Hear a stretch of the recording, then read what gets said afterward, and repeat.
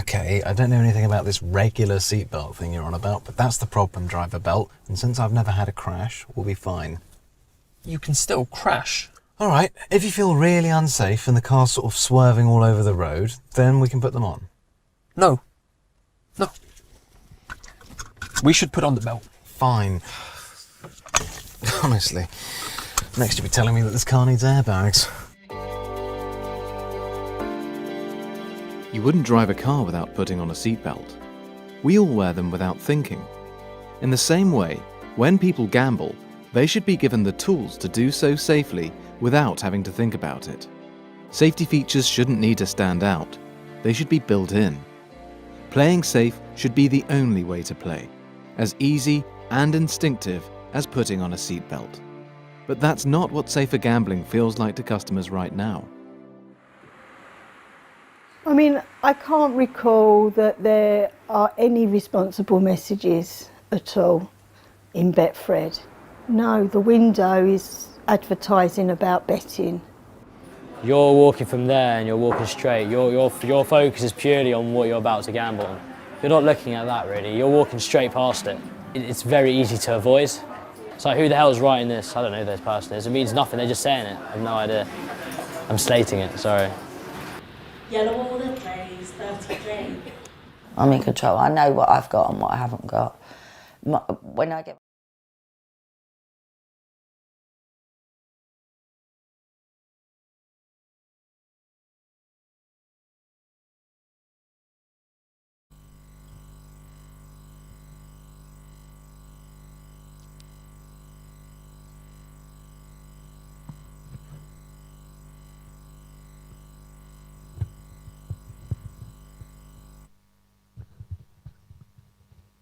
All right, I guess we're about to test whether we know the national anthem. I do. Do you know it?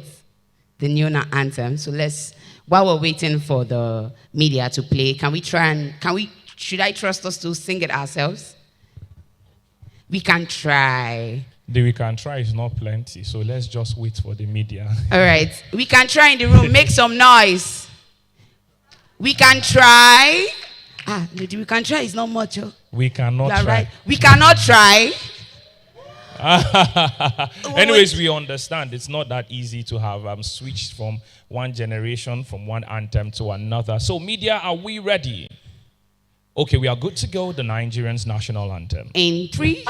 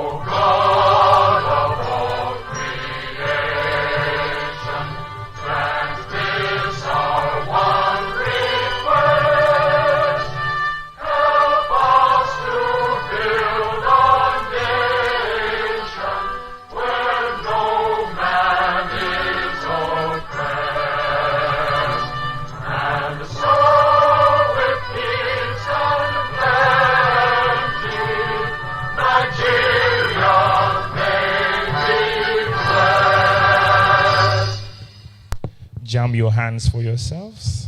Can we sing? May God bless the Federal Republic of Nigeria. We can have a set. I noticed the last line was louder. Like, finally. How many of you sang only the last line? Okay, the woo is not plenty anymore. Okay, thank you very much. And now back to our introduction. This is the point where we give you the honors of understanding the core of our presence here.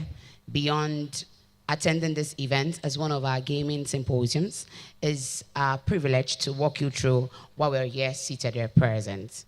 Good morning, distinguished ladies and gentlemen. This beautiful Thursday morning, we are gathered here as individuals, as collectives, as stakeholders, to contribute to a conversation that matters to everyone here present, a conversation that will bring about a redirection and a further reminder that we need to have a responsible and a more safer gaming ecosystem across Africa. My name is Buraola Olagoke. I'm a professional master of ceremonies, and it is both my privilege and my honor to be part of your host for this very occasion, the Responsible Gaming Symposium 2026, proudly pioneered by Gamble Alert. This year's theme is building accountability, helping us to create an environment that would help us have a better and a safer player protection, basically strengthening Africa's model for player protection. And truly, ladies and gentlemen, our very important guests, that is why we're gathered here today, to speak to the core of the team, to help to entrench and to help to further remind us that player protection is at the core of what we're here to do.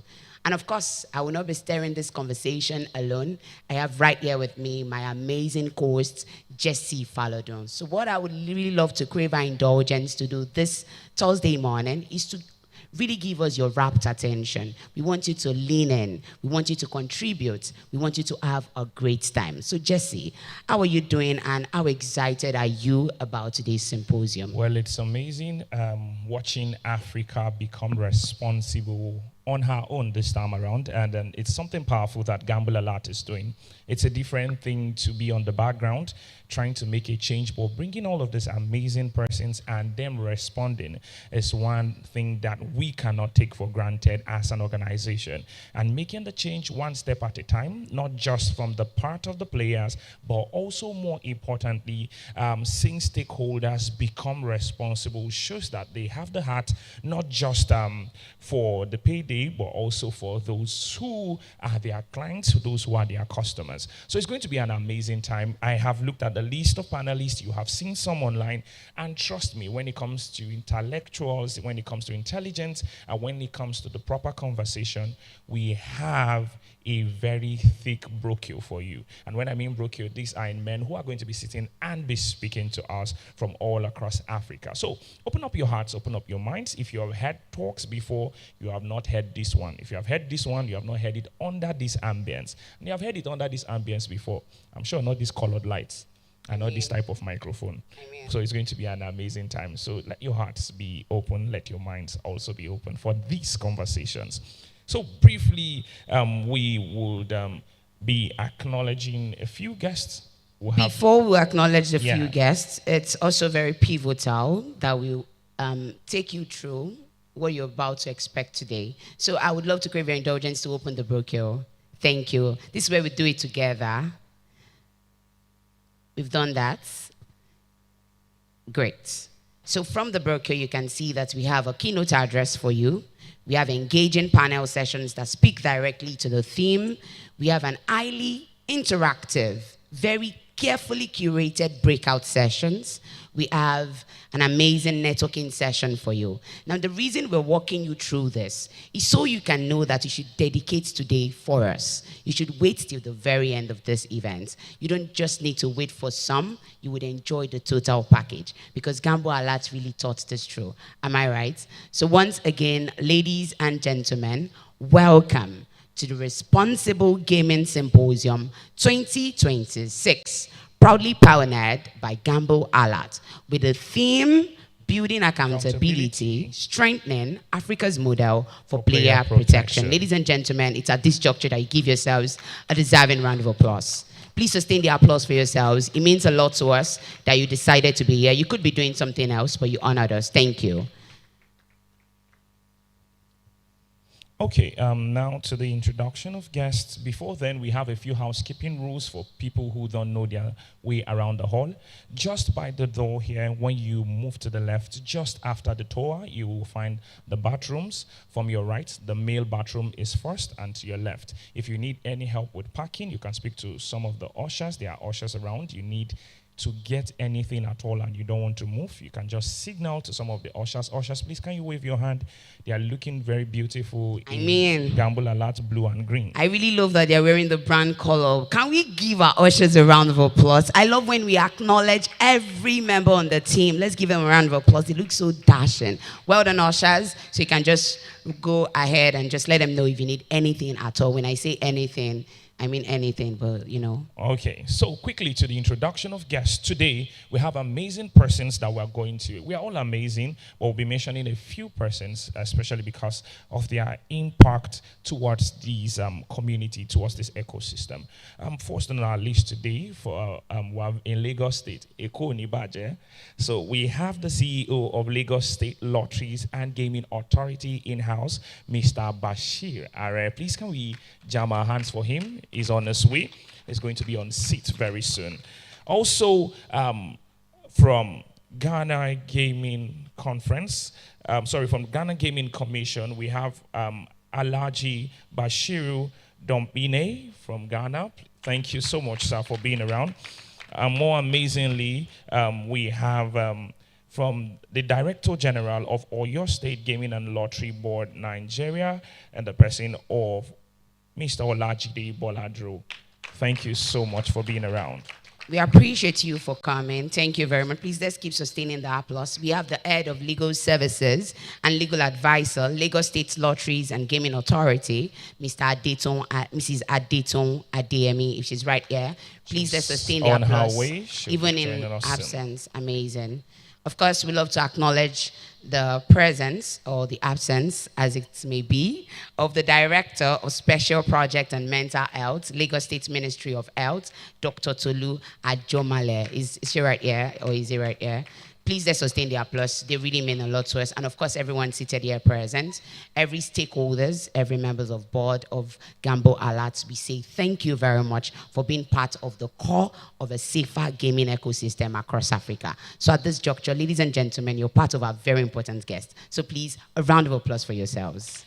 So we have all the introductions to do, and we'll be doing them just after the welcome speech. We'll have an amazing person on board today, one who caught a vision about 5 years ago to start something that nobody has started, to chart seas nobody has charted before. Please, can we give a warm welcome to the CEO of Gamble Alert and the person of Fisayo Oke.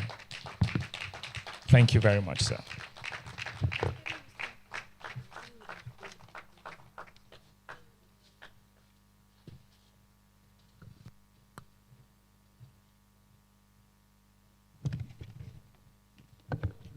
Good morning, everybody.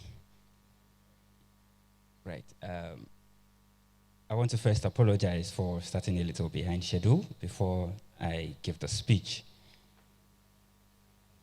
And I understand that we have to also keep to time, so I'm going to just run through some of the pages and then leave us to the panel discussions, if that's okay.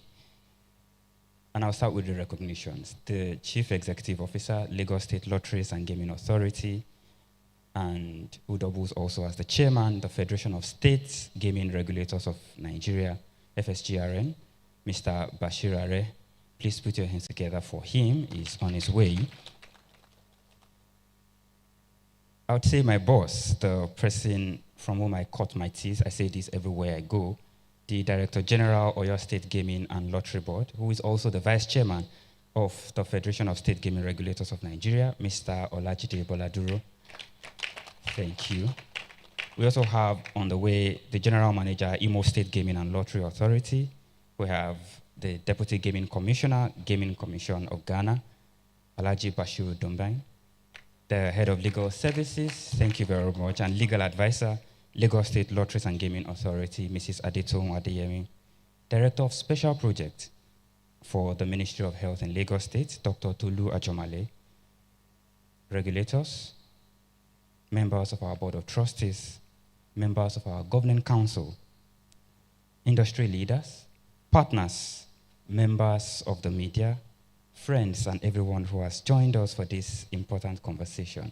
I'd say again, good morning. Welcome to the second edition of the Responsible Gaming Symposium. In 2020, I began receiving distress calls from individuals whose lives are taking an ugly turn because of gambling. Some of them fathers, mothers, young professionals, students, many of them overwhelmed by death, shame, anxiety, and in some cases, thoughts of even ending their own lives. At the time, I was serving with within the gaming regulatory space, and to an extent, I understood the industry, I understood operations, but I was looking for a Nigerian organization that was solely dedicated to player protection, independent, structured, non-profit, similar to what we have in other jurisdictions. But sadly, I found none. So a difficult question emerged. If no responsible gambling non-profit existed in Nigeria at the time, perhaps the responsibility was ours to build one. And that was the genesis of Gamble Alert. From the outset, we asked ourselves a very simple but important question. How do we build a system that protects players while constructively engaging the gaming industry? And from the very beginning, we were intentional about one thing. We would not become a loud critic shouting from the sidelines. We would build structure, we would build systems, and we would measure impact. To guide that vision, we developed a 5-year strategic plan anchored on a clear ambition to become the gaming industry's trusted player protection partner through measurable outcomes. 5 years later, we now can speak in evidence. Today, Gamble Alert is listed as the responsible gambling resource and support provider on at least 20 gaming platforms. I think you want to clap for us. Thank you. This means that when players seek help, they are directed to the systems that we have built. We have intervened in and rescued 12 gambling-related suicide cases, 12 lives, 12 families, 12 futures that did not end in tragedy. Through 8 editions of our school outreach programs across 37 secondary schools in 4 southwestern states, we have engaged directly with young people, providing awareness, counseling support, and educational materials aimed at preventing gambling harm before it even begins. I've gone into communities across Oyo and Lagos State, teaching financial literacy on the street, collecting real data, listening to real stories, and providing support. Across 34 states in the country, we conducted structured research into gambling harm at the community level. In Alimosho, Abeokuta, and Osogbo, we studied the scale of underage gambling among secondary school students, identifying behavioral indicators and emerging harm trajectories. We have also delivered responsible gambling training and advisory services to gaming operators, helping move conversations from compliance language to practical player protection system. Today, we operate with defined governance and reporting structures, with a board of trustees, some of them are here, a governing council, and an executive team across different disciplines. Last year, we were honored to receive the Responsible Gambling Recognition Awards from regulators in Enugu, Lagos, and Oyo State. Earlier this year, thank you very much. Earlier this year, we received the Safer Gambling Champion Global Award from Regulating the Game in Australia. I think you want to celebrate us again. Thank you. We're deeply grateful for these recognitions because they affirm that structured, evidence-driven player protection is both possible and necessary within the Nigerian and, in fact, the African gaming industry. And truly, none of all these things would have been possible without our board of trustees, our governing council, our team members, and partners who believed in this vision from the beginning. You ensured that Gamble Alert did not become noise. You ensured that we built repeatable systems. You ensured that our work could be measured. Today, we gather for another important step in Africa's responsible gaming journey. This year, we have deliberately chosen the theme for the symposium to be Building Accountability, Strengthening Africa's Model for Player Protection. And I'm sure our distinguished lineup of speakers is exceptionally positioned to address it. I must sincerely thank the gaming industry for its continued support for this symposium and for its increasing openness to conversations around accountability and player protection. That openness matters, and frankly, it represents progress. I want to say this very loud and advisedly. If you are here as an operator or a regulator, and you have no functional safer gambling or responsible gaming department with defined KPIs, trainings, and reporting structure, you're still far behind. And we think that you are making problem gambling even thrive. But there is a QR code on the cover page of the brochure that you have. You have it on your tables as well. Please scan it to take an assessment. You can invite us at Gamble Alert. We'll help you set up. We'll help you train to have a robust RG department. As is our custom at Gamble Alert, we intend to keep you very engaged at this symposium. So we have panel discussions, networking sessions, breakout workshops, media engagements, and awards presentation. And of course, there is food. So to our guests and speakers who have traveled from outside Nigeria, welcome. This is Lagos. I think that in Lagos State, we don't say welcome to Lagos. We say this is Lagos. So you will find out what Lagos is about. But what we can tell you is that it is the commercial capital of the country, and it is the city of aquatic splendor. To everyone gathered here today, thank you for being part of this important symposium. We're honored to host you. Thank you, everyone.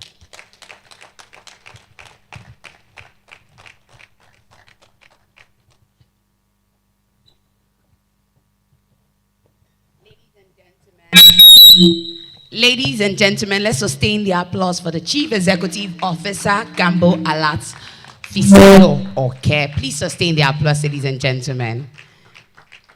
If I would borrow his words, in his words exactly, this is Lagos. And we know what that means, right?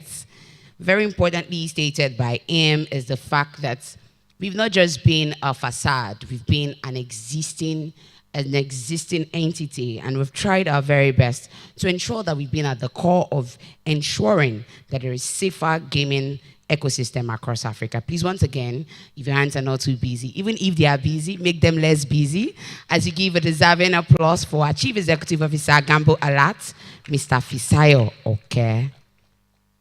Right now, ladies and gentlemen, before we wait for we have a video briefing for you right now, and I would love to really crave your indulgence for your rapt attention. This video briefing will take you through our journey as an organization.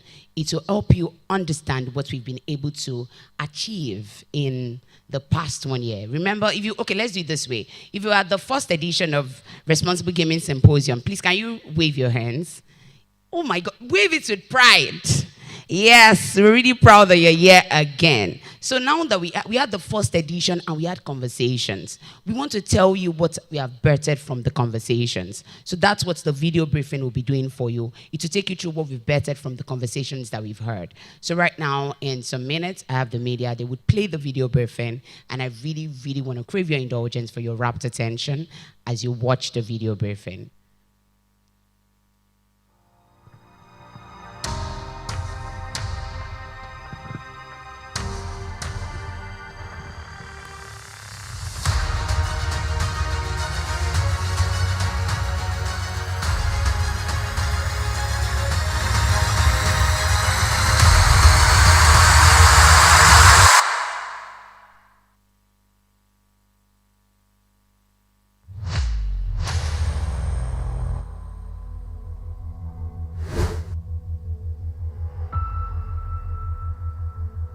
It is our collective responsibility to ensure that people gamble responsibly. It is our responsibility also to make sure that underage do not get involved in gambling. And it's also our responsibility to also clean up the downside, the unintended consequences of gambling.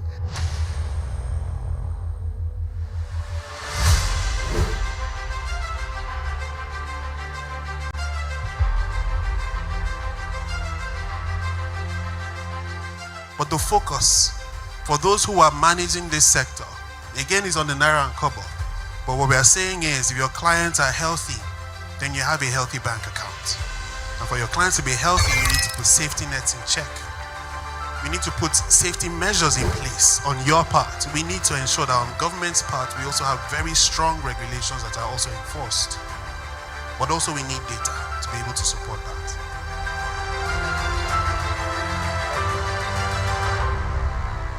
On behalf of Lagos State Lotteries and Gaming Authority, I would like to express our appreciation for this platform, which allows for meaningful dialogue on regulatory best practices. Ladies and gentlemen, please put your hands together as I welcome on stage the head of legal, Easygo, the beautiful, the gorgeous, Veronique Doré. Please put your hands together for her. She comes up stage.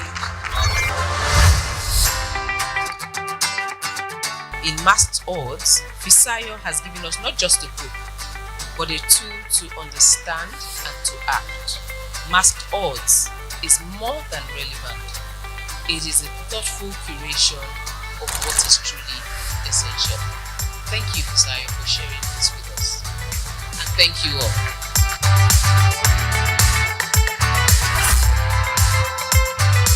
Masked Odds is a call to unmask the hidden truths of gambling, to confront the myths of misconception, and to empower individuals, families, and societies to navigate the world of gambling with knowledge and responsibility.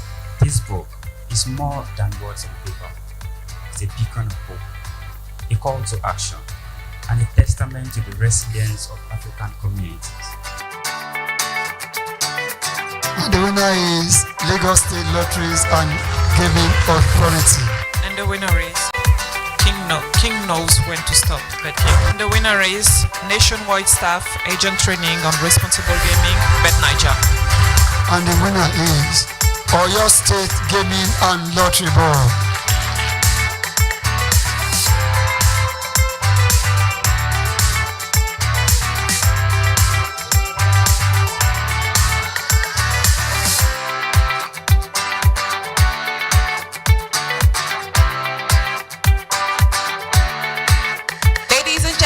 It is now time for us to call it a wrap on the Responsible Gaming Symposium 2025. Until next year, my name remains Tolu Singh, and from me, it's peace, love, and bye-bye.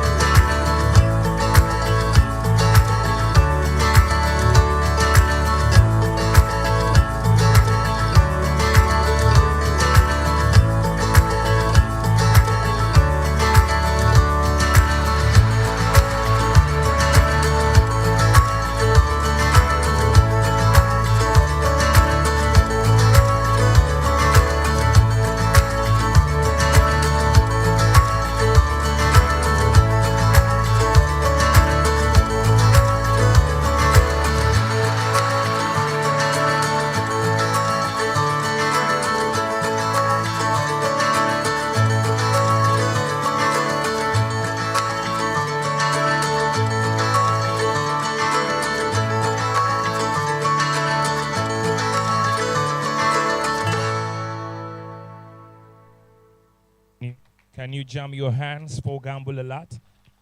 One beautiful thing is that numbers don't lie, and you could see the numbers there, and this is just them trying to give you a summary of what they have been up to in about a year. Imagine how much more they can do when we all agree to make sure that players are protected.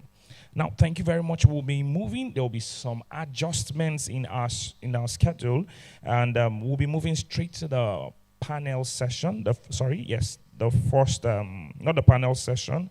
We'll be moving straight to the first keynote speech. You can see the item of the keynote speech. It is supposed to be taken by the CEO of African iGaming Alliance, Mr. Peter Emolemo. However, he sent to us the amazing Olabimpe Akingba. She will be representing and standing in that capacity. Once again, we welcome all those who are panel leaders and speakers who have come in. We'll be acknowledging you as the event goes on. But right now, please, can we give a round of applause to the amazing Olabimpe Akingba as she comes up.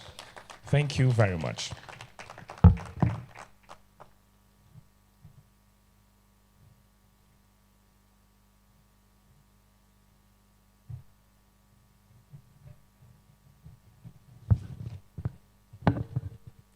Hello, everyone. I'd like to stand on existing protocols, but would also like to recognize the presence of some very important personalities here as well, especially since they are sister organizations to us. The CEO Association of Gaming Operators Kenya, Mr. John Mutua. Thank you. The President Association of Casino and Gaming Machine Operations in Nigeria, Mr. Bayomi Oketokwe. The Chairman Lotteries Operators Forum, Mr. Chima Onwuka. Thank you. And last but not the least, the Executive Secretary, Association of Nigerian Bookmakers, Ms. Gift Tuadibofa. Thank you very much. So distinguished regulators, associations, gaming operators, public health professionals, researchers, treatment providers, members of the media, development partners, ladies and gentlemen, good morning. It is an honor to address you today on behalf of the Africa iGaming Alliance. I'm wearing multiple caps today, so right now is for the Africa iGaming Alliance at the second edition of the Responsible Gaming Symposium. I bring you greetings from the board members and the Chief Executive Officer, Peter Emolemo, who would, of course, I've been happy to be physically present here, but due to some other commitments, is unavoidably absent. But he sends his warm regards and best wishes for the success of this important meeting. Before I proceed to speak about the theme of today's symposium, please permit me to briefly introduce the Africa iGaming Alliance.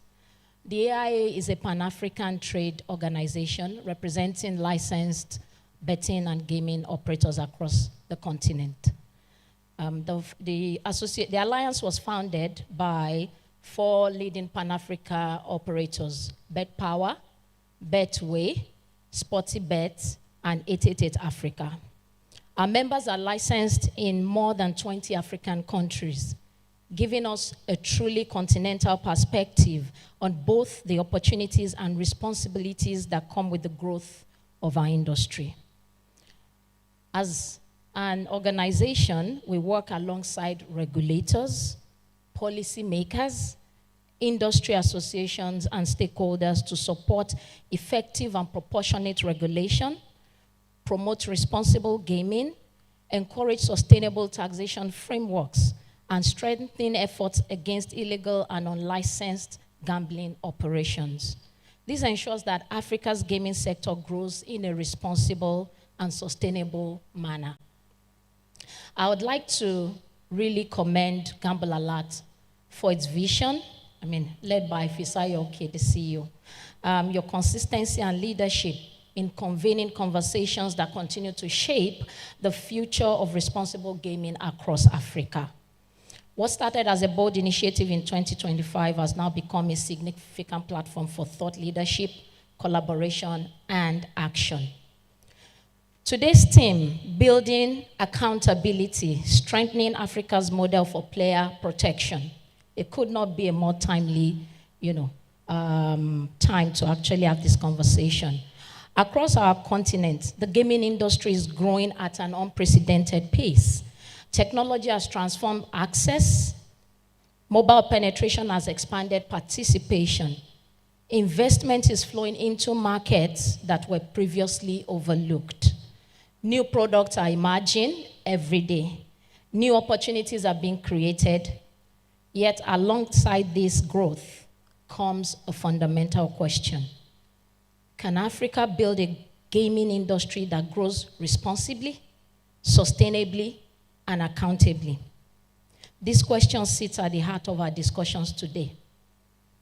For many years, discussions about player protection were often treated as secondary to the growth of the industry.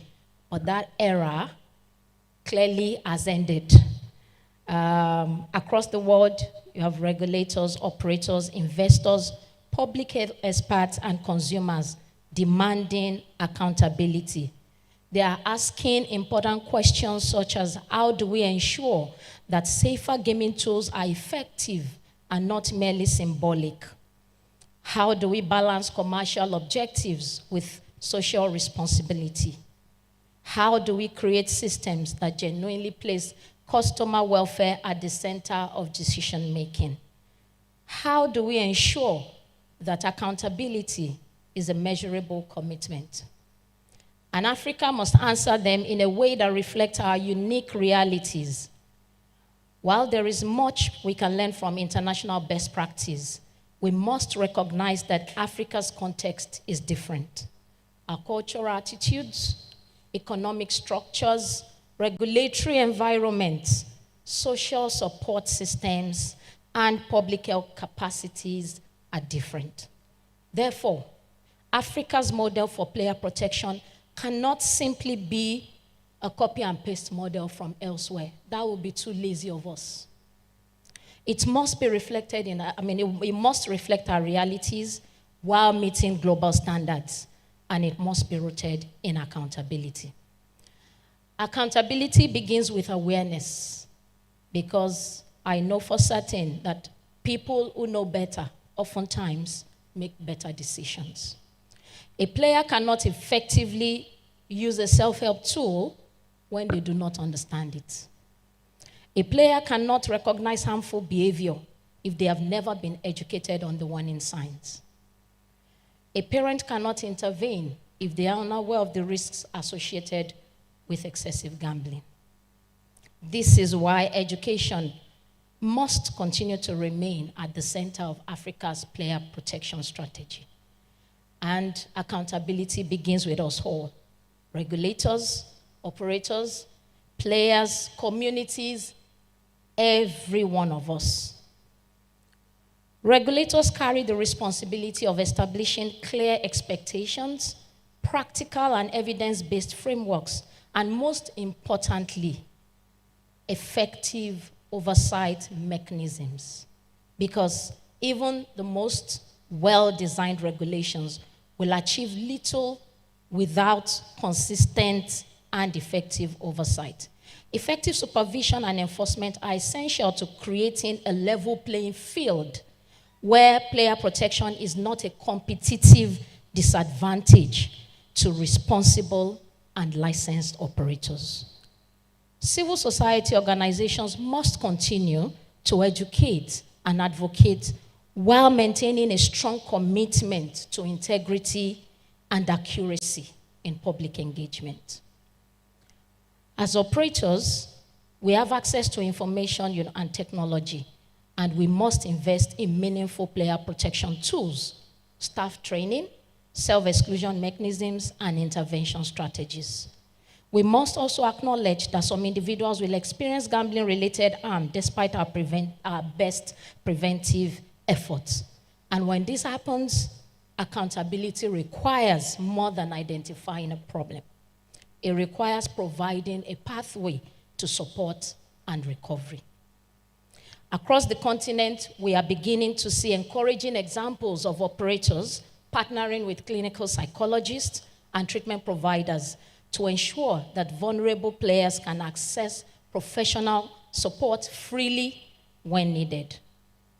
Responsible gaming must be part of our organization culture as operators and shape our executive decision-making. This is why the Africa iGaming Alliance continues to advocate for greater cooperation among regulators, operators, researchers, and responsible gaming organizations across Africa. While each jurisdiction must retain the flexibility to respond to its unique circumstances, we believe there is a tremendous value in working towards common principles, shared learning, and effective standards of player protection across the continent.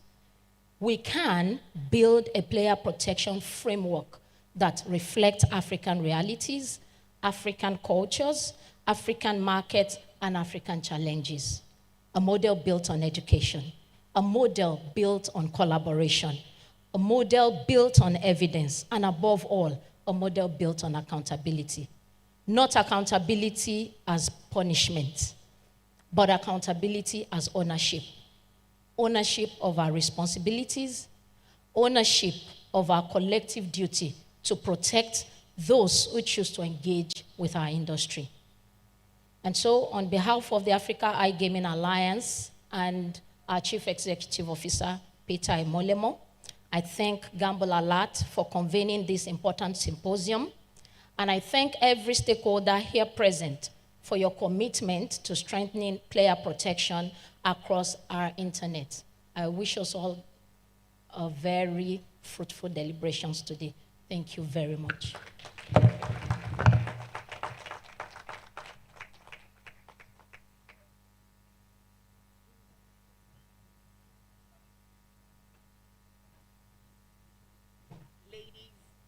Ladies and gentlemen, let's kindly sustain the applause for Mrs. Olabimpe Akingba.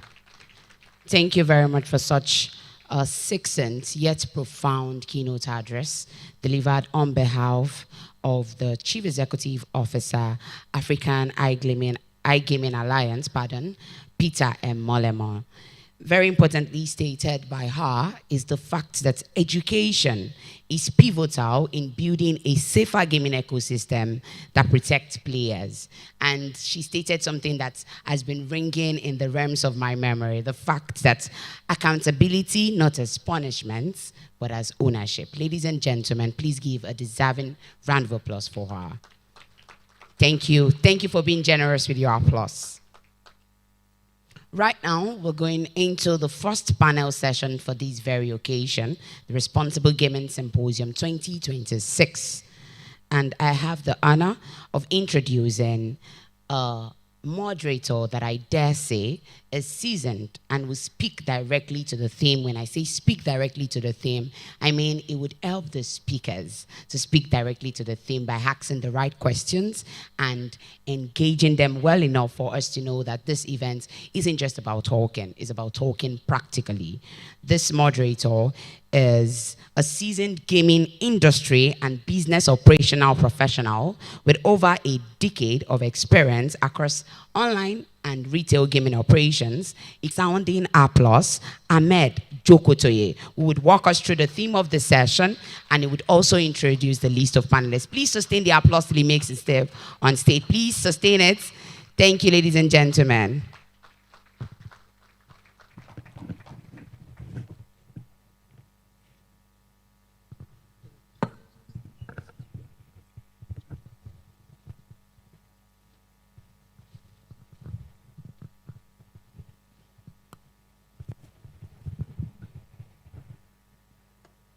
Good morning, ladies and gentlemen.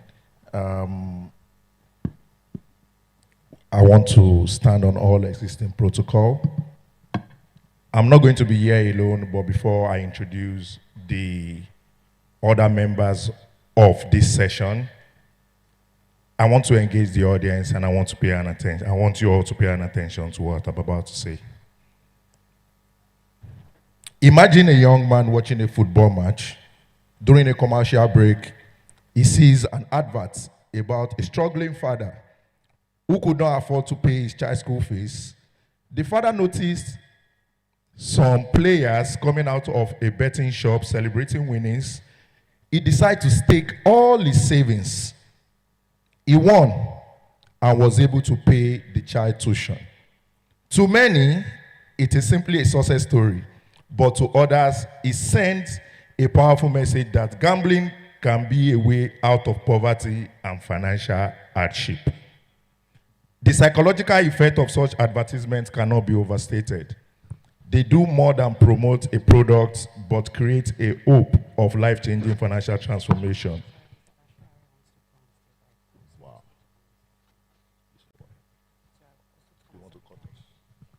Ladies and gentlemen, that's such a very beautiful story, but we want to heighten your suspense, right, Mr. Ahmed? Let's heighten the suspense, right?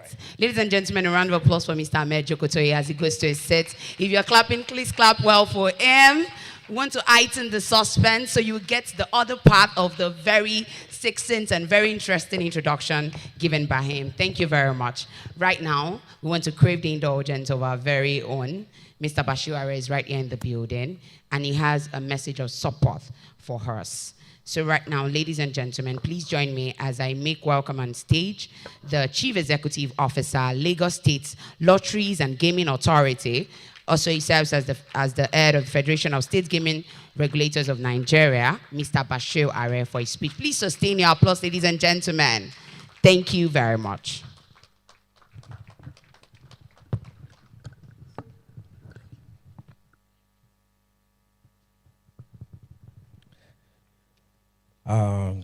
Good morning, good afternoon, because I know this may be streamed somewhere out of our time zone. Ladies and gentlemen, distinguished guests, esteemed colleagues, industry operators, development partners, members of civil society, and most importantly, our host, Gambo Lala, good morning.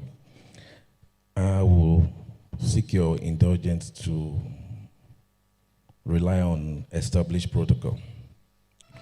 It is both a privilege and a pleasure to join you today at this important symposium focused on subjects that sit at the very heart of sustainable gaming regulation, player protection, which in my own personal belief is the reason why regulations exist.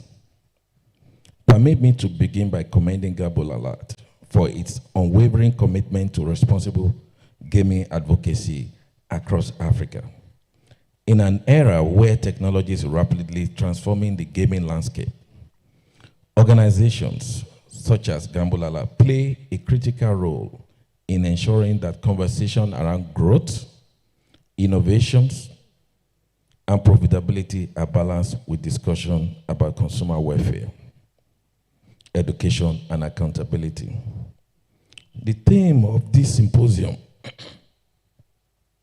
building accountability, strengthening Africa's model for player protection, is both timely and critically necessary. As regulators, we often find ourselves at the forefront of discussion around player protection. However, we must acknowledge a fundamental truth. Player protection is far too important a responsibility to be left to government alone. And we as government too, especially regulators from different jurisdictions, more than often we forget the reason why we exist.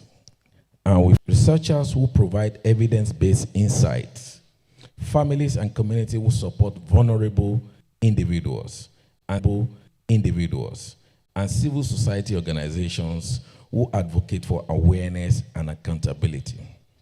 In other words, Player protection is not merely a regulatory obligation.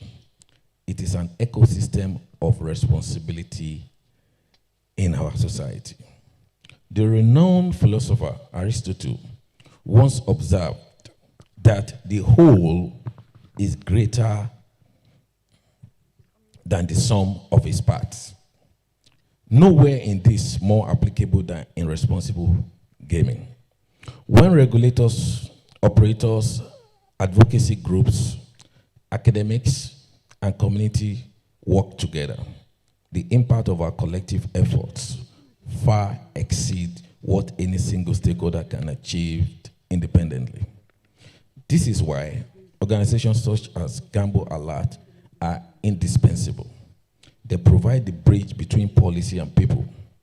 They amplify awareness, support research, facilitate conversations such as the symposium we're having today, and remind us that every statistic is a human being whose welfare matters. As a Lagos State Lotteries and Gaming Authority, and by extension, the Federation of State Gaming Regulators of Nigeria, consisting of 26 states, we firmly believe that a successful gaming industry is not measured solely by revenue generation, like I said earlier, or market growth. Its true success lies in its ability to operate responsibly, sustainably, and ethically. And we, as regulators, you can check from any other jurisdictions. If regulation is not fair, transparent, and control responsible gambling, that market dies. So we have to be conscious of our activities. The future of gaming in Africa depends not only on how many players participate, but how effectively we protect them. The celebrated writer and Nobel laureate Toni Morrison once said, "The function of freedom is to free someone else." As regulator, that's our function. In the context of gaming regulation, this reminds us that the freedom to participate in gaming must be accompanied by the structures and safeguards necessary to protect those who may be vulnerable to harm. Accountability, therefore, cannot be reactive. It must be proactive. It must be built into product design, advertising practices, customer engagement strategies, data analytics, regulatory frameworks. And it must be reflected in age verification, self-exclusion programs, affordability checks where appropriate, responsible marketing standards, and access to support services. Most importantly, accountability must be embraced as a shared value rather than a compliance requirement. African jurisdictions have a unique opportunity to build a player protection model that reflects our realities, leverages our innovation, and prioritizes our people.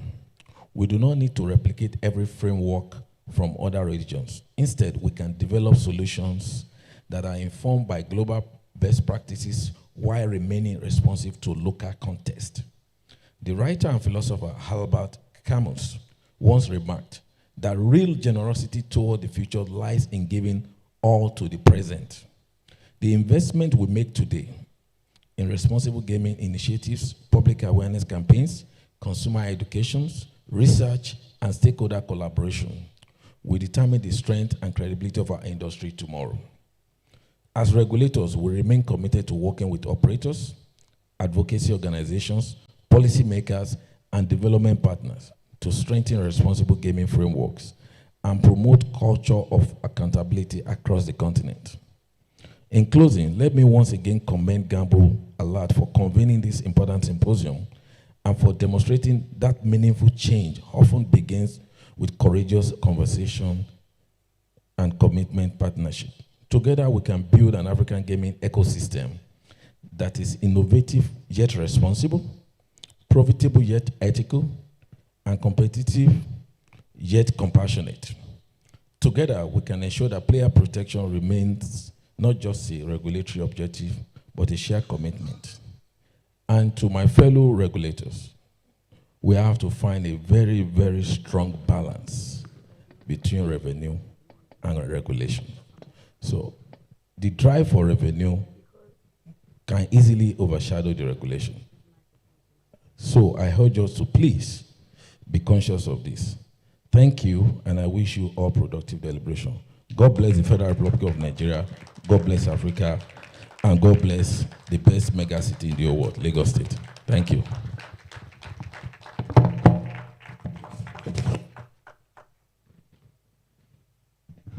Thank you very much, sir.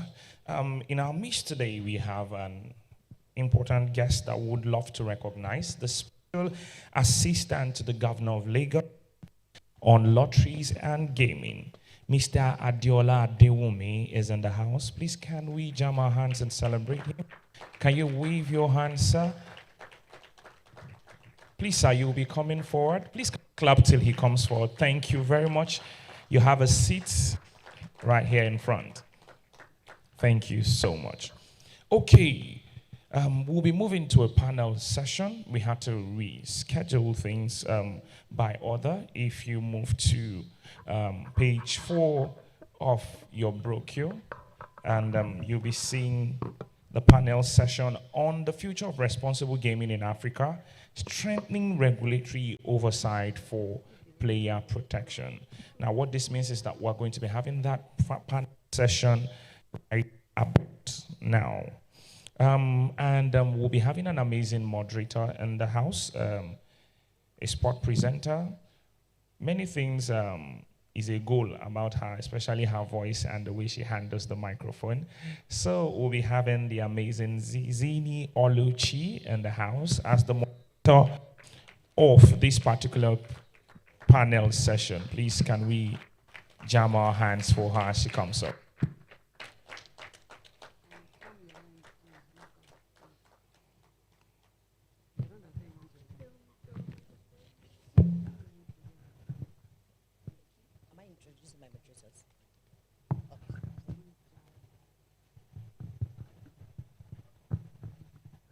Maybe I shouldn't sit. I should emulate my colleague. Good morning, everybody. Good afternoon for those that are watching from anywhere that is afternoon. I'm very delighted to be here, and thank you for that warm introduction, our amazing MC. My name is Zini Oluchi AK, and although my session was supposed to be in the afternoon, but we've been moved forward. So maybe because of ladies first. Anyways, I'm happy that it's happening. And I think we're starting off on a very good note here, because our other moderator is also putting on an Ashoke material. So it's like something good is happening here today. Anyways. Well, thank you everyone for joining us. Standing on our protocol, once again, let me appreciate every single one of you here today. It's an important conversation we'll be having all through the symposium today. And like Mr. Bashir said, the importance of this kind of conversation cannot be overlooked. So I'm very glad and delighted to be here. I'll be introducing my amazing panelists. So please, as they make their way towards the stage, please let's give them a resounding round of applause. Thank you so much. Guys, I'll start with, okay, at this point, I think I should sit comfortably. So I'm going to start with introducing my first panelist for today. You guys have just met him, but it is an honor to once again introduce the CEO, Lagos State Lotteries and Gaming Authorities, Nigeria, Mr. Bashir Are. Please let's give him a round of applause. Thank you so much. Thank you, sir, for doing this with us. As he makes his way, yes, please. I don't know why they kept it very, very far. You guys know we're going to be 4 in this panel session. I'm so far away from my moderators. We need to be aligning. Anyways, thank you. The other person I will be introducing is the Deputy Commissioner, Strategy and Growth, Ghana Gaming Commission, Alhaji Bashir Dobine. Please, let's give him a round of applause. I think there's something about that name, Bashir. They're great men. Maybe I should consider, that name for, for my next. All right, the last person, but not the least person that will be joining us here today on the stage is the Director General of Oyo State Gaming and Lottery Board, Nigeria, Mr. Olajide Boladuro. Thank you so much, sir. Please, a round of applause for him. Thank you so much, sir, for joining us here today. Thank you. I don't know why they moved our section to the afternoon. This is a very great lineup and setup. Fisayo, how did you pull that off? But thank you so much. Thank you so much, sir, for joining me today. I like to say something. Most of the session I have moderated or I've been to, especially in the gaming ecosystem. I like to introduce myself by saying I am a baby in the industry. And when I joined in, I was given one single task. That's to ask questions. But in doing so, over the years, I've realized that I don't only just get answers. I get insights to important conversations. I help people get clarity to some needed questions and understand how the ecosystem works based off of the responses that I have gotten and the interactions that takes place whenever I ask this question. So it is, once again, with a delightful heart and an honor that I am doing this once again, asking questions. And today on our panel session, strengthening, of course, the theme of today is strengthening Africa's model for player operation. But our session today, you all agree with me that the iGaming ecosystem in Africa is experiencing an unprecedented growth, like Olabingbe said in her speech. But with this growth, it has brought economic opportunities, innovations, and most importantly, consumer engagement. However, that growth has also raised some very important questions and concerns, and this is around player protection and responsible gaming. And one of the major roles of the regulatory bodies that we have across board and regulators in this ecosystem is to ensuring a sustainable industry. And today, speaking in that regard, I will ask my first question, and that is the current state of the responsible gaming system in the Africa. And I'll start with Mr. Bashir here. Responsible gaming, sir, has been a major global conversation in the last decade, but more so it has gained traction in the past couple of years based off of the role, the regulations, and everything around. But from your own regulatory perspective, sir, how would you assess the current state of responsible gaming across Africa today? Thank you very much once again. I think we have to look at it in market scale on the continent. Right now, sport betting, virtual gaming, online casino is going rapidly on the continent. And given the fact that Africa can be considered an emerging market or frontier market right now, I always say it's frontier market because every platform providers, every operators want to be on the continent at this point in time. So given that nascent situation compared to other markets like Europe or North America, I think we're doing very well.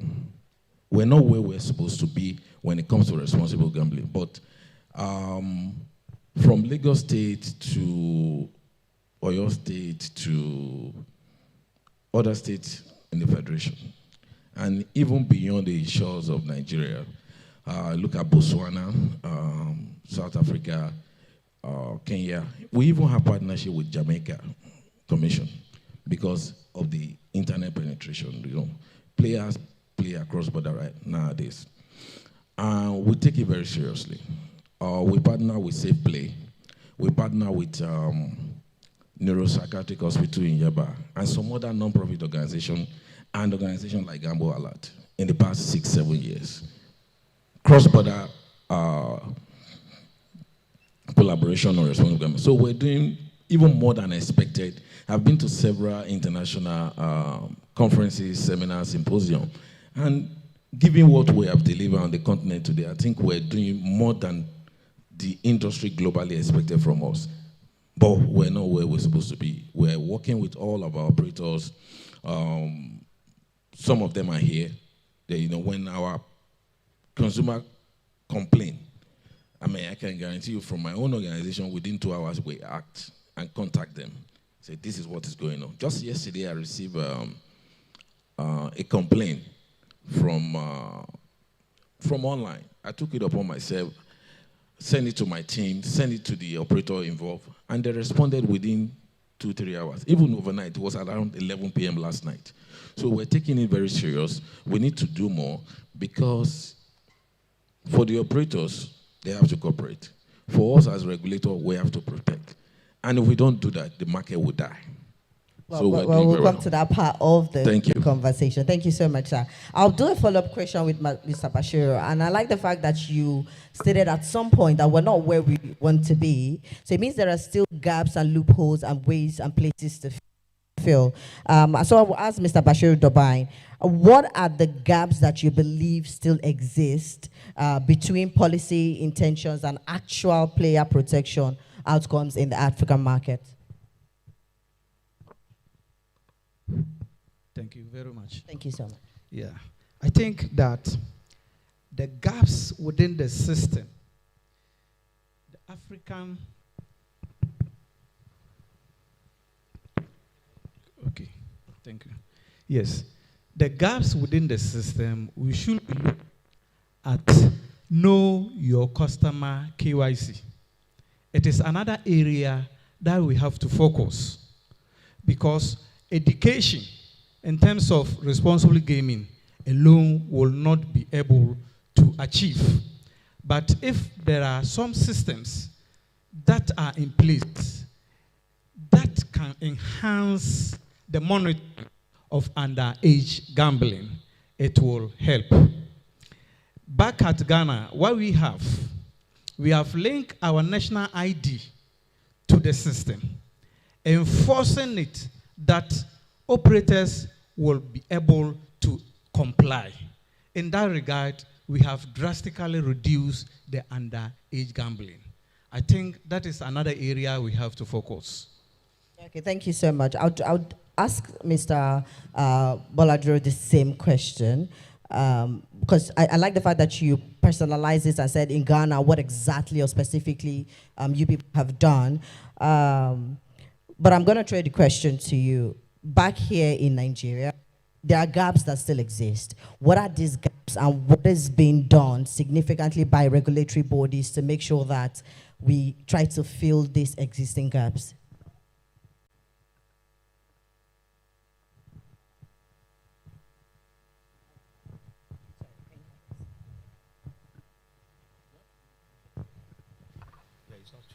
I'll use this. Okay,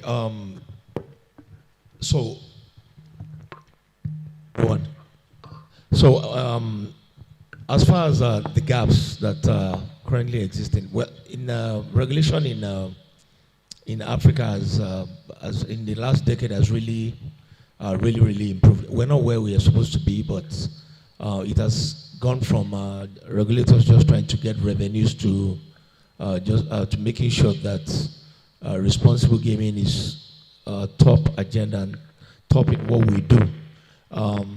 There are definitely gaps when it comes to making sure that operators are doing the right things that they're supposed to do. For instance, in your state, we have regulations that make sure that self-exclusion is particularly, in every operator's platform for player protection. And also, we also make sure that the kind of advertisement that you do is the type that will protect the players, that nobody will just put up any advert that is misleading to different punters that are seeing what an operator is putting together.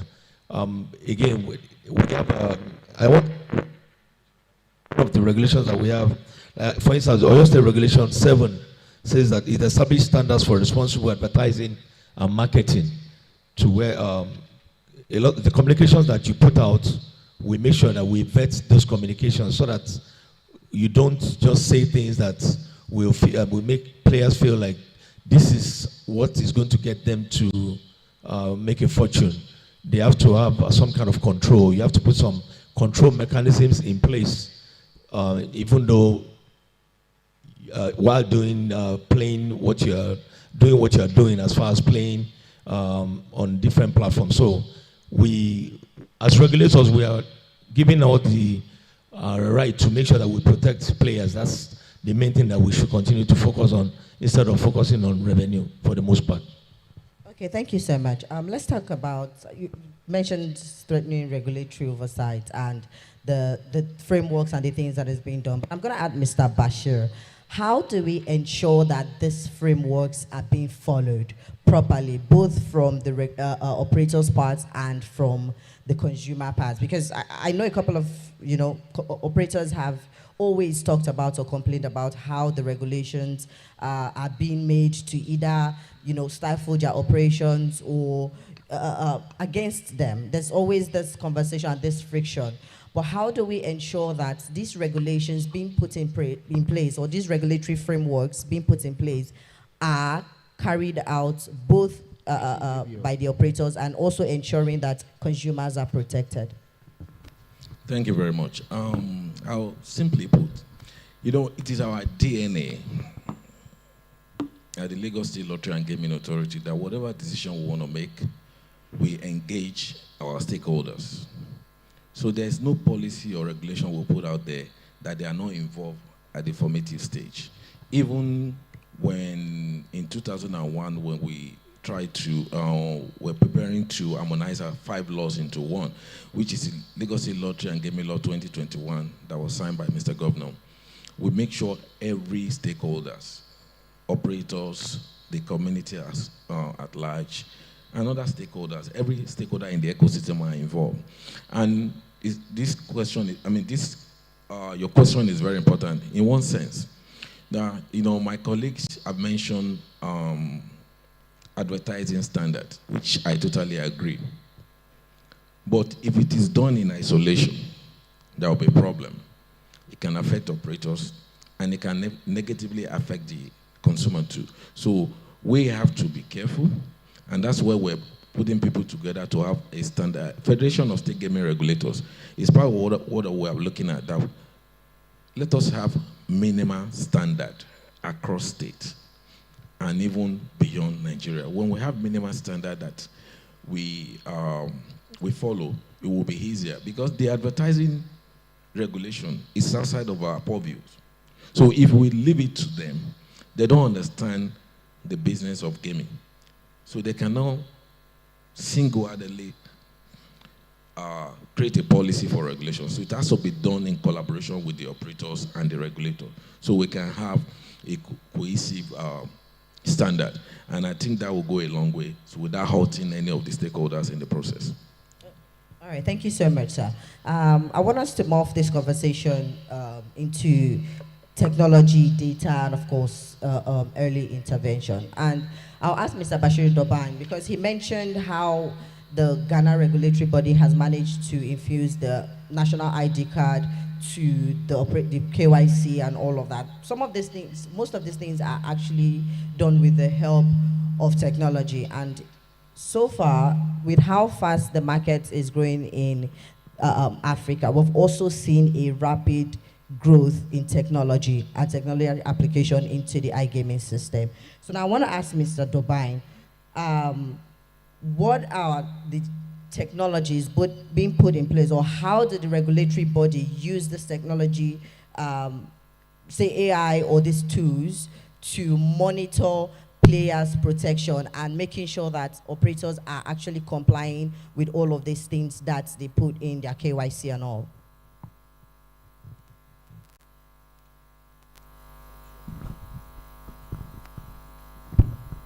Yes, thank you very much. I think technology is one of the cornerstones of modern regulatory oversight. So in Ghana, the integration of the Ghana card as the ID for nationals, it helps the regulations of these operators. We have linked the national ID in the system so that we monitor the real times. Whatever that operators are doing, we monitor them through the GRA, Ghana Revenue Authority. So whatever that the regulators are doing, we monitor to ensure they are complying with the responsible gaming guidelines. Okay, thank you. Mr. Boladro, should operators or should regulators actually require operators to implement real-time monitoring and intervention system for vulnerable players? Because if there's one thing these technologies have done is to help, is the fast way it has improved the detection of players at risk. So now should they implement real-time monitoring and intervention system in for vulnerable players? Oh yes, absolutely. I think this is in relation to one of the, because I think I sat on a panel in Nairobi last week, and this is one of the major things that we actually discussed on that panel. With AI,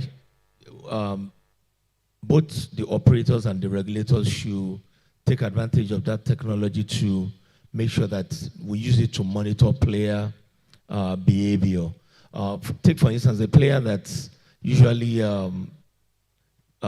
stakes about 2,000 naira to 5,000 naira weekly, just suddenly goes up significantly. With technology, you're able to detect that some kind of behavior has changed. So it is quite important for operators and even regulators to be able to monitor player behavior using technology. So, I mean, we have to make sure that we upgrade ourselves as the regulators and make sure that we keep up to speed.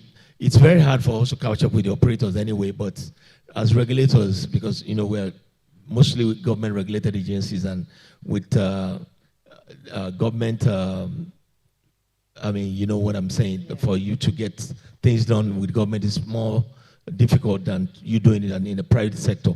So what we need to do is try to improve ourselves, I mean, using technology to be able to catch up with what is going on real time in the technological world, and with operators taking the lead, I mean, that in their own realm, we regulators also have to do stuff to make sure that we guide against responsible ways of punters doing things when it comes to staking, and their majorly their behaviors when it comes in the gaming world.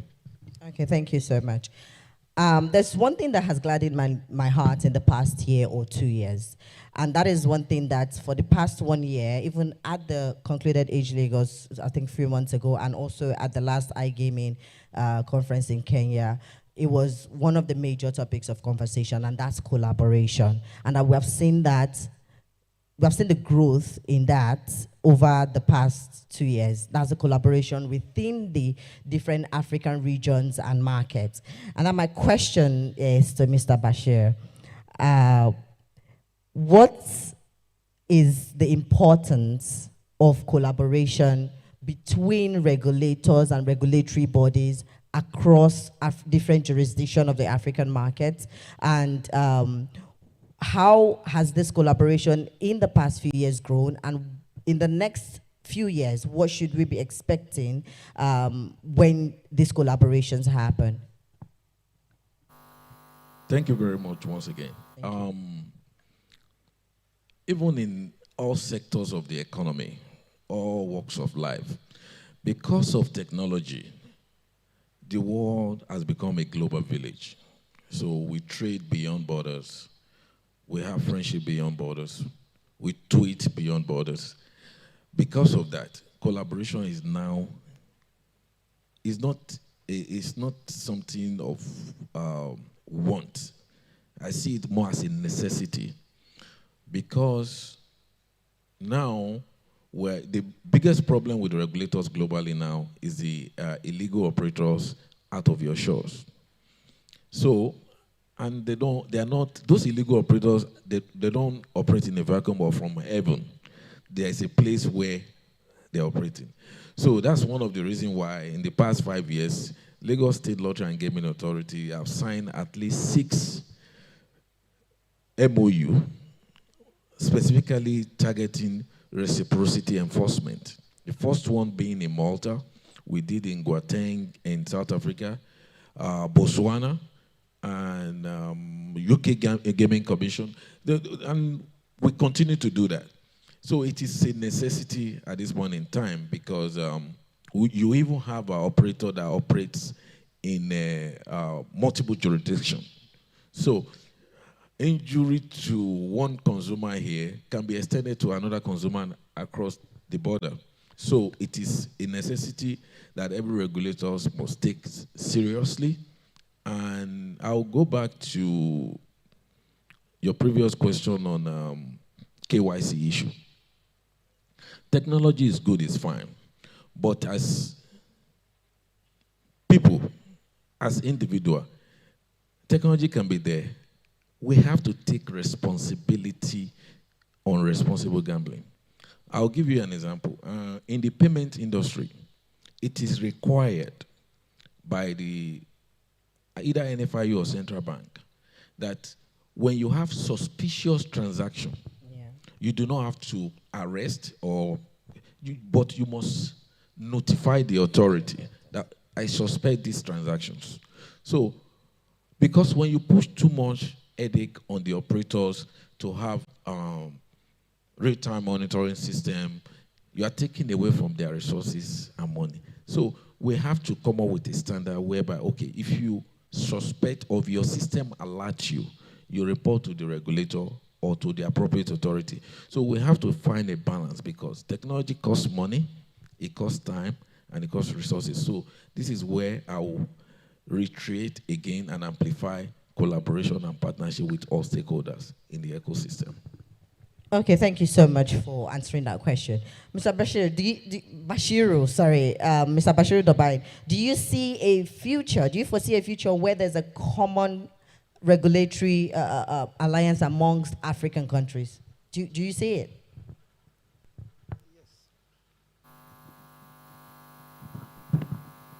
Thank you.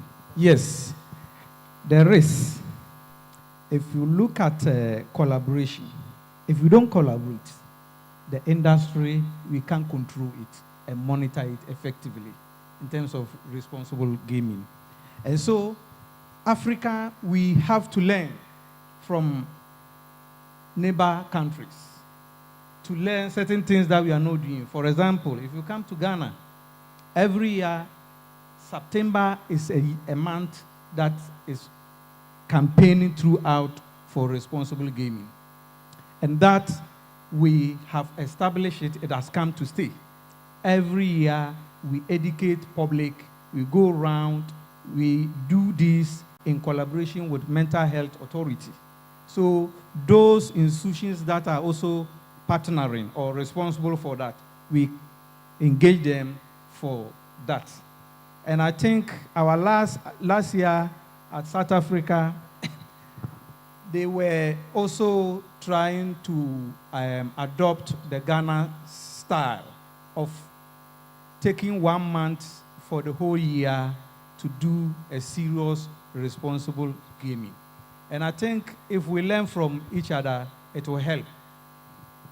Okay, Mr. Baladro, Mr. Bashir just gave a resounding yes to that question, and he also gave his reason why he said it can be possible. He can foresee a future where there's, a common, collaboration and a common regulatory framework across all the African jurisdictions. But I want to ask you, do you see what challenges that will face happening before that comes to fruition? Do you see any gaps or any challenges that would deter that from happening? And what are the ways to combat it? Well, thank you very much. So players do not they do not differ in Africa, different African countries. A player in Gambia and a player in Nigeria, they're probably playing under the same platform. Because most of these operators they're global. Some of them operate in East Africa and they still operate in West Africa. So I don't see a difference in the way any player should be treated.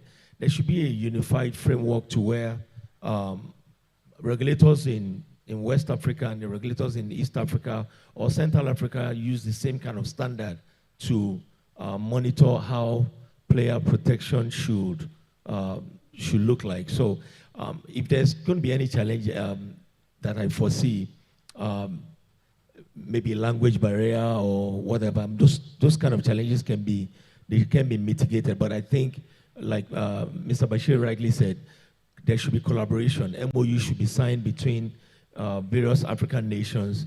We should all collaborate. We should all have one unified way of monitoring the behavioral ways of doing things. We should all come together and make sure that a standard is set, and that's the way all African countries should come together and follow that same standard so that players can be protected all across the continent.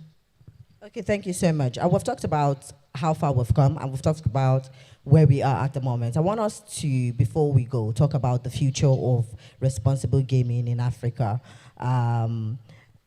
Bashir, I'll start with you. Looking ahead 5 years, what will be the single most important factor in determining whether Africa succeeds in creating a safer and more sustainable gaming ecosystem?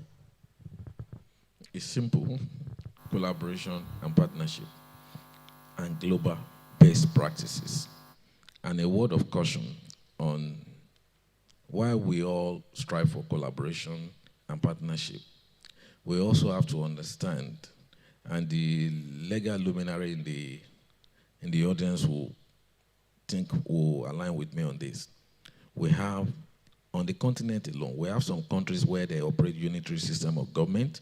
We have some countries that operate federal system of government. We have some countries where they have military establishment.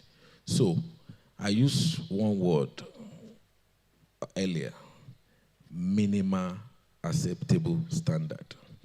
We have to be cautious. We can't be too restrictive because that will be counterproductive. So we have to, that thing should be on our mind. Even in technology, across Apple, Microsoft, there's what is called hardware compatibility list. That means if you are working across Apple or Microsoft, there are minimal standards. So I think we should be focused on that, okay, what are the commonalities between each jurisdiction? And we can set a standard along that line. So we'll not make a decision, even with good intention, and then we'll be counterproductive. Okay, thank you so much, sir. Mr. Bashir Dobain, if you were to implement one policy, one very working policy, that will create a change tomorrow, a significant change, or improve player protection, what would that policy be? Thank you. I think African gaming industry is experiencing an unprecedented growth driven by technology.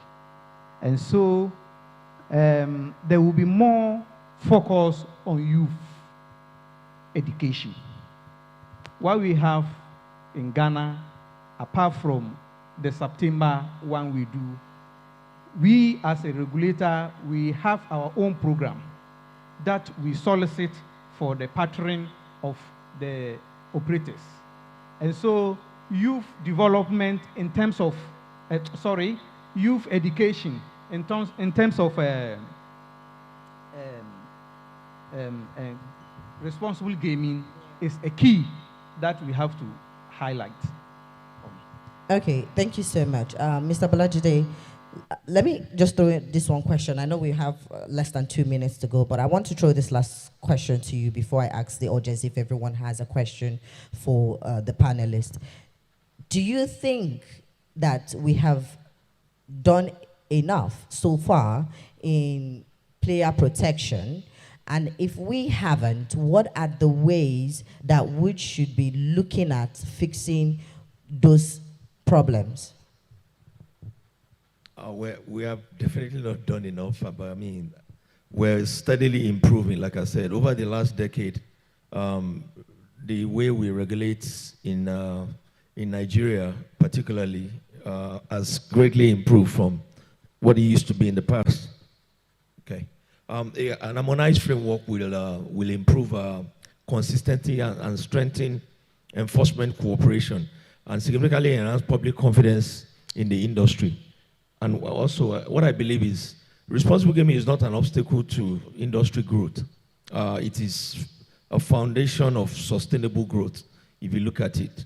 The future of gaming in Africa will not be solely determined by technological innovation or market expression, but our collective ability to ensure that growth occurs responsibly, transparently, and the welfare of players at the center of every regulation.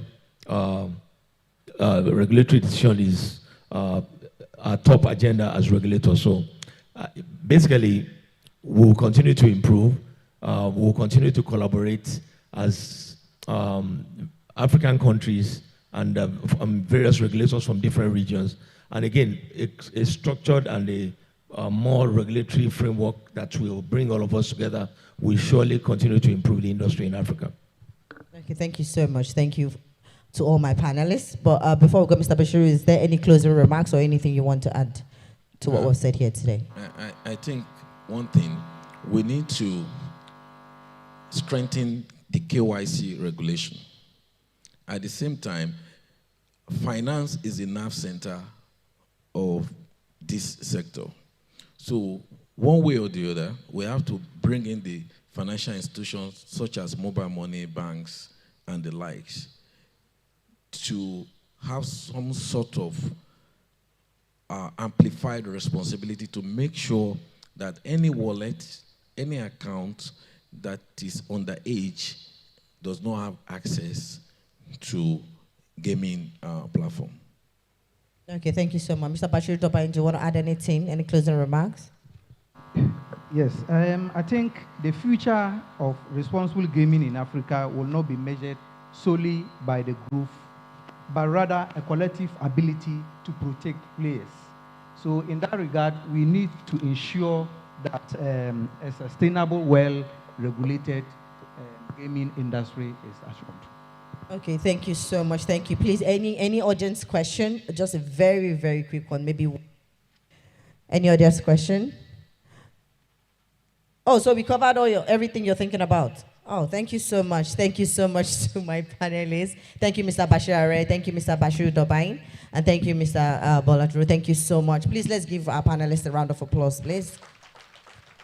Thank you. No. I think they want us to take a picture.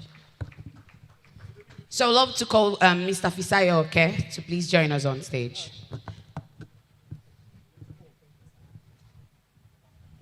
You'd agree with me that that was such a very insightful panel session. So please sustain your applause for our darling moderator, Zizini Oluchi, AK, and of course, the list of our panelists who have spoken directly to the theme of the panel session. Please sustain your applause again, ladies and gentlemen. Thank you very much. I think one of the amazing things about the session that I have noticed, or that I noticed that I jotted down, was having a uniform regulatory framework, especially talking about how that Africa has a diversity when it comes to leadership. Some nations are under military control, some are under democratic control.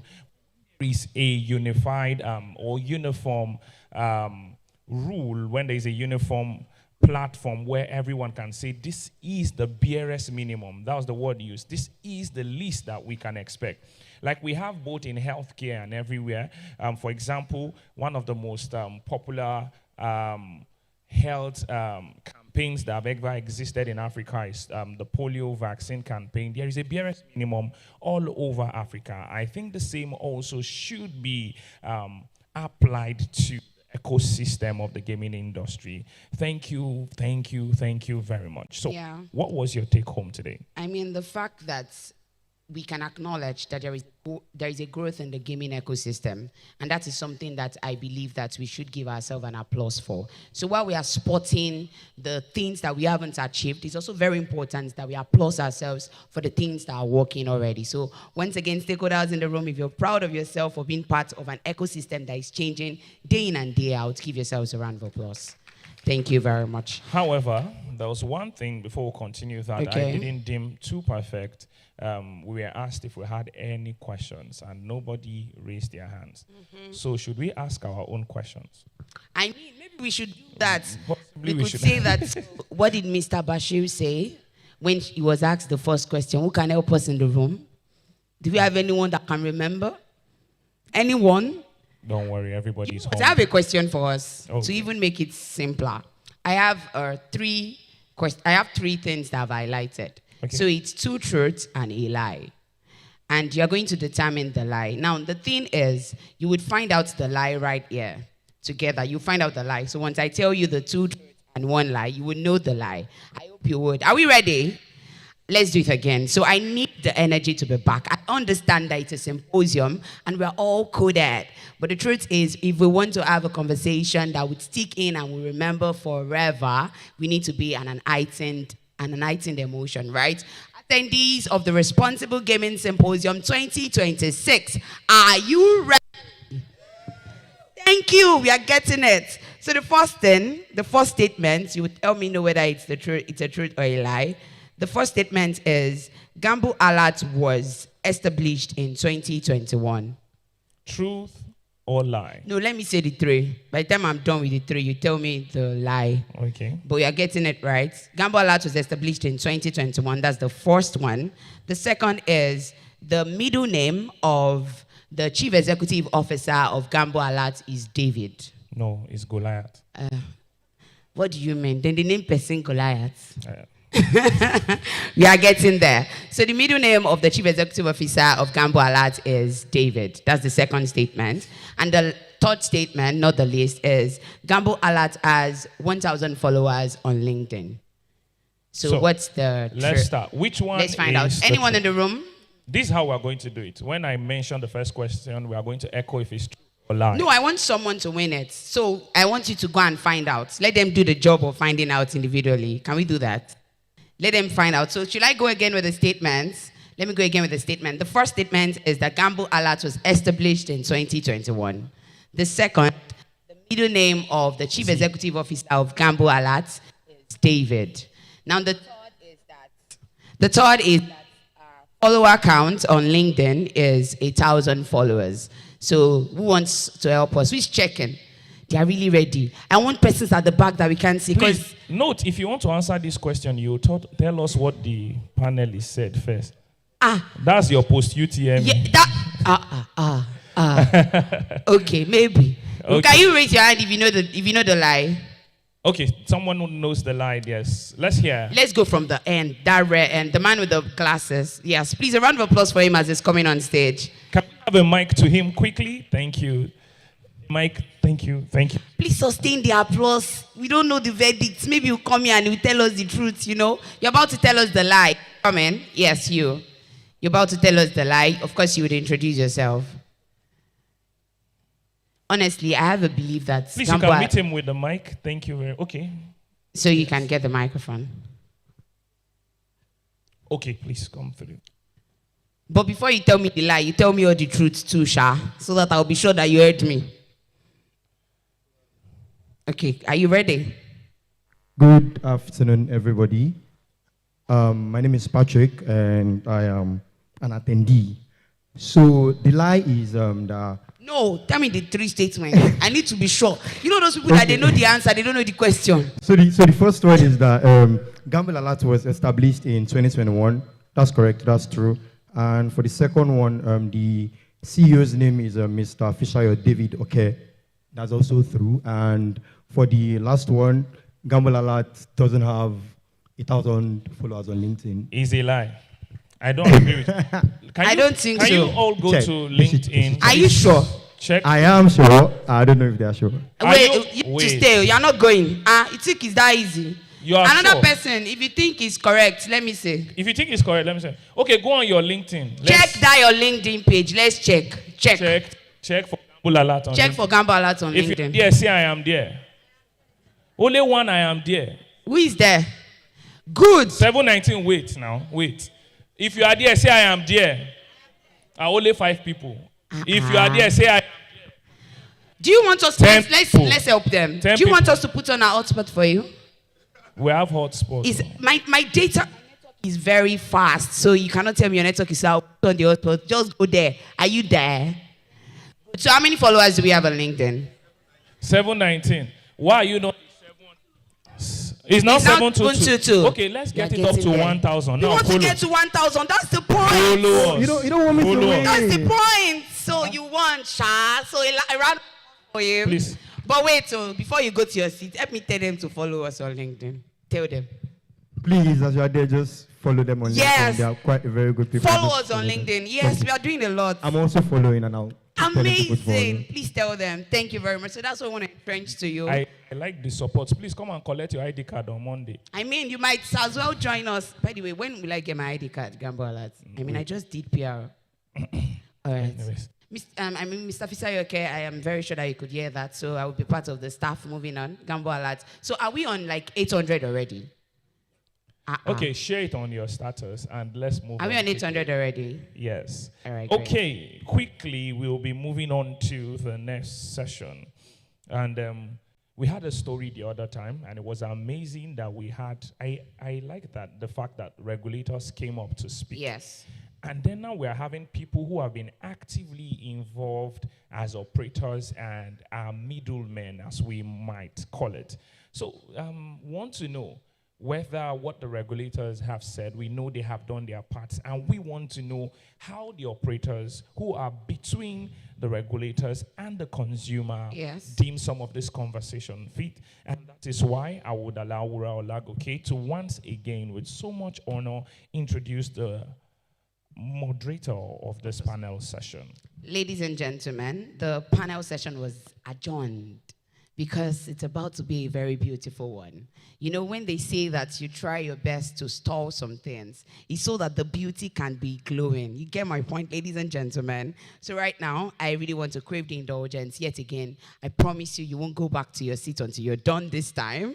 Ladies and gentlemen, please make welcome with me, Ahmed Joko Toye. And if you're giving him a resounding round of applause, please sustain it till he gets on stage. Thank you, ladies and gentlemen. You're very generous with your applause. Thank you so much, sir. Standing on existing protocol, I want to apologize on behalf of the organizers of this event for the brief interruption. I'll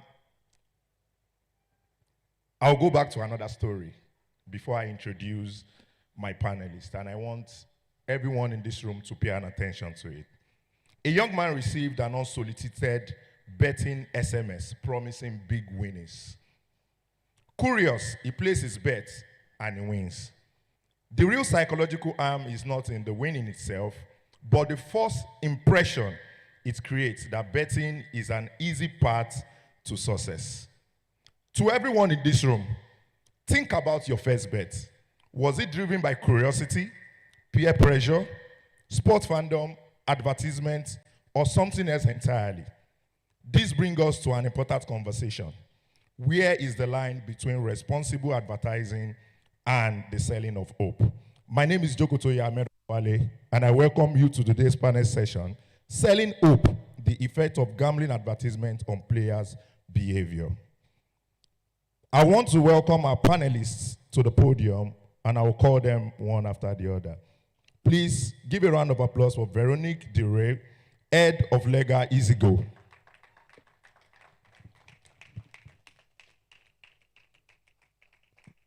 Veronique, you're welcome. And we have Jeremiah Manji, CEO iGaming Africa. You're welcome.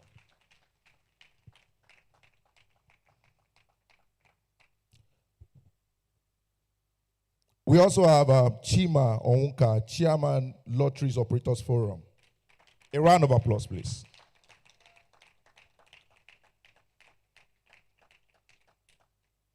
And I have Jolade Adeoye, Country Manager, Betway. Jolade, to the stage. Now we have two females.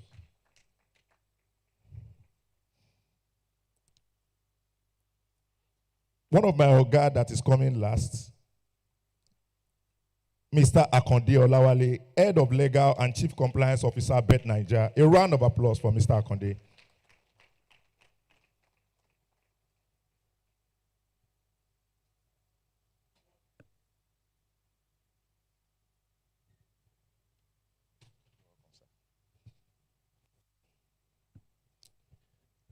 Welcome, everybody.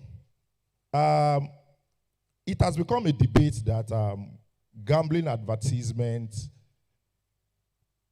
has influenced a lot of players, even though many of them are not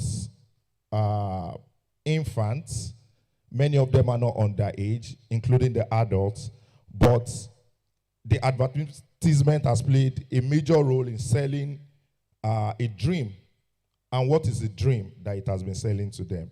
So I'll start my first question. Are gambling companies simply providing entertainment, or are they deliberately selling the dream of financial transformation? And I want the person that's going to be responding to this question will be Jola Adeoye, Country Manager, Betway. Thank you very much. Good morning, everyone. I guess the first thing we need to say is, what's the primary purpose of an operator? It's obviously to provide entertainment. That's the product. You provide entertainment to your customers. Obviously, it comes with other secondary effects, which is someone can make money in the process. And for us to be able to market, we obviously market responsibly, and we market the good parts of it to say, we're providing entertainment for you. These are the things in which you can do. Now, one of the key things is creating that balance and making sure that, for all we know, marketing or advertising is persuasive. You always look at the positive side of things.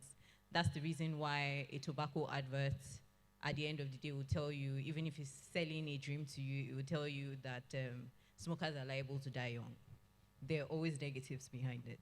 But in this context, in the gaming industry, what we sell is entertainment primarily. And I think we're responsible enough to make sure that where we sell it, how we sell it, how we obviously put it in front of customers and the people we need to put it to is done in a responsible way. For example, we are not supposed to be where students are. We will not be pushing our content directly to underage customers. We would also not necessarily be, we have times in which our adverts are aired, for example. So those are the checks that we put in place to make sure that our content is responsible. We're promoting it, obviously selling the entertainment purpose of putting those products out there. And I say finally is how is, I'll speak for my brand. I can't speak for everybody. The points in, and even the messaging in which you put out there, it's very important. For example, in my brand, we would not necessarily be putting a cartoon ad. Why? It would attract kids faster. So just to buttress your point, or to answer the question, primarily our job is obviously to produce entertainment to customers. And yes, there are certain other secondary factors that come into it. People tend to win big, people tend to have a thrill, but primarily for entertainment. Oh, thank you very much. You mentioned something as regards the tobacco brand. They say smokers are liable to die young. What should be our own slogan for the iGaming industry? We should have one. Though my next question is going to Veronique. We do actually. It's called Bet Responsibly. Bet Responsibly. Well, I will get there. That is the question I'm going to now. Now to Veronique. If tobacco advertisement can be heavily restricted because of the social consequences with warnings such as smokers are liable to die young and smoking can be harmful to your health, should gambling advertisements be subjected to similar restrictions beyond the standard 18 plus and responsible gaming slogan? Why and why not? Yeah, thank you so much. Veronique. Okay. Hello? Okay. I will actually branch out of this one because we have a big focus on gambling. But what I observe is that we actually have a silent wave that is coming that is beyond the gambling industry, which is social media, the grooming of the younger generation, which is happening under our eyes, and is grooming those people perfectly for the gambling industry, meaning fast contribution, fast retribution. The algorithm is there. They're always on their phones. And if you read the studies, the younger generation is the first time in history that the younger generation is less intelligent than their parent generations. And all those people are actually groomed through social media, through the incentives and through everything that we see through the screen. And they are perfect for the gambling industry when they get later on. And this is like the biggest problem that is coming not so far away. Like I think in the coming years, it's already like a big topic of discussions, especially in Europe in terms of like banning younger crowds to access social media. When they're 16, advertisement is there, advertisement is everywhere. I think a lot of regulators, regardless of the countries, have tried different methods, banning advertisement completely, leaving it. And I don't think that we've seen anyone that has really like find the right recipe. So I think it's really like country per country looking at like what you have as measures in place in terms of like, because a slogan is not enough, plus 18 is definitely not enough. But I think like if you look at this room we have like a lot of like people that are conscious of like what the industry is doing and has to do. But there's also a lot of stakeholders that are missing. I think like Mr. Array said it like very perfectly. What about the payments companies? What about increased KYC? There is so much that needs to be done, and it cannot be done only by the industry. And the industry is going to get like the ripple effect of everything that is happening outside of it, especially on social media. And that is more concerning than any plus 18 or fancy motto that we are going to put in place in the industry. All right, thank you very much. I think that's going to lead me back to the operator. There has been this popular trend now on social media where betting code or booking code, as it's called, has been a menace that it is easier for whoever is on, maybe on Telegram, on X, to get access to gamble at every minute they want. So I want to ask this question, it's going to Mr. Akonde. Should betting operators be allowed to use celebrities, influencers, and sports personalities to promote gambling, knowing their influence on younger audience? Mr. Akonde, over to you, sir. Okay, thank you very much for that question. I know in some countries in Africa, celebrities are not allowed to be used as brand ambassadors or influencers. I know in this room, if you look around, you will see John Obi-Mikel on this side. If you look at Bet Niger advert too, well, you may not see our brand ambassador there, but everybody knows our brand ambassador. So for now, I know it is allowed in Nigeria for us to use celebrities. But while doing that, we must all do it responsibly. The kind of messaging they pass out, we have to be careful about the kind of message they pass out. I have 5-year-old twins at home, and if I'm watching ball, before the first 2 minutes of our advert, Bet Niger advert, they already know which advert is coming. They will tell you, oh, this is Bet Niger. And it's because they have seen so many people trying to persuade them. But we all have to be careful as operators. Of course, we are allowed under the law to advertise, but there are advertisement codes. For instance, at Bet Niger, whatever advertisement contract we want to sign, we always ensure that our advertisement codes are embedded in the contract. The content creators, the companies who are running the advert for us, they have to abide by those codes. So for now, in Nigeria, it is allowed under the law. So I think we should continue to allow it, but we should be careful about the kind of message that are allowed by the influencers to pass around. And then one other thing, the message must be balanced and it must be objective. Times and times you will see so many influencers telling you this person has won so amount of money, when in actual fact, the person may not have won anything. And in some cases, well, For us at Bet Niger, sorry I keep mentioning Bet Niger, that's where I work. We don't disclose our winners. We don't. I know I've said teams in the past on this, that why don't we do something like this? You see other operators leveraging on this day in, day out. They will, every week, the list of their customers, those who have won. We have seen people who have won big money. There was one week, a guy on our platform won 914 million naira.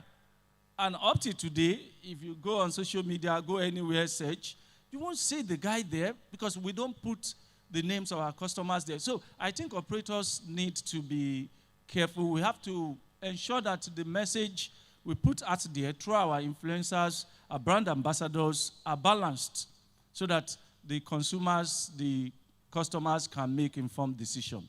Thank you. All right, thank you very much, Mr. Akonde. I think my next question will be going to Jeremiah, and is going to be about the same thing that my guy here from Betway has just explained, but in another form. Where should the line be drawn between persuasive advertising and manipulation of vulnerable customers? I told the story earlier, which is basically toying with the psyche of a player. Where should the line be drawn? Yeah, thank you so much for that question. And I think I'll give you a practical example from what is happening in Kenya, whereby the regulator came in at some point and said that it is too much because you see influencers, for example, and celebrities, even those who have a younger audience following them, and you find them glorifying gambling, and they have an audience that follows them, which is young. Maybe some of them are in school.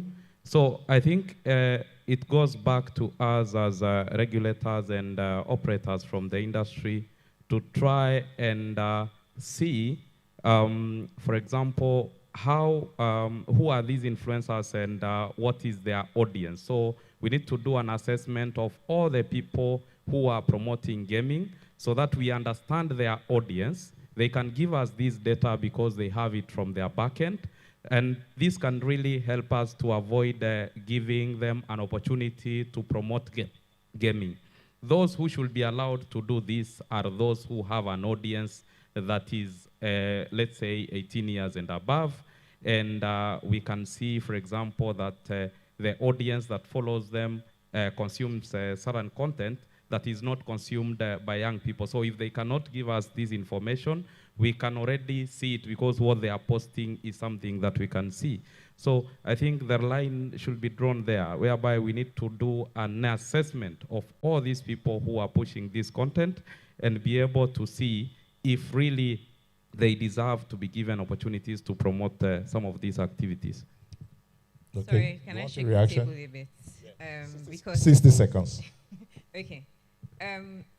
Let's reiterate that celebrities are using brand ambassadors. There's nothing wrong with it. It is just a channel of advertising. What we need to make sure, and what is currently obtainable, is making sure that you have the balanced messages, and what your ambassador literally is selling is an ambition, and it follows what your values of an organization should be. So your ambassador is chosen based on your embodiment of who you are as a brand, and the ambassador is able to channel it to people. Now, that's the reason why we have, we work with agencies like Akon that helps us to regulate that today. Before your content goes out, how your content is being displayed, how it's visualized, how it's actually spoken about. Akon obviously regulates that. I just need to reiterate that because it seems like we're saying, oh, using celebrities or brand ambassadors is a negative thing. It's just a medium and a channel for us to. But he has an impact. He has an influence. So here's the thing: why are we tilting it only towards gambling? The alcohol industry and all the FMCGs also use celebrities. It's the same thing.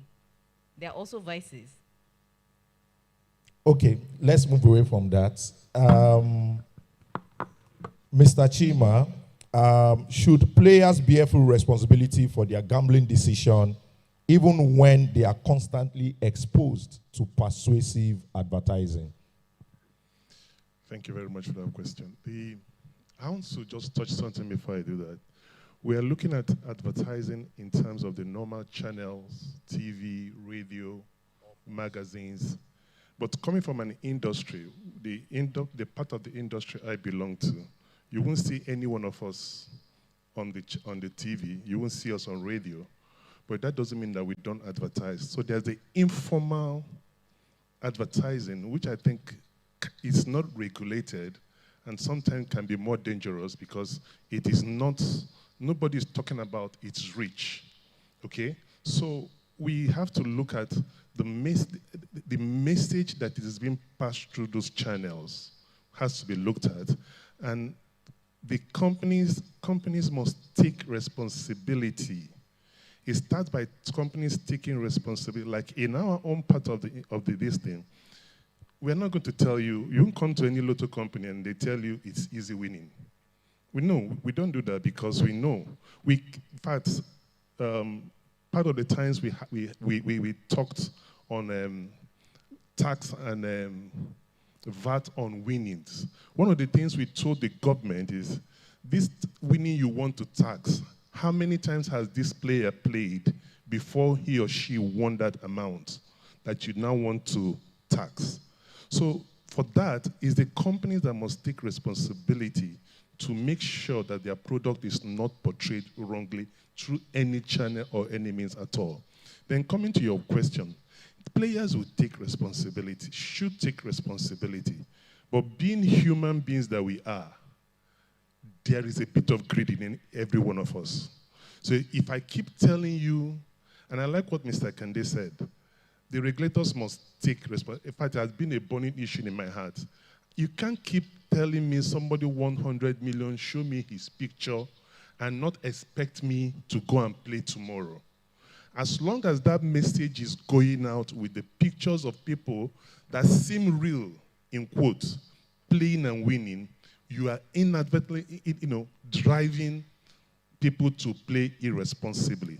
So, in as much as players should take responsibility, the regulators, unfortunately, my sister, APCON cannot do regulation in advertising for the lottery industry. They are not properly equipped to do it. They don't understand it. So the operators and the regulators must sit down together and guide APCON on how to regulate it. Thank you. All right, thank you very much, Mr. Chima. I have two general questions for everybody, and I'll need your reaction, 60 seconds each. Do you think government is doing enough to balance the economic benefits derived from gambling taxes with the social costs associated with gambling-related harm and addiction? 60 seconds each. Let me start with Mr. Akonde. Okay, thank you very much. Well, I have my regulators here, but it's not just about the regulators. We have the tax authorities from across the country. I think the regulators are doing well. They have given us the regulations and they enforce the regulations. But aside that, the regulators are not even making, they are not getting, the money they are making from the industry is not compared. You can't compare it with the money that is going to the tax authorities in the country. But it seems the tax authorities from federal level to the state level, they are not bothered about responsible gaming. Not that they are not doing enough, they are not bothered, they are not concerned. Please, I'm separating the regulators from tax authorities. Tax authorities are making a lot of money. If you ask FIRS, now Nigerian Revenue Service, NRS, if you ask them how much did they generate from the gaming industry last year, they will tell you hundreds of billions of naira. Ask them how much has the federal government or the federation contributed to treatment of addicted customers. is zero. Is zero. So they need to do more.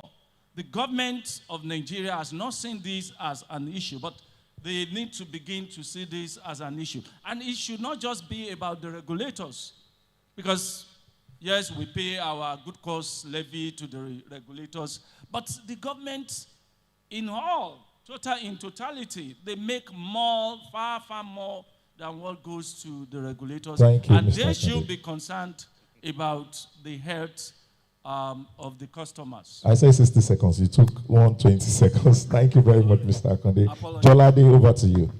I think not enough is being done. And for us to be able to get to a middle ground and a more acceptable standard, there are many more things that can be done through collaboration. For example, we obviously need to come together, both the regulators and the operators, to decide what we should be putting the money on, or where the resources should be going to. And that is closely going to be backed by data that we have, and I would assume that they have. For example, it's not every time that we're going to be building stadiums or mini stadiums across the nation we could cost money.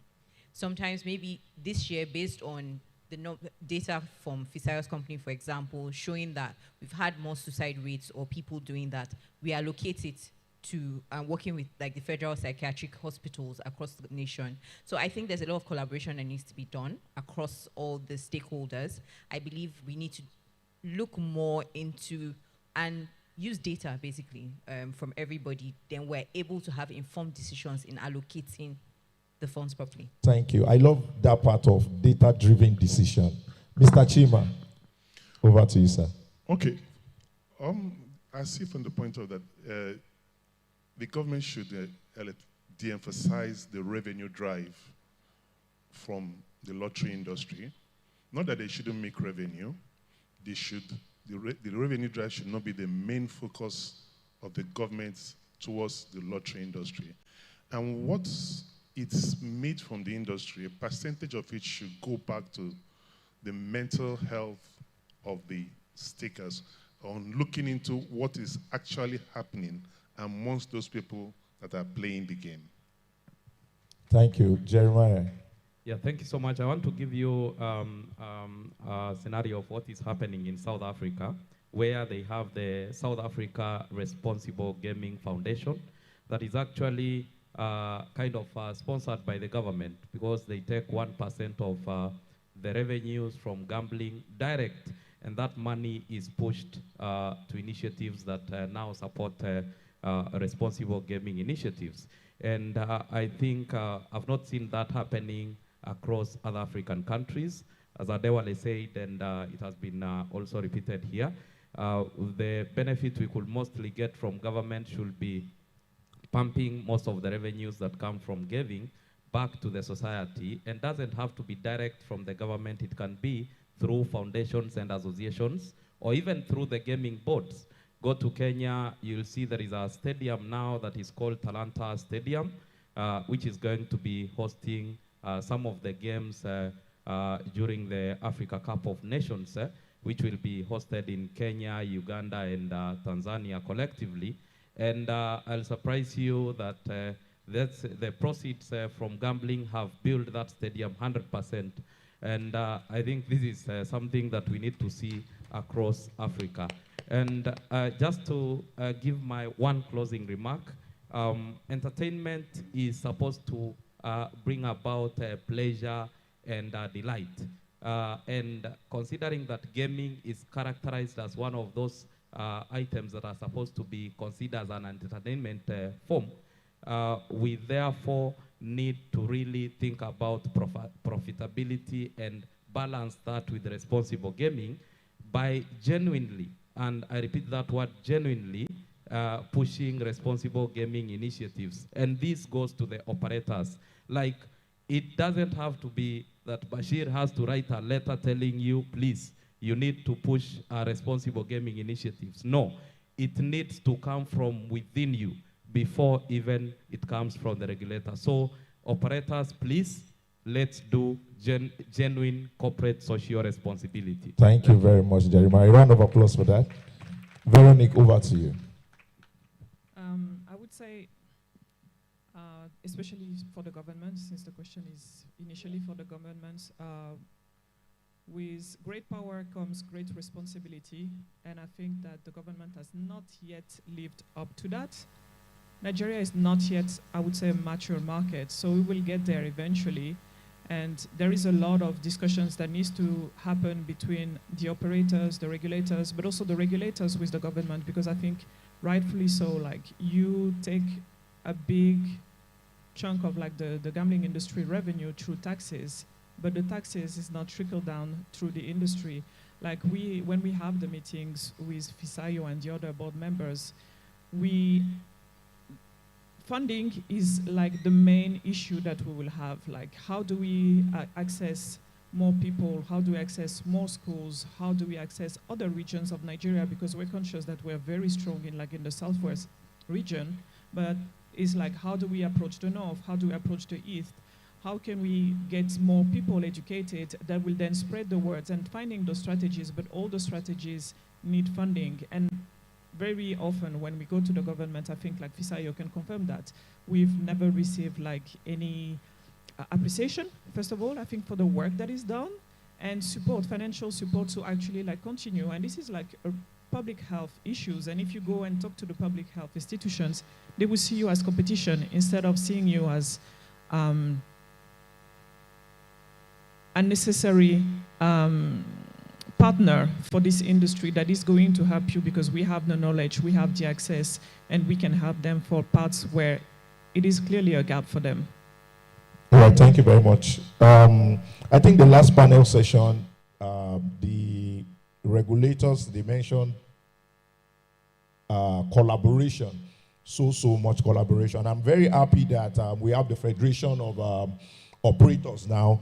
I think very soon, both the players and the operators will start enjoying the dividend of partnering with them in order for us to work together to ensure we have a safer gambling environment. But going back to the advertisement, a lot of, I don't want to mention percentage, a lot of advert I've seen promises hope. Should there be ethical limits on how hope is used as a marketing tool in gambling industry? Most adverts that we see today, you look at the betting odds, welcome bonus, whatever means at which it is used to create a psychological effect on the players that give them that illusion that, oh, I just need to follow up with this because there is an expectation that I'm going to win. This is not a general question, but whoever wants to react to it, just 2 persons, 1 minute each, and we are done. Yeah.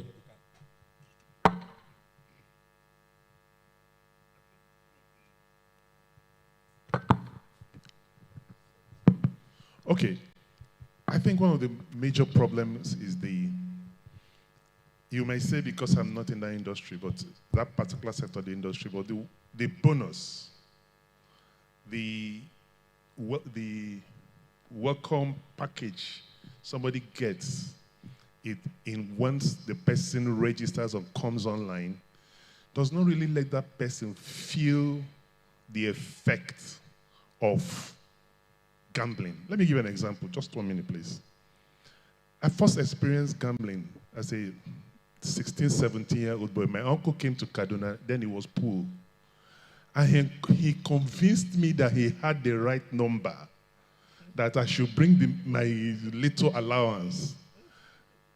And we went, I brought it on a Friday, and throughout that Friday night, I couldn't sleep because Saturday pool, I would get the result.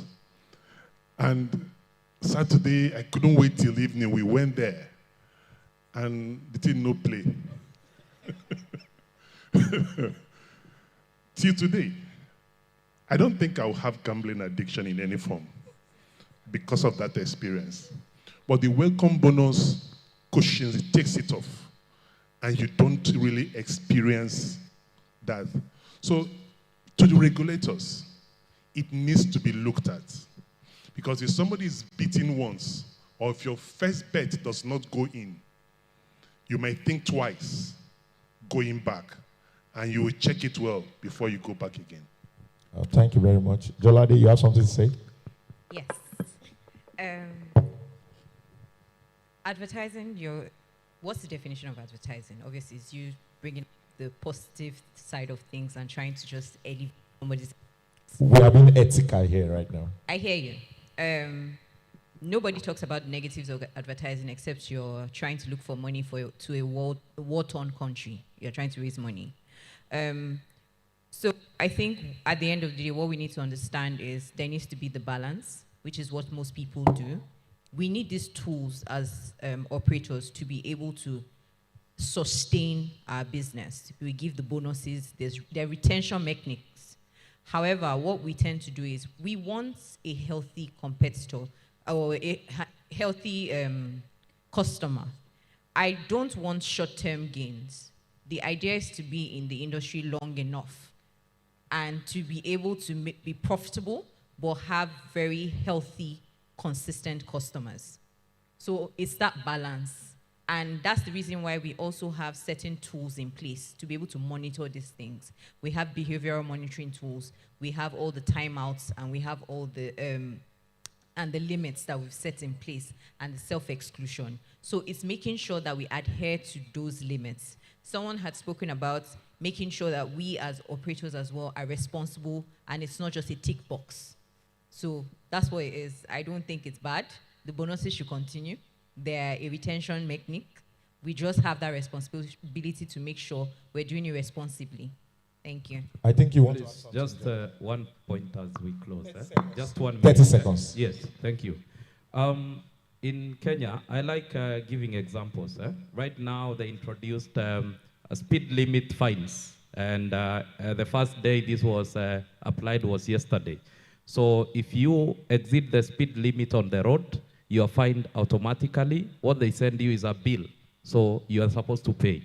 I know operators will not like this, but I think this is the format we should take in the industry, whereby the regulators have given us advertising guidelines in most of the countries. But most of the time you find that some operators decide to go against that because there are no fines or clear ways on how they can be penalized for doing what they do.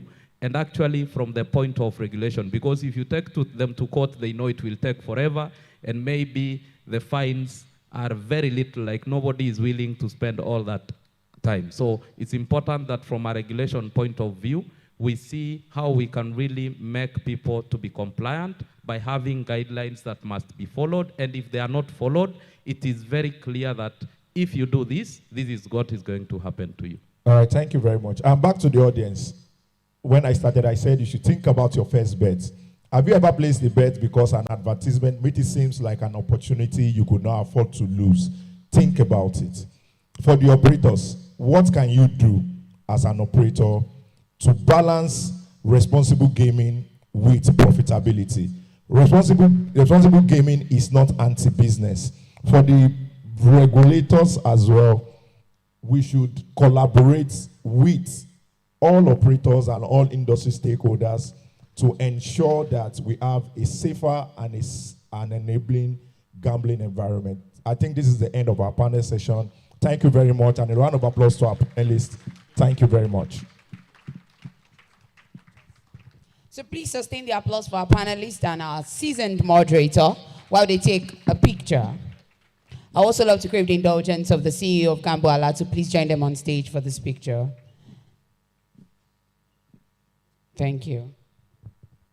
Also, while that panel session was going on, we have a guest who came in all the way from Imo State, the general manager of the Imo State Gaming Authority, Mr. Uchechukwu Ogunobe from Imo State. I hope I got that correctly. Mr. Uchechukwu Ogunobe from Imo State. Thank you, welcome. Can you just wave your hands? Let's see you. Thank you, welcome, sir. Thank you very much. That panel session was one that's left us having lots of thought process because it has a thought-provoking theme, which is selling up the effect of gambling advertisements on player behavior. All right, we had topics being treated around the proliferation of betting codes on social media. We touched on advertisements and how it has an impact on persuasion towards the persons playing the game. I mean, our darling moderators spoke to the theme, and it was very much insightful in the sense that we had ideas from different views, and it gave us a more balanced view. So once again, please give a deserving round of applause to the moderator, Ahmed Jokotoye, our panelist, Veronique Dore. We have Jeremiah Mangi. Keep sustaining the applause as I'm mentioning their name. We have Chima Onwuka. We have Jolade Adeoye. And of course, we have Akonde Adewale. Thank you very much. Right now, we have a technical presentation, and this technical presentation is one that by the time you check your brochure, I'm sure that the topic of the technical presentation got you thinking, oh, what a laudable topic. Did you get that reaction, ladies and gentlemen? You can check your brochure, the first technical presentation. So we're doing this together. It's a topic that is very thought-provoking. And of course, the first technical presenter is right here in the room. Ladies and gentlemen, very pleasant ones. Right now, we're about to speak on the governance of safer gambling in Africa. Is the tail wagging the dog? This thought-provoking theme will be presented by a woman who is a leading legal gaming regulatory and compliance expert with 2 decades of experience across gaming, law, corporate governance, regulatory strategy, and compliance in Africa and international markets. It gives me great honor to make welcome right here the current managing partner, Wise Solicitors, and the founder of Select Africa. With a resounding applause, please make welcome with me, Olafadeke Akeju. If you're clapping, please sustain the applause as she comes on stage. Thank you very much. Sustain it. You can be very generous with your applause. She's coming to speak directly to the theme as a technical presenter right here at the Responsible Gaming Symposium 2026. Thank you. Do I need a mic? I do. Thank you. Good afternoon, ladies and gentlemen. Thank you for your patience.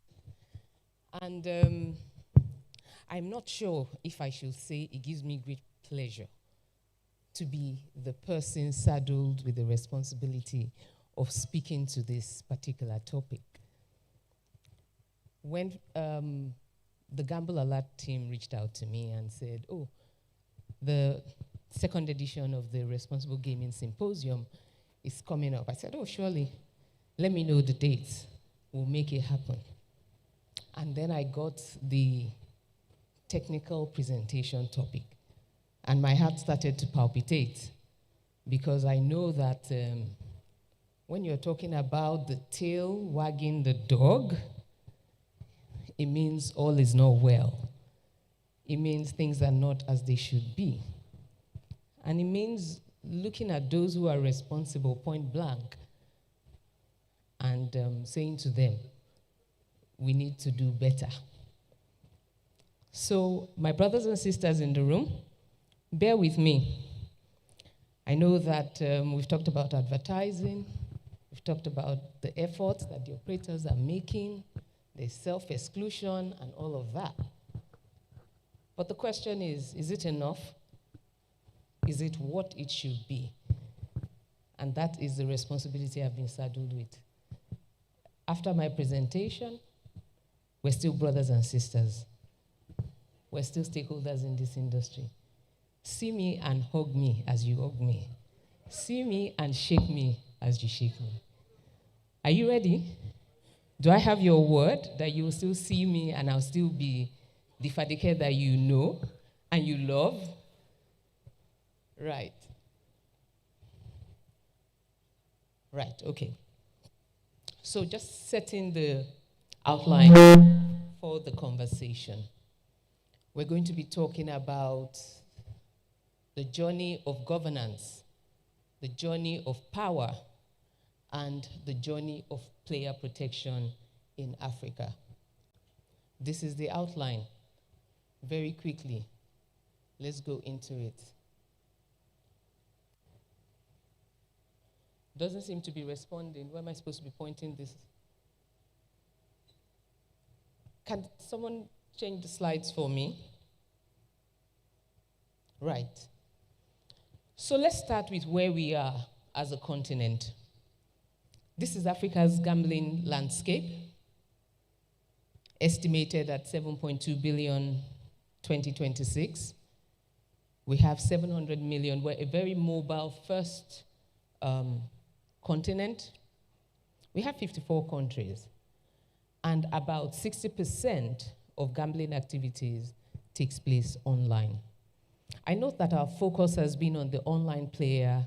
It has been on the, sports betting, as it were. We forget that there is casino, there is lottery, even the land-based lottery, and that there's a need to regulate and prepare and present a safer gambling environment. For everybody who's in this room, the only reason why we are here as an industry is because of one stakeholder, and that is the player. Without the player, the regulator probably doesn't need to exist, neither do operators if they're not patronizing whatever it is we're offering. Even for those of us that have become legal service provider, support service provider, compliance, accounting, financial providers, payment solutions, we don't exist without the player.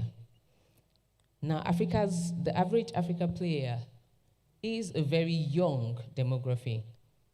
The panel who spoke earlier, one of the participants did mention that, the population is young, and it seems like there's a bit of grooming going on the continent. Next slide, please. Now, what is the ideal? This is the ideal. We should have a situation whereby the government and regulators sit at the top of any industry, not just gaming, every industry. The laws should be laid and should be in place first. As a country, we have what we call the Constitution. It is what guides our engagement and our relationship. It has always been in existence since the creation of our country. Every single country has a constitution. They have laws that guide them. But incidentally, in our industry, it's not the same. Gambling came in for many African countries before regulation started. I make bold to say that regulation in Africa, proper effective regulation in Africa, is not more than about 3 decades old. So we're still very young in the game compared to the Western society, right? It flows from the regulators to the licensed operator, and of course, the technical providers are very integral to this. Please move the slides. So now we're going to be looking at today's topic from 5 perspectives. 1, the regulatory independence. Where are the regulators? 2, technology and policy. Commercial influence. And then we'll talk about data governance. And then where our priorities seem to be misaligned. So we go to the first one, regulatory independence. Many African countries, Nigeria inclusive, Kenya, even South Africa, most of the laws that we have in place were imported from the West. And then when they came into our continent, did we do enough to customize it and ensure that it actually fits the framework of the society within which we operate? When we talk about responsible gaming obligations, what we have currently is actually not designed for the African market. Now, they tell you that, how do you implement responsible gaming? We have built a narrative around the player being responsible. The player should set limits. The player should be responsible. The player should self-exclude. The player, and then what does the operator do? The operator should monitor how much a player is spending vis-a-vis the income level of that player. But in a society like Nigeria, how do you want to measure the income of the mechanic. Who's a player? I mean, you can measure my income. I have records, right? Tax authorities won't even let us rest. You know, they come after us. We have records. We have NIN. We have tax identification number. And this is the case across many African countries as well. All of these things do exist. But you're talking about the artisans on the street. You're talking about the teacher. You're talking about a generation of remote workers whose income we cannot even track because technology means they can get paid outside of the financial systems that we have set up. So that means that some of the policies, incentives that we are bringing into Africa probably will not work for Africa. I'm sorry, my job here is to shake the table. Is so that we speak as we should. Again, note, I am not discarding the efforts of regulators, but we have to look at our regulators in Africa. Most regulatory appointment is tied to political governance of every country. So it means the regulators we have today, or the regulators we had yesterday, are not the ones we have today. We have lost something. We have lost knowledge. We have lost strengths that we have built. Those are some of the things that we need to look at. By the time a regulator begins to become effective, independent, and capable, and knowledgeable, it's time to go. That is one key area we need to look at in Africa. In the West, you find, even in South Africa, we're looking at the responsible gaming body in South Africa. There has been a woman in control for years now. Not because she's a woman, but I'm just establishing that there has been continuity. It's not the same across many African jurisdictions. Again, next slide, please. Now, let's look at technology. Technology is very interesting. Technology is the one that brings us all of the incentives. And now with AI, technology has blown. Technology's time has come, right? But the problem we have is that who's regulating technology? How many African jurisdictions actually have licenses for technology providers, for the payment service providers in this industry? Of course, they're regulated. They have their sector regulators, right? But when they are in this industry, what happens? Are they aware of what they should and should not be doing? How are we using AI, for instance? How do we choose the technology that we use in Africa? How do we choose the technology we use? And then what is the regulatory outcome at the end of the day? The player should also always be central. But the player being central does not mean we push the responsibility to the player. The narrative for so long has been the player must take charge. The operators are doing the best that they can. But when there is no regulation for the key aspects that are capable of, one, grooming. Social media is part of technology, right? When there is no control over the kind of products that are designed, you have products that are designed to be addictive. The way some of these products are tested, perhaps if we knew, perhaps we would be more conscious, and then we'll be more aware of the impact that they are likely to have on the players. They are designed to keep the players glued to their system. That needs to be regulated. They need to be brought into the regulation bracket. Next slide, please. Now let's talk about commercial influence. This is, again, on the one hand, revenue and tax generation. Government is big on generating revenue from the gaming industry. In fact, attempts at safer gambling has always been to tax the industry more. But the question is it working? No. It only addresses one issue. It generates revenue for government. Government isn't even supposed to be.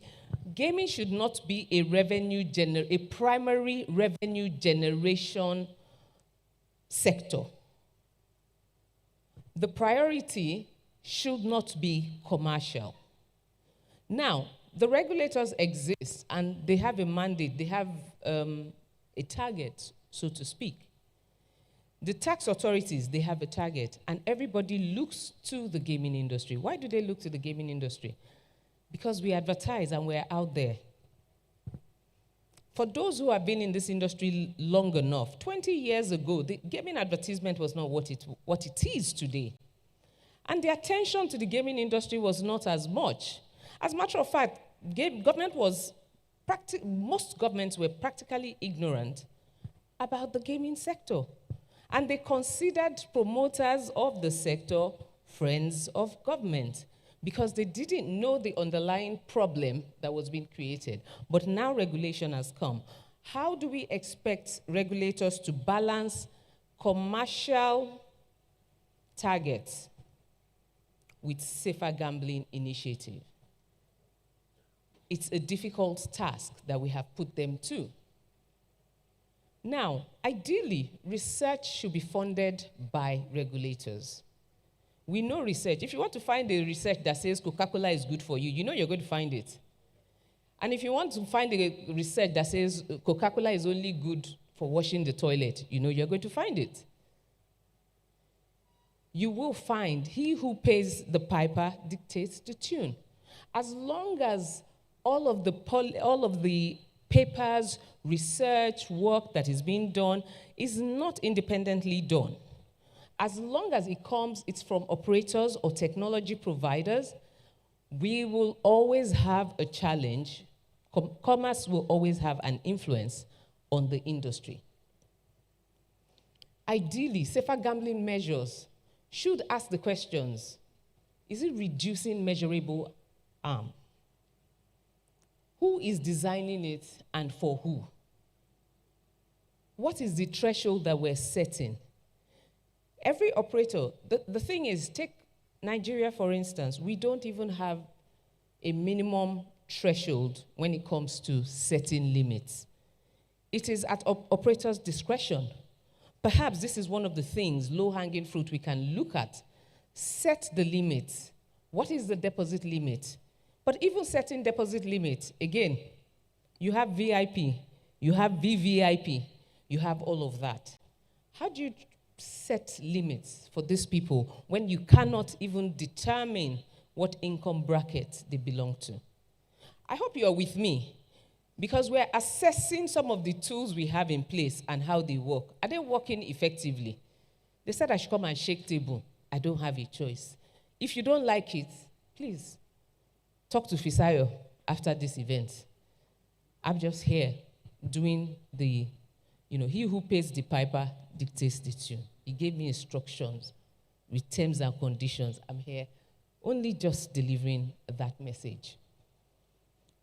Again, let's go to data. This one, data governance. Who owns the data? The player owns the data. Who controls the data? Who generates the data? I make bold to say here today that the average African operator does not control the data. You see the data, but you don't control it.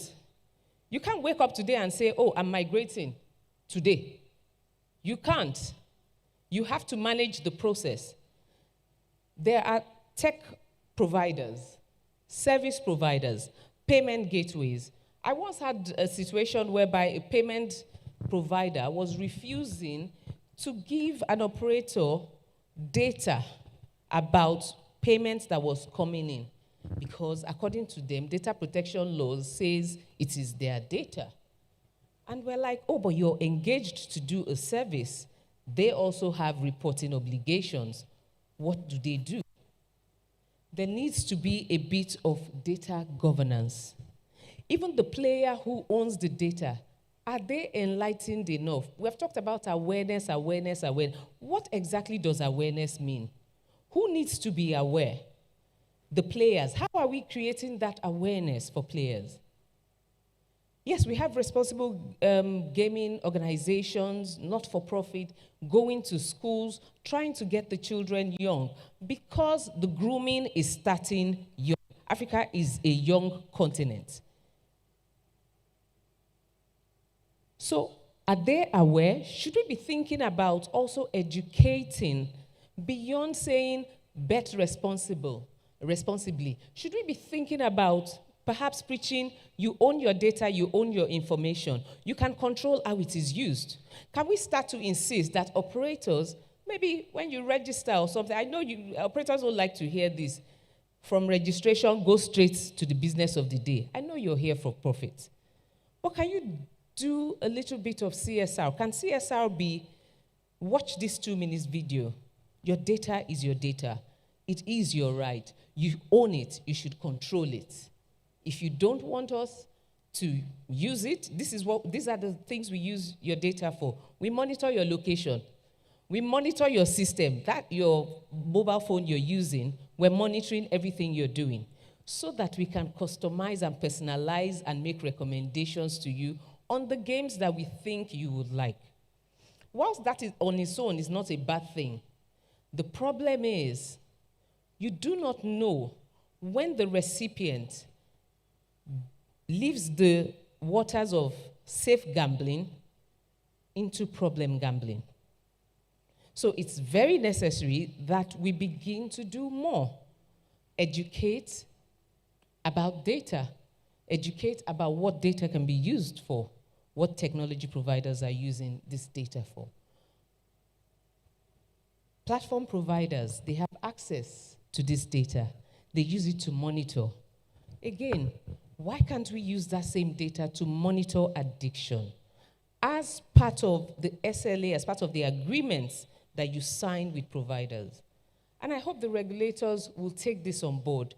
Perhaps it's time to start looking at some of the SLAs and the agreements that are being signed by operators.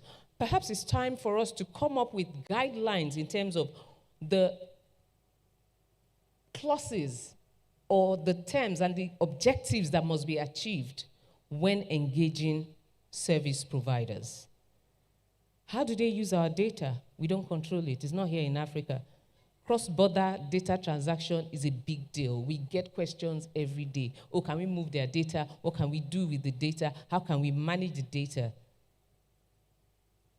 It's all well and good, but data ownership matters. The operators and the regulators, as stakeholders, must begin to fashion out policies that respect data protection policies. Please, the next slide. So, where are we misaligned?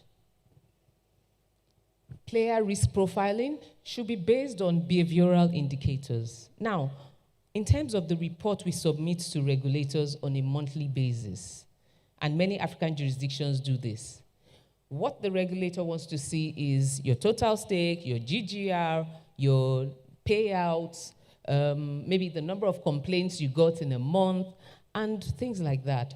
But nobody is asking questions. Is there a requirement for us to report on safer gambling initiatives? We don't have that. Self-exclusion systems, yes, they are all well and good, but when they're not integrated nationally, then we have a problem. We have a situation whereby in some jurisdictions, you know, maybe the age of gambling has been increased to 25. It doesn't stop the problem. Because now we've got illegal operators. We talk about awareness and enlightenment. The panel before us spoke about advertisement. It's interesting. You know, perhaps one of the things that we should do is educate some of these influencers. Make it part of the terms and conditions that you must sit through a 2-hour or a day-long responsible gaming session, so they know what it is that they should do. Or maybe as an industry, as a sector, and as regulators, we invite these influencers. I'm not leaving it with the operators. The operators, yes, I'm sure they're like, oh, we spend so much money, we do so much already. You do more. Because this is a mess that our industry has created. It's a byproduct. We appreciate what you're doing right now, but my mandate, they said the tail is wagging the dog. The dog should be wagging the tail. That is where we are trying to realign and reposition.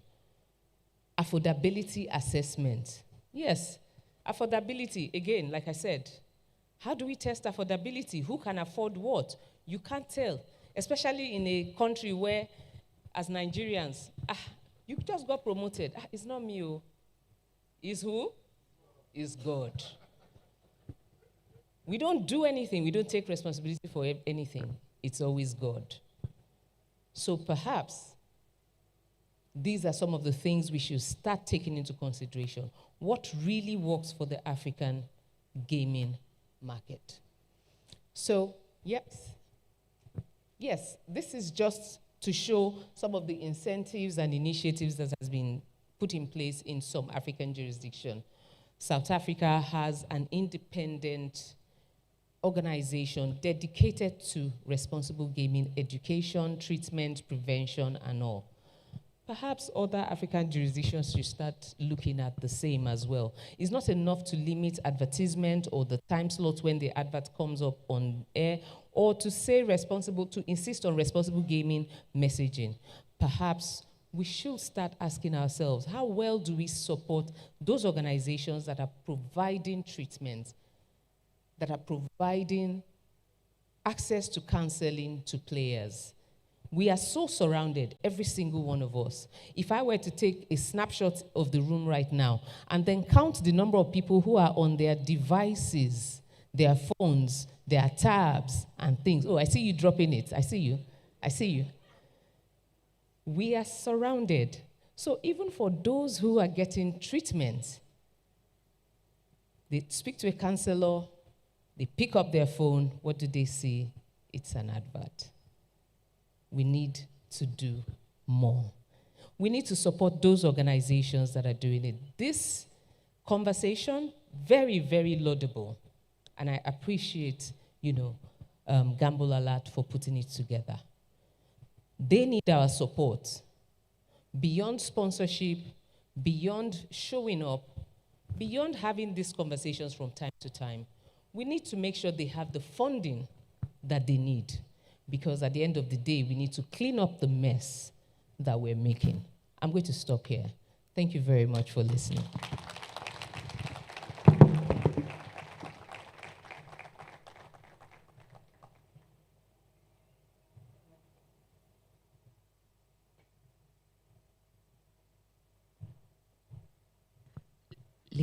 Ladies and gentlemen, I want us to sustain the applause for Olafadeke Akeju as she goes to her seat.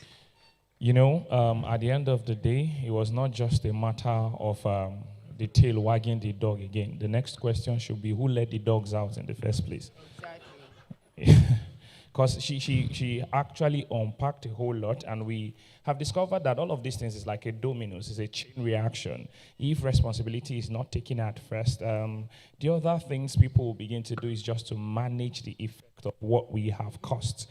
So thank you very much, Ma, for that insightful technical panel session. I know why it's technical now. I like the use of terms too. Okay, so right about now, I know we are all tired. Some of us are famished, and then it is very important that we take a break. Is anybody excited in the house? Don't worry, no camera will capture you. Say yes. If you're excited about the break, can you say yeah? Okay, so we'll be combining three important things: the break, the networking session. Now, number one house rule is look at our ushers in blue and green. They will be waving to you. Ushers, can you wave? That's the door we'll be going through to get to the kitchenette, from which you can come back into the hall. Make sure you try as much as possible to network, meet people, take pictures, call, have meaningful conversations. Or what do you think, Wura? Yes, it's very important that beyond the conversations being heard here, beyond the tables being shaken, that we also have networking session. So by networking session, it's not necessarily one that would be totally strict and out of place. It's as simple as having a picture with someone. It's as simple as having an extension of the conversation that we've been having right here with someone. Just ensure that during the networking session, you're not sitting all by yourself. You're having conversations, because I would be doing that too. And you should be doing that too. Aside from that, aside from the networking session, like you already stated, we're ready to feed your tummy because we've feeded us intellectually. Now it's time to feed us physically. I think that deserves a round of applause for that. Thank you. Okay, important information. I'll be giving the information on how we will get our tea break. But however, we have Wema Bank in the house. Wema, can I see your hands? Okay, Wema is here. And they are a dedicated unit that supports the Nigerian gaming ecosystem with their commercial package for gaming industries. They have wallet and funding solutions, USSD, Alert 2.0 app, payments, several payment gateways, instant payout solutions, corporate credit and agent loan expansion facilities, collaboration and partnership. And then for us today, because you came here, they have a stand just at the back where you can spin and roll. Please, if you notice anybody that is spinning more than 10 times, please just bring them to us. Let us know. Let's know so that we'll know that, okay, this is another addiction. So please just spin once, you can win. They have terms and conditions. However, for those who have not made their BVN enrollment, also you can get to them. This is an opportunity. They also have free virtual card for international payments for those who have an account with them. So get to them. And also for those who there will be the press conference. It will be happening for stakeholders. We have planned a way where you can also get your meal as soon as the press conference is over. Trust me, we are going to be doing it in an organized level. So we'll be moving straight away to the press conference for all those who are concerned. However, for those who will not be there, we'll be starting from the front table. Please, you can just stand up gently. Protocol, can we help us right here? Let's work hand in hand so we have a very well-organized movement. Thank you very much. Please remember, MCs don't get food at the events. Let this not be one of them. We don't even... Anyway, as we're doing that, it's also very important that we state... Can we take the music down? Thank you very much. It's also very important that we state that you follow Gambo Alert across all social media platforms. On LinkedIn, it's Gambo Alert. On X, formerly Twitter, it's Gambo Alert Nigeria. On Instagram, it's Gambo Alert NG. Please do well to do that so that you can be privileged to get our information as it flows. So let's have the movement. Let it be. Let's have the movement.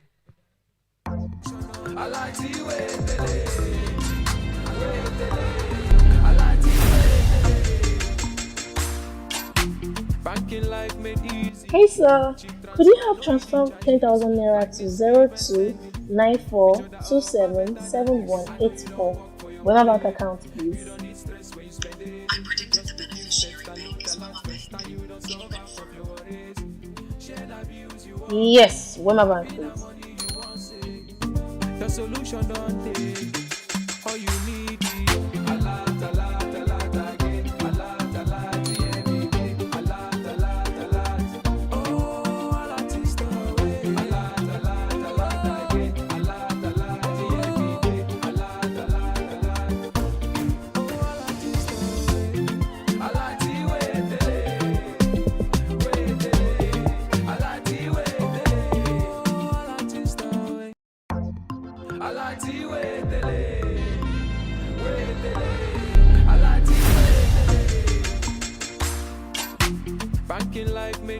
Hey sir, could you help transfer 10,000 naira to 0294277184?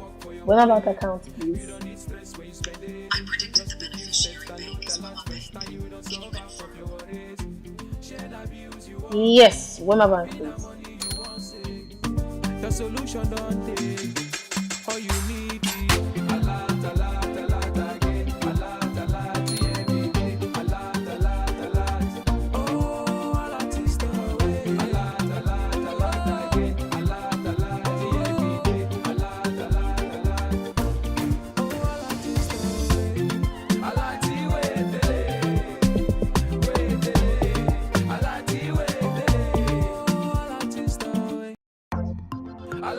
I put the money aside for my bills and everything first before even thinking of anything.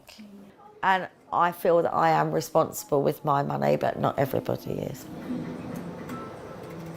Go on to Little Devils. Catch it, it's a gambling thing. It came up really quickly. Yeah, really small and really quick.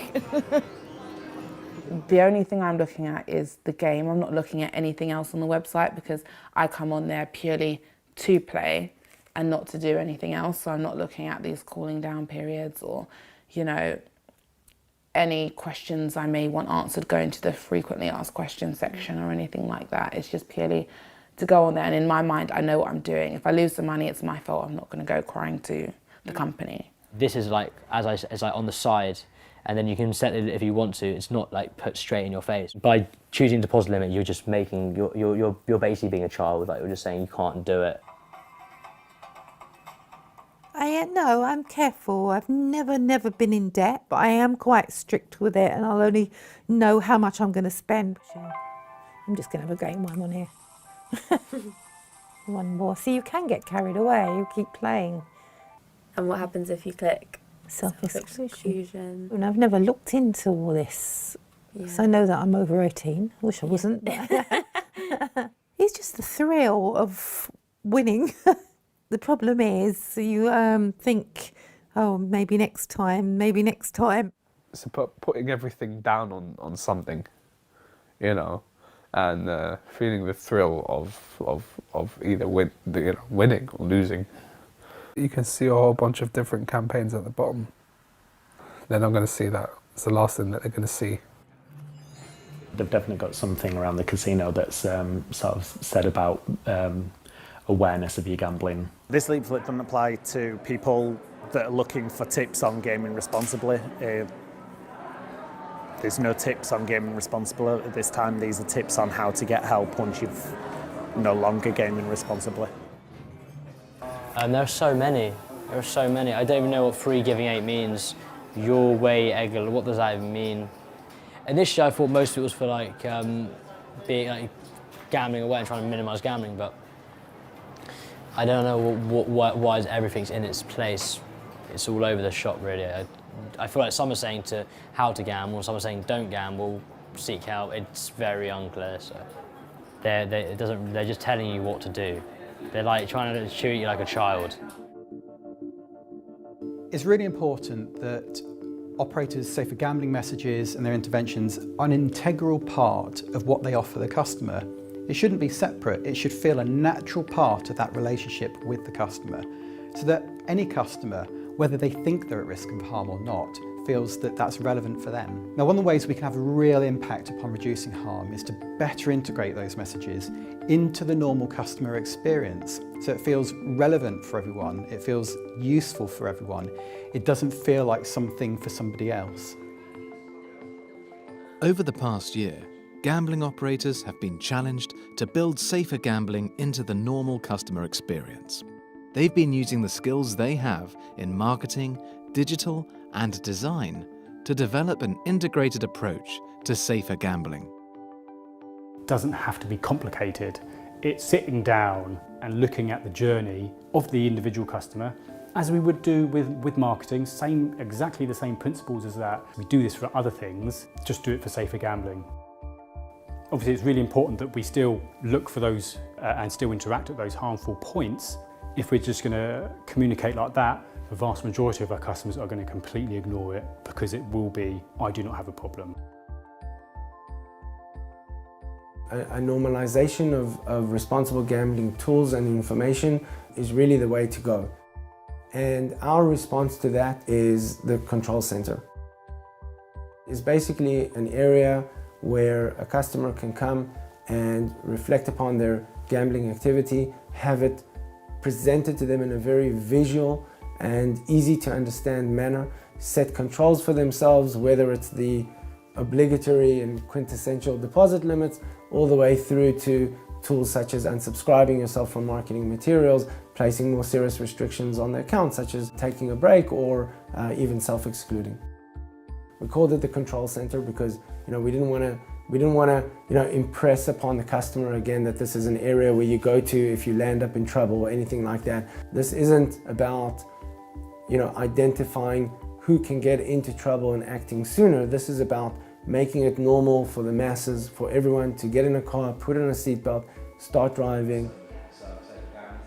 Our brands, by their nature, are entertainment brands. It's about fun and gaming and entertainment. But the minute it came to responsible gambling, we almost put this sort of serious hat on, and we became like an adult, a naughty parent telling their naughty child off, and it all became quite condescending a little bit, and a little bit too serious, and a little bit too patronising is actually the words our players used.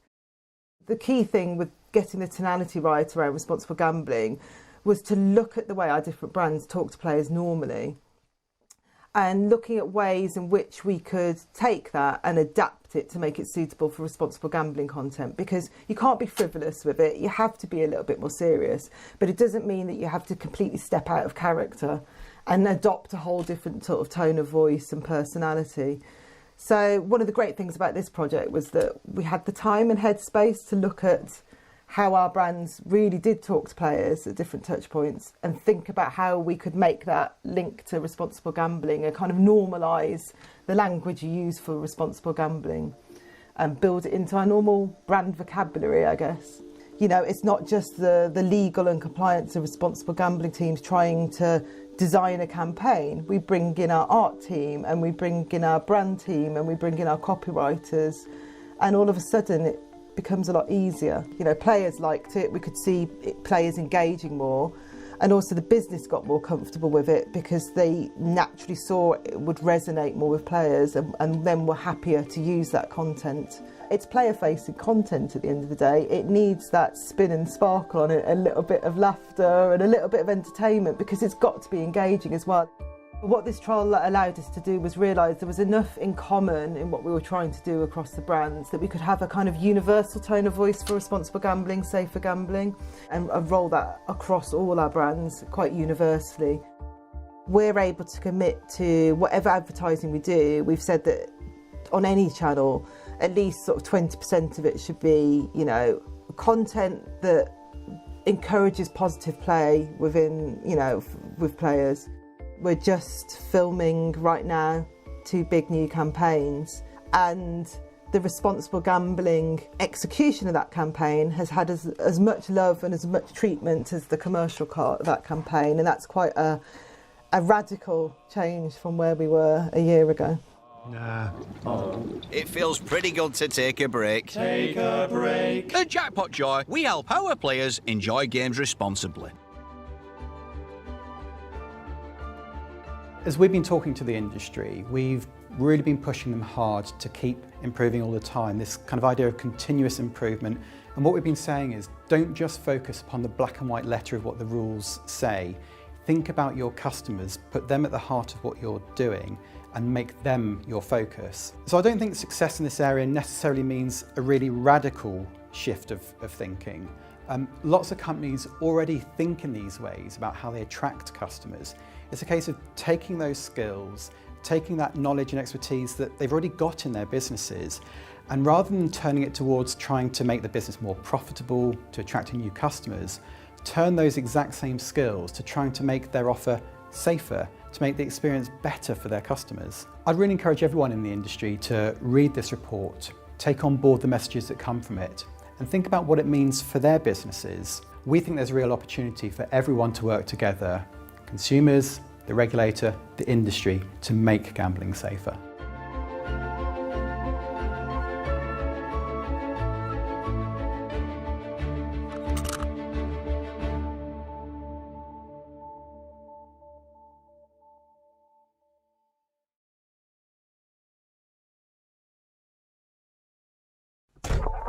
Bingo! Rise and Shine 29. Jackpot! 18 plus UK depositing and wagering members only. What's with the belt? It's just the problem driver belt, mate. You mean like a regular seatbelt that everyone puts on when they get into a car? Okay, I don't know anything about this regular seatbelt thing you're on about, but that's the problem driver belt, and since I've never had a crash, we'll be fine. You can still crash. All right, if you feel really unsafe and the car's sort of swerving all over the road, then we can put them on. No. No.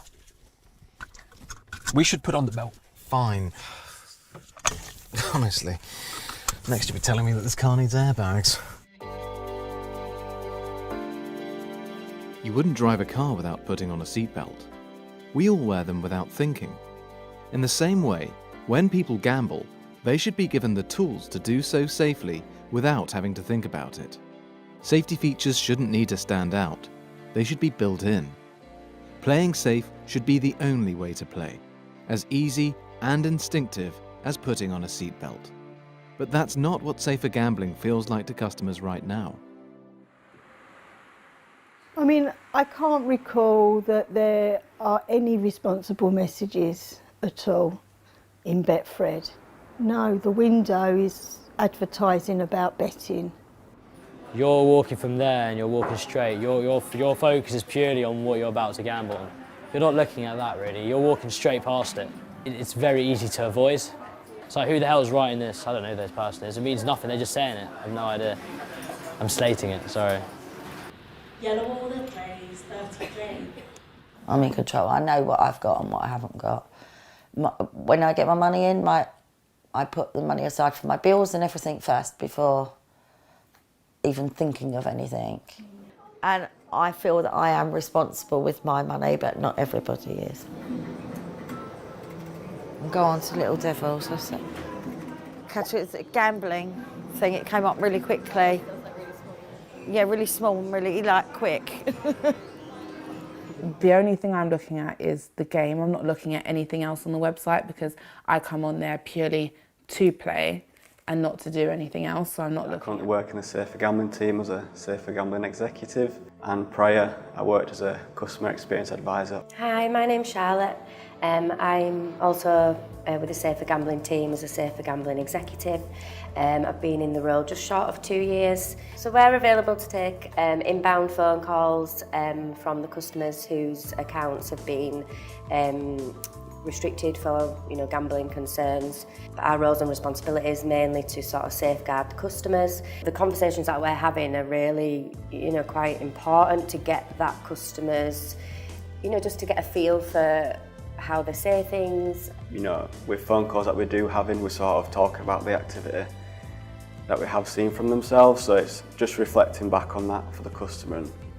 And most, like you said, some customers are really appreciative of it, aren't they? So coming out of the customer service centre, it was purely based on customer service and doing, obviously what's right for the customer, but making the customer happy. Whereas in our job role, it's all about safety and making sure things are sort of sustainable.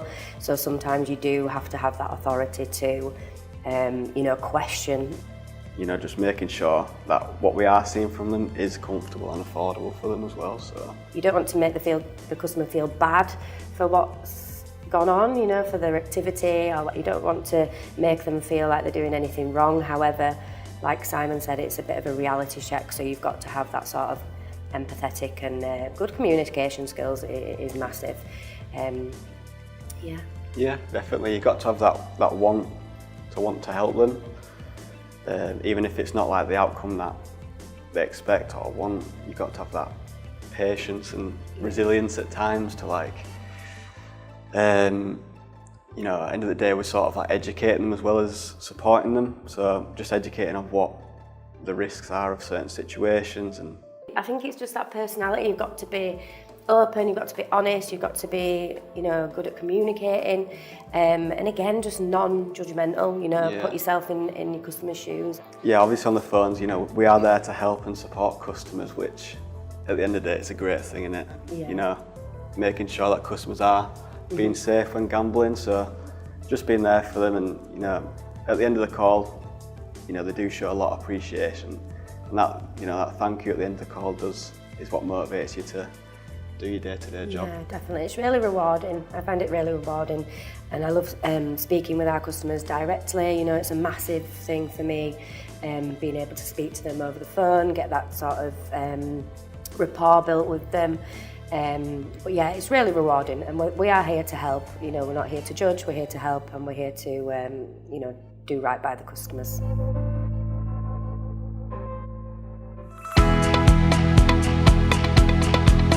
We are here to help you to deal with those customers with a problem gambling.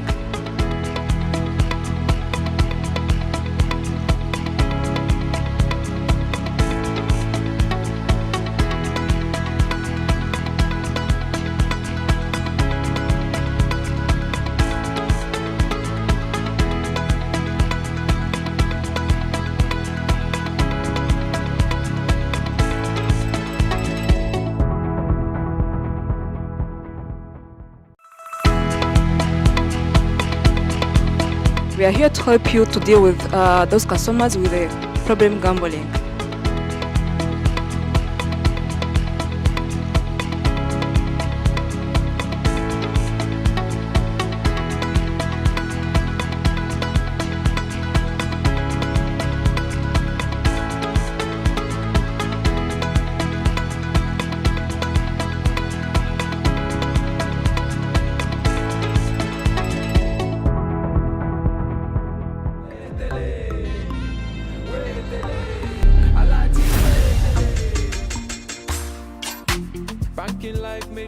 Hey sir, could you help transfer 10,000 naira to 0294277184 Wema Bank account, please? I predicted the beneficiary bank is Wema Bank.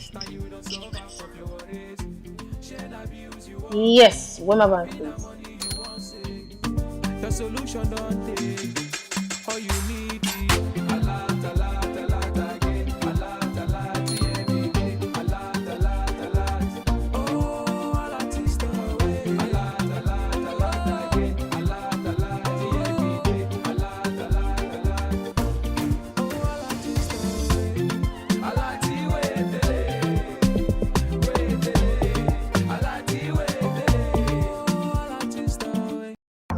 Cooling down periods, or any questions I may want answered, go into the frequently asked questions section or anything like that. It's just purely to go on there, and in my mind I know what I'm doing. If I lose the money, it's my fault. I'm not going to go crying to the company. This is like, as I said, it's like on the side, and then you can set it if you want to. It's not like put straight in your face. By choosing deposit limit, you're just making you're basically being a child. Like, you're just saying you can't do it.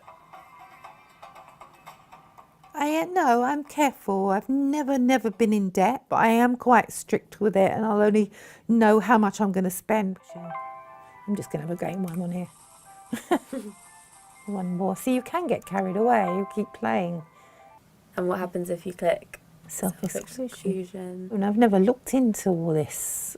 Yeah. So I know that I'm over 18. I wish I wasn't. It's just the thrill of winning. The problem is you think, oh, maybe next time, maybe next time. It's about putting everything down on something, and feeling the thrill of either winning or losing. You can see a whole bunch of different campaigns at the bottom. They're not going to see that. It's the last thing that they're going to see. They've definitely got something around the casino that's sort of said about awareness of your gambling. This leaflet doesn't apply to people that are looking for tips on gaming responsibly. There's no tips on gaming responsibly at this time. These are tips on how to get help once you've no longer gaming responsibly. There are so many. There are so many. I don't even know what free giving 8 means. Your way, Eggle, what does that even mean? Initially I thought most of it was for being gambling away and trying to minimise gambling, but I don't know why everything's in its place. It's all over the shop, really. I feel like some are saying how to gamble, some are saying don't gamble, seek help. It's very unclear. So they're just telling you what to do. They're like trying to treat you like a child. It's really important that operators' safer gambling messages and their interventions are an integral part of what they offer the customer. It shouldn't be separate. It should feel a natural part of that relationship with the customer, so that any customer, whether they think they're at risk of harm or not, feels that that's relevant for them. Now, one of the ways we can have a real impact upon reducing harm is to better integrate those messages into the normal customer experience, so it feels relevant for everyone, it feels useful for everyone, it doesn't feel like something for somebody else. Over the past year, gambling operators have been challenged to build safer gambling into the normal customer experience. They've been using the skills they have in marketing, digital, and design to develop an integrated approach to safer gambling. It doesn't have to be complicated. It's sitting down and looking at the journey of the individual customer, as we would do with marketing, exactly the same principles as that. We do this for other things, just do it for safer gambling. Obviously, it's really important that we still look for those and still interact at those harmful points. If we're just going to communicate like that, the vast majority of our customers are going to completely ignore it because it will be, I do not have a problem. A normalization of responsible gambling tools and information is really the way to go. And our response to that is the control center. It's basically an area where a customer can come and reflect upon their gambling activity, have it presented to them in a very visual and easy to understand manner, set controls for themselves, whether it's the obligatory and quintessential deposit limits, all the way through to tools such as unsubscribing yourself from marketing materials, placing more serious restrictions on the account, such as taking a break or even self-excluding.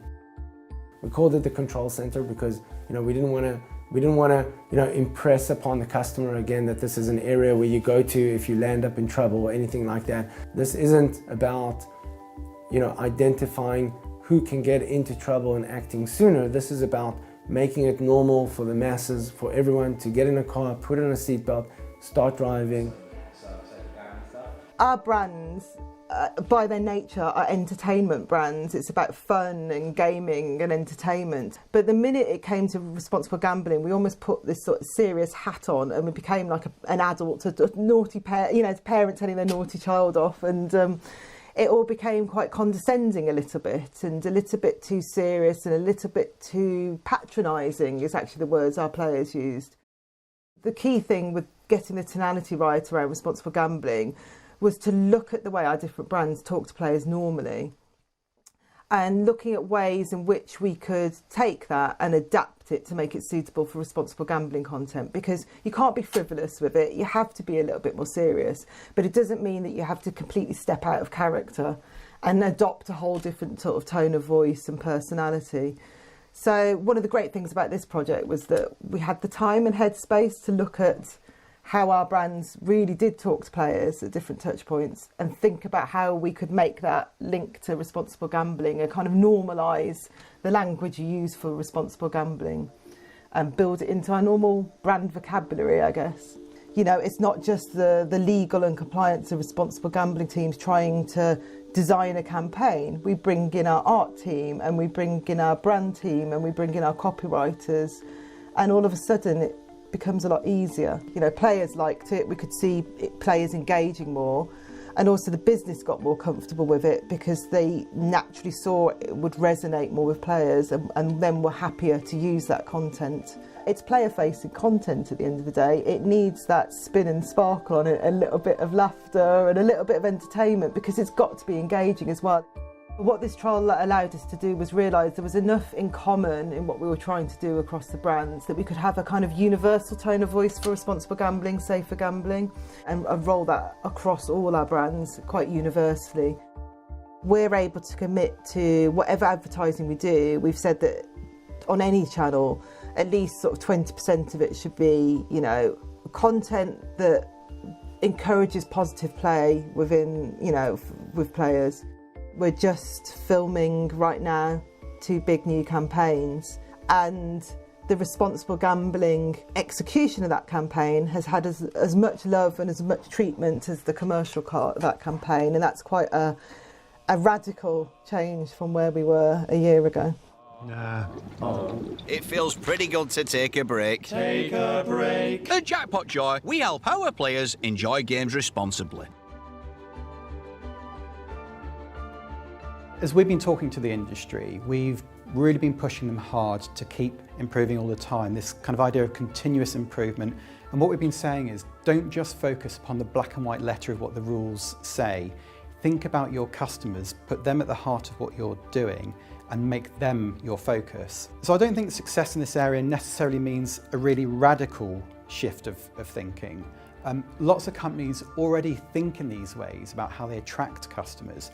It's a case of taking those skills, taking that knowledge and expertise that they've already got in their businesses, and rather than turning it towards trying to make the business more profitable, to attracting new customers, turn those exact same skills to trying to make their offer safer, to make the experience better for their customers. I'd really encourage everyone in the industry to read this report, take on board the messages that come from it, and think about what it means for their businesses. We think there's a real opportunity for everyone to work together, consumers, the regulator, the industry, to make gambling safer.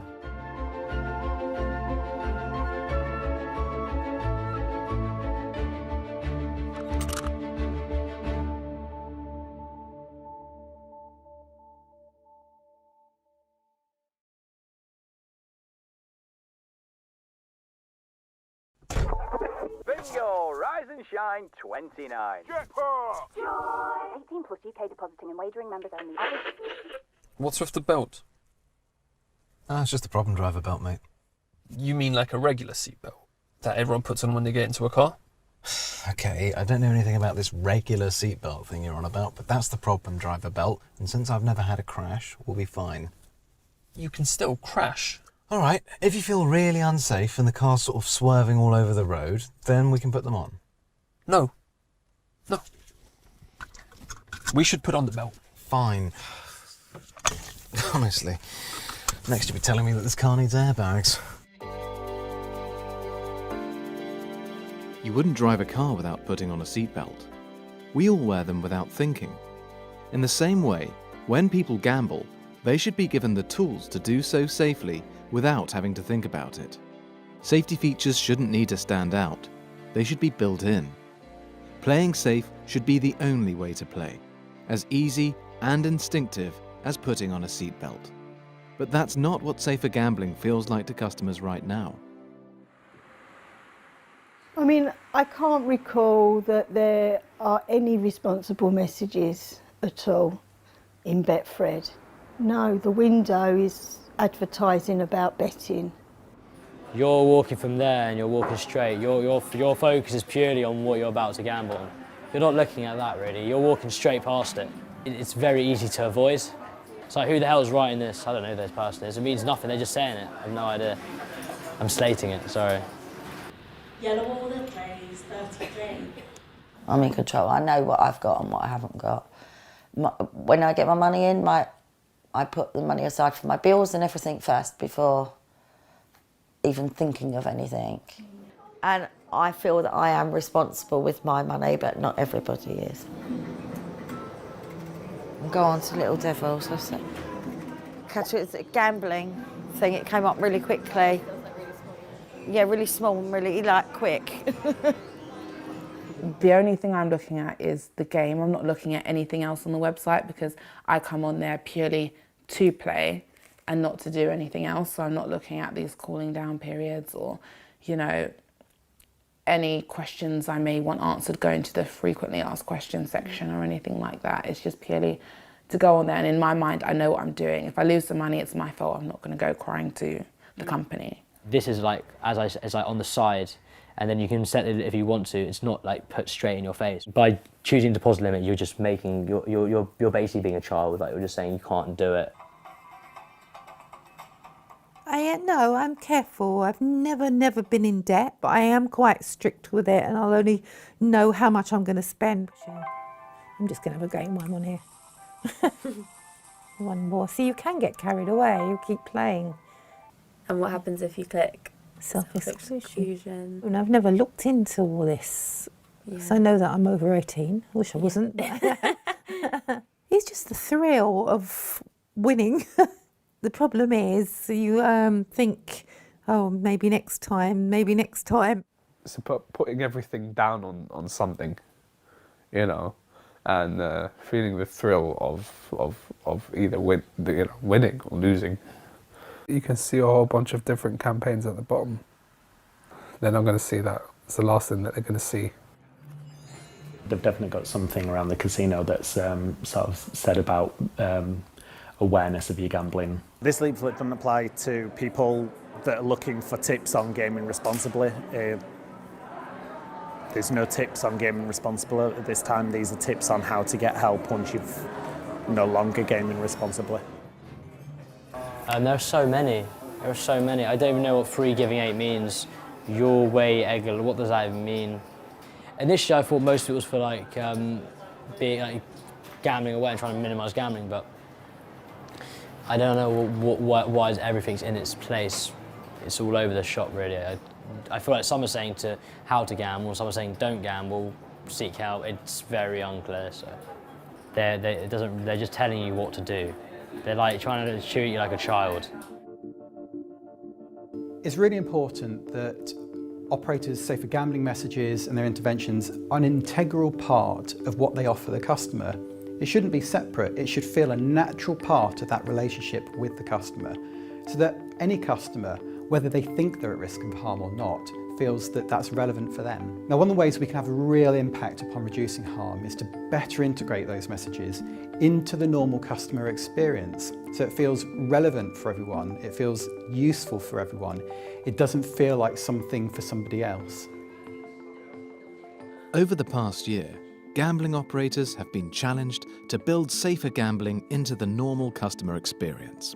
They've been using the skills they have in marketing, digital, and design to develop an integrated approach to safer gambling.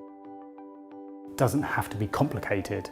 It's sitting down and looking at the journey of the individual customer as we would do with marketing, exactly the same principles as that. We do this for other things, just do it for safer gambling. Obviously, it's really important that we still look for those and still interact at those harmful points. If we're just going to communicate like that, the vast majority of our customers are going to completely ignore it because it will be, I do not have a problem. A normalization of responsible gambling tools and information is really the way to go. And our response to that is the control center. It's basically an area where a customer can come and reflect upon their gambling activity, have it presented to them in a very visual and easy to understand manner, set controls for themselves, whether it's the obligatory and quintessential deposit limits, all the way through to tools such as unsubscribing yourself from marketing materials, placing more serious restrictions on the account, such as taking a break or even self-excluding. We called it the control center because we didn't want to impress upon the customer again that this is an area where you go to if you land up in trouble or anything like that. This isn't about identifying who can get into trouble and acting sooner. This is about making it normal for the masses, for everyone to get in a car, put on a seatbelt, start driving. Our brands, by their nature, are entertainment brands. It's about fun and gaming and entertainment. But the minute it came to responsible gambling, we almost put this sort of serious hat on and we became like an adult, a naughty parent telling their naughty child off, and it all became quite condescending a little bit and a little bit too serious and a little bit too patronising is actually the words our players used. The key thing with getting the tonality right around responsible gambling was to look at the way our different brands talk to players normally and looking at ways in which we could take that and adapt it to make it suitable for responsible gambling content, because you can't be frivolous with it, you have to be a little bit more serious, but it doesn't mean that you have to completely step out of character and adopt a whole different sort of tone of voice and personality. So one of the great things about this project was that we had the time and headspace to look at how our brands really did talk to players at different touch points and think about how we could make that link to responsible gambling and kind of normalise the language you use for responsible gambling and build it into our normal brand vocabulary, I guess.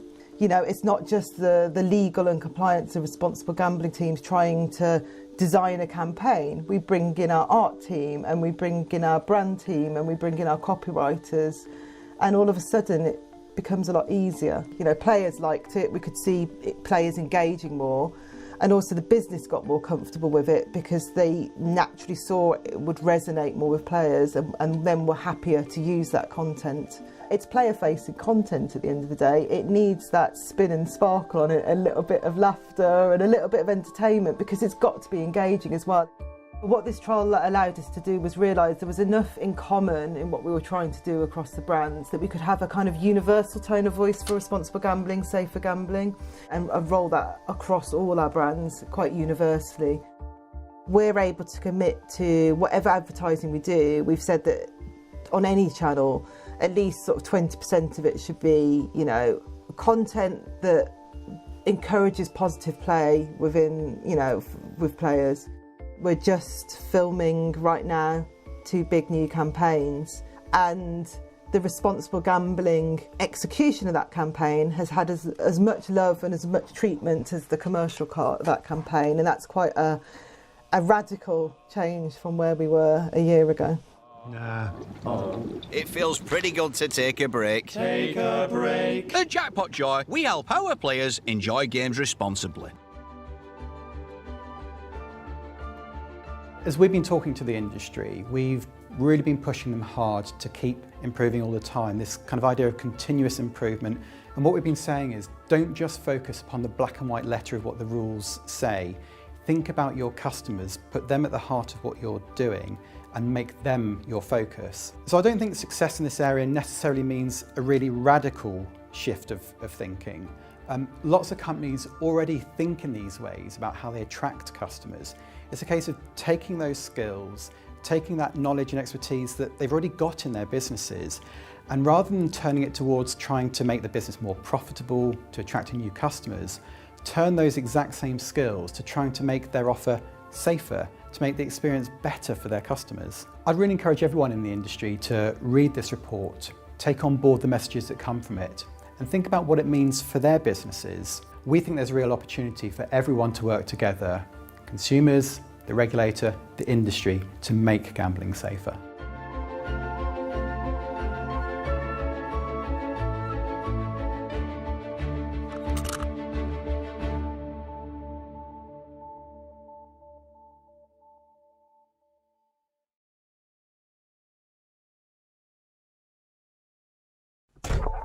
Bingo! Rise and shine 29. Jackpot! 18 plus UK depositing and wagering members only. What's with the belt? Ah, it's just a problem driver belt, mate. You mean like a regular seatbelt that everyone puts on when they get into a car?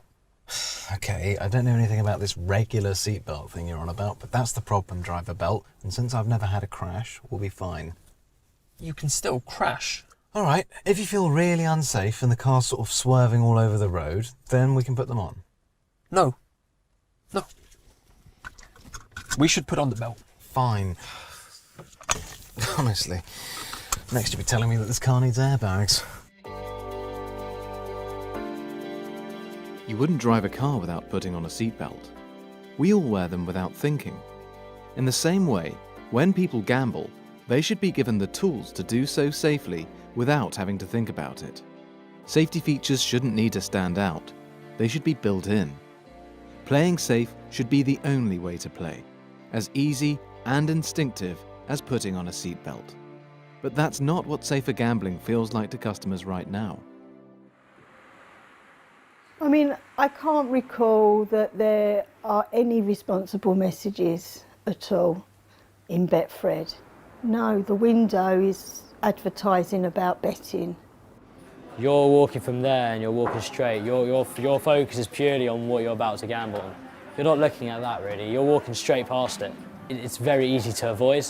It's like, who the hell is writing this? I don't know who this person is. It means nothing, they're just saying it. I have no idea. I'm slating it, sorry. Yellow order plays 33. I'm in control. I know what I've got and what I haven't got.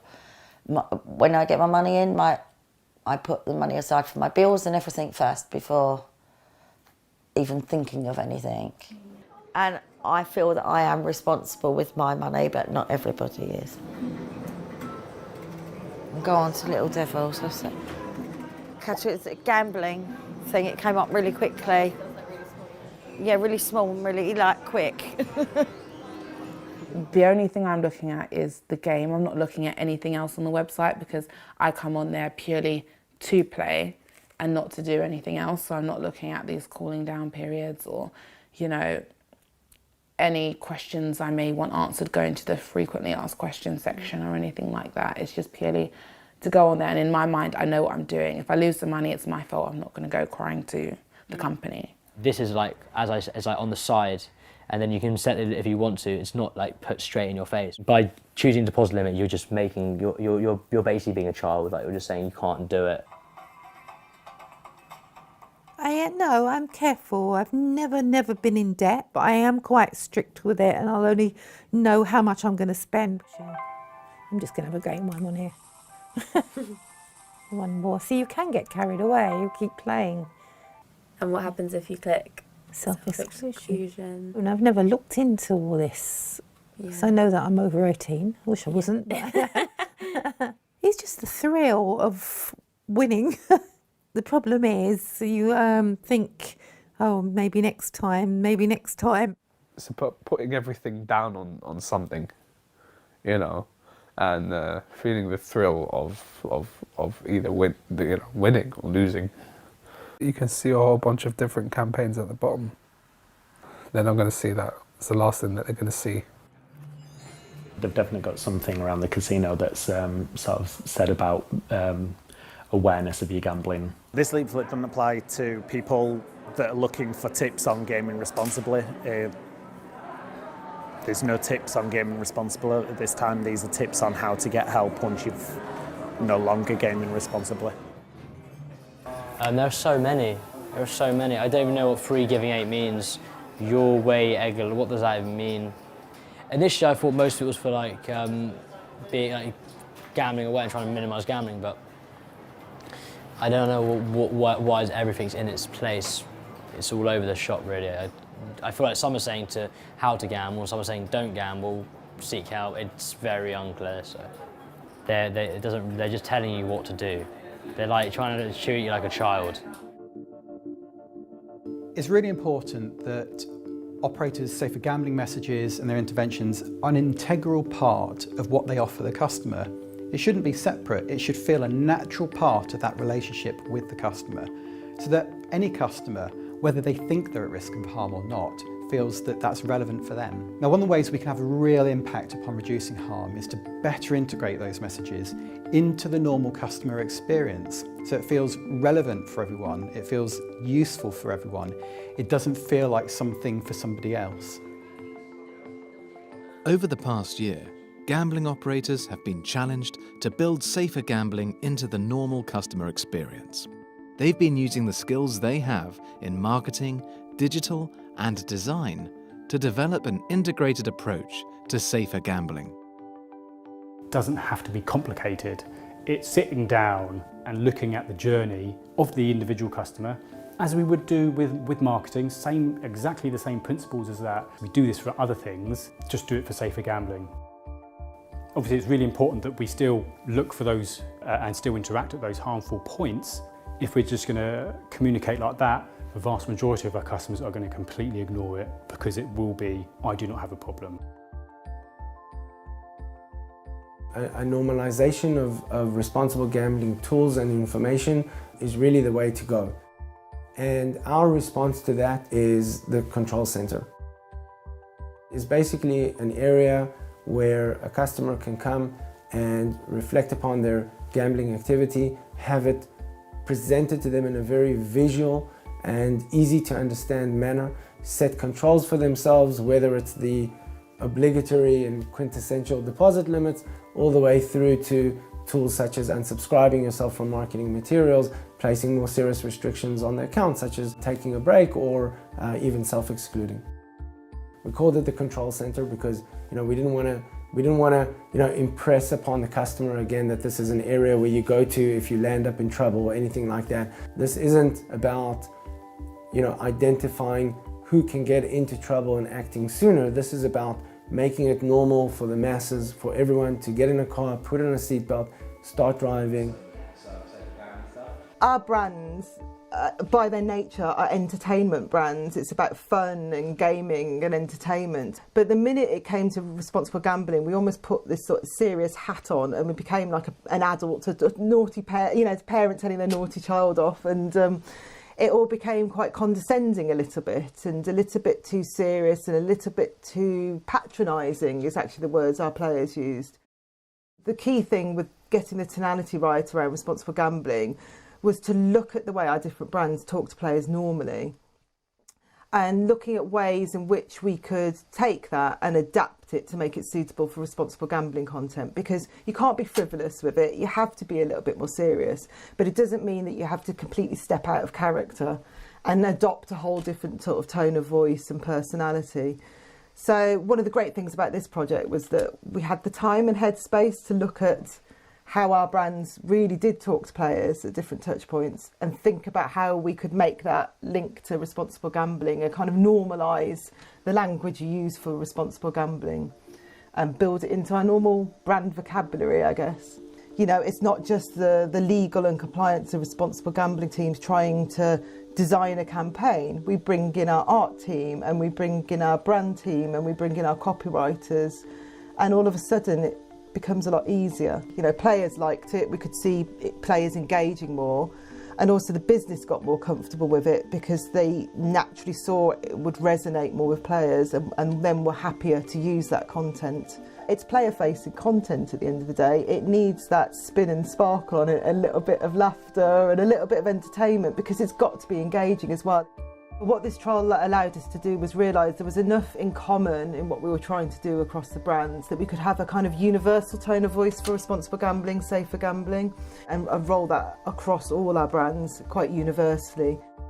We're able to commit to whatever advertising we do. We've said that on any channel, at least sort of 20% of it should be, you know, content that encourages positive play within, you know, with players. We're just filming right now 2 big new campaigns, and the responsible gambling execution of that campaign has had as much love and as much treatment as the commercial part of that campaign, and that's quite a radical change from where we were a year ago. Nah. It feels pretty good to take a break. Take a break. At Jackpot Joy, we help our players enjoy games responsibly. As we've been talking to the industry, we've really been pushing them hard to keep improving all the time, this kind of idea of continuous improvement. And what we've been saying is, don't just focus upon the black and white letter of what the rules say. Think about your customers, put them at the heart of what you're doing, and make them your focus. So I don't think success in this area necessarily means a really radical shift of thinking. Lots of companies already think in these ways about how they attract customers.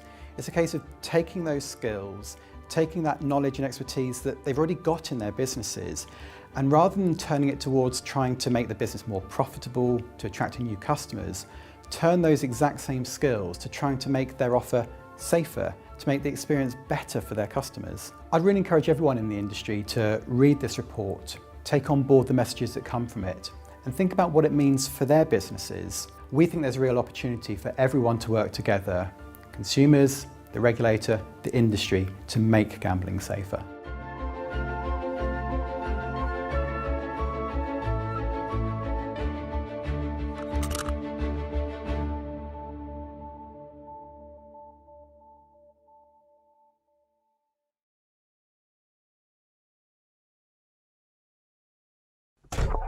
Bingo! Rise and shine 29. Jackpot! Joy!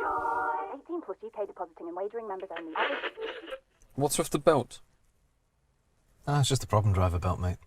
You mean like a regular seatbelt that everyone puts on when they get into a car? Okay, I don't know anything about this regular seatbelt thing you're on about, but that's the problem driver belt, and since I've never had a crash, we'll be fine. You can still crash. All right, if you feel really unsafe and the car's sort of swerving all over the road, then we can put them on. No. We should put on the belt. Fine. Honestly, next you'll be telling me that this car needs airbags. You wouldn't drive a car without putting on a seatbelt. We all wear them without thinking, In the same way, when people gamble, they should be given the tools to do so safely without having to think about it. Safety features shouldn't need to stand out. They should be built in. Playing safe should be the only way to play, as easy and instinctive as putting on a seatbelt. But that's not what safer gambling feels like to customers right now. I mean, I can't recall that there are any responsible messages at all in Betfred. No, the window is advertising about betting. You're walking from there and you're walking straight. Your focus is purely on what you're about to gamble on. You're not looking at that really, you're walking straight past it. It's very easy to avoid. It's like, who the hell's writing this? I don't know who this person is. It means nothing, they're just saying it. I have no idea. I'm slating it, sorry. Yellow order, please, 33. I'm in control. I know what I've got and what I haven't got. When I get my money in, I put the money aside for my bills and everything first before even thinking of anything. And I feel that I am responsible with my money, but not everybody is. Go on to Little Devils, that's it. Catch it, it's a gambling thing. It came up really quickly. Yeah, really small and really quick. The only thing I'm looking at is the game. I'm not looking at anything else on the website because I come on there purely to play and not to do anything else. So I'm not looking at these cooling down periods or, you know, any questions I may want answered going to the frequently asked questions section or anything like that. It's just purely to go on there, and in my mind, I know what I'm doing. If I lose the money, it's my fault. I'm not going to go crying to the company. This is like, as like on the side, and then you can set it if you want to. It's not like put straight in your face. By choosing deposit limit, you're just making, you're basically being a child. Like, you're just saying you can't do it. No, I'm careful. I've never been in debt, but I am quite strict with it, and I'll only know how much I'm going to spend. I'm just going to have a game one on here. One more. See, you can get carried away. You keep playing. And what happens if you click? Self-exclusion. And I've never looked into all this, so I know that I'm over 18. I wish I wasn't. It's just the thrill of winning. The problem is you think, oh, maybe next time, maybe next time. So putting everything down on something, you know, and feeling the thrill of either winning or losing. You can see a whole bunch of different campaigns at the bottom. They're not going to see that. It's the last thing that they're going to see. They've definitely got something around the casino that's sort of said about awareness of your gambling. This leaflet doesn't apply to people that are looking for tips on gaming responsibly. There's no tips on gaming responsibly at this time. These are tips on how to get help once you've no longer gaming responsibly. There are so many. There are so many. I don't even know what free giving 8 means. Your way, Eggle, what does that even mean? Initially, I thought most of it was for like being like gambling away and trying to minimise gambling, but I don't know why everything's in its place. It's all over the shop, really. I feel like some are saying how to gamble, some are saying don't gamble, seek help. It's very unclear. So they're just telling you what to do. They're like trying to treat you like a child. It's really important that operators' safer gambling messages and their interventions are an integral part of what they offer the customer. It shouldn't be separate. It should feel a natural part of that relationship with the customer, so that any customer, whether they think they're at risk of harm or not, feels that that's relevant for them. Now, one of the ways we can have a real impact upon reducing harm is to better integrate those messages into the normal customer experience, so it feels relevant for everyone, it feels useful for everyone, it doesn't feel like something for somebody else. Over the past year, gambling operators have been challenged to build safer gambling into the normal customer experience. They've been using the skills they have in marketing, digital, and design to develop an integrated approach to safer gambling. It doesn't have to be complicated. It's sitting down and looking at the journey of the individual customer, as we would do with marketing, exactly the same principles as that. We do this for other things, just do it for safer gambling. Obviously, it's really important that we still look for those and still interact at those harmful points. If we're just going to communicate like that, the vast majority of our customers are going to completely ignore it because it will be, I do not have a problem. A normalization of responsible gambling tools and information is really the way to go. And our response to that is the control center.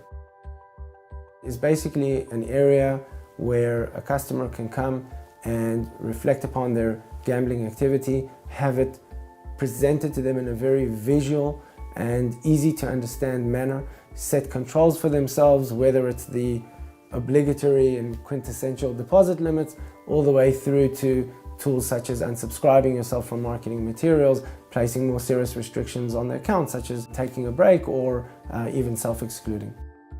We called it the control center because we didn't want to impress upon the customer again that this is an area where you go to if you land up in trouble or anything like that. This isn't about identifying who can get into trouble and acting sooner. This is about making it normal for the masses, for everyone to get in a car, put on a seatbelt, start driving.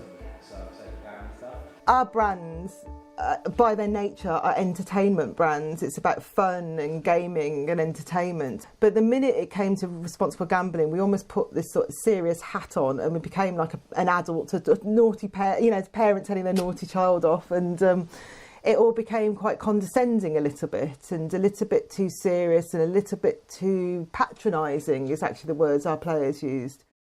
The key thing with getting the tonality right around responsible gambling was to look at the way our different brands talk to players normally and looking at ways in which we could take that and adapt it to make it suitable for responsible gambling content, because you can't be frivolous with it. You have to be a little bit more serious, but it doesn't mean that you have to completely step out of character and adopt a whole different sort of tone of voice and personality. So one of the great things about this project was that we had the time and headspace to look at how our brands really did talk to players at different touch points and think about how we could make that link to responsible gambling and kind of normalise the language you use for responsible gambling and build it into our normal brand vocabulary, I guess. It's not just the legal and compliance and responsible gambling teams trying to design a campaign. We bring in our art team and we bring in our brand team and we bring in our copywriters, and all of a sudden it becomes a lot easier. Players liked it, we could see players engaging more, and also the business got more comfortable with it because they naturally saw it would resonate more with players and then were happier to use that content. It's player-facing content at the end of the day. It needs that spin and sparkle on it, a little bit of laughter and a little bit of entertainment, because it's got to be engaging as well. What this trial allowed us to do was realise there was enough in common in what we were trying to do across the brands that we could have a kind of universal tone of voice for responsible gambling, safer gambling, and roll that across all our brands quite universally. We're able to commit to whatever advertising we do. We've said that on any channel, at least sort of 20% of it should be, content that encourages positive play within, with players. We're just filming right now 2 big new campaigns, and the responsible gambling execution of that campaign has had as much love and as much treatment as the commercial part of that campaign, and that's quite a radical change from where we were a year ago. It feels pretty good to take a break. Take a break. At Jackpot Joy, we help our players enjoy games responsibly. As we've been talking to the industry, we've really been pushing them hard to keep improving all the time, this kind of idea of continuous improvement. And what we've been saying is, don't just focus upon the black and white letter of what the rules say. Think about your customers, put them at the heart of what you're doing, and make them your focus. So I don't think success in this area necessarily means a really radical shift of thinking. Lots of companies already think in these ways about how they attract customers. It's a case of taking those skills, taking that knowledge and expertise that they've already got in their businesses, and rather than turning it towards trying to make the business more profitable, to attracting new customers, turn those exact same skills to trying to make their offer safer, to make the experience better for their customers. I'd really encourage everyone in the industry to read this report, take on board the messages that come from it, and think about what it means for their businesses. We think there's a real opportunity for everyone to work together, consumers, the regulator, the industry, to make gambling safer.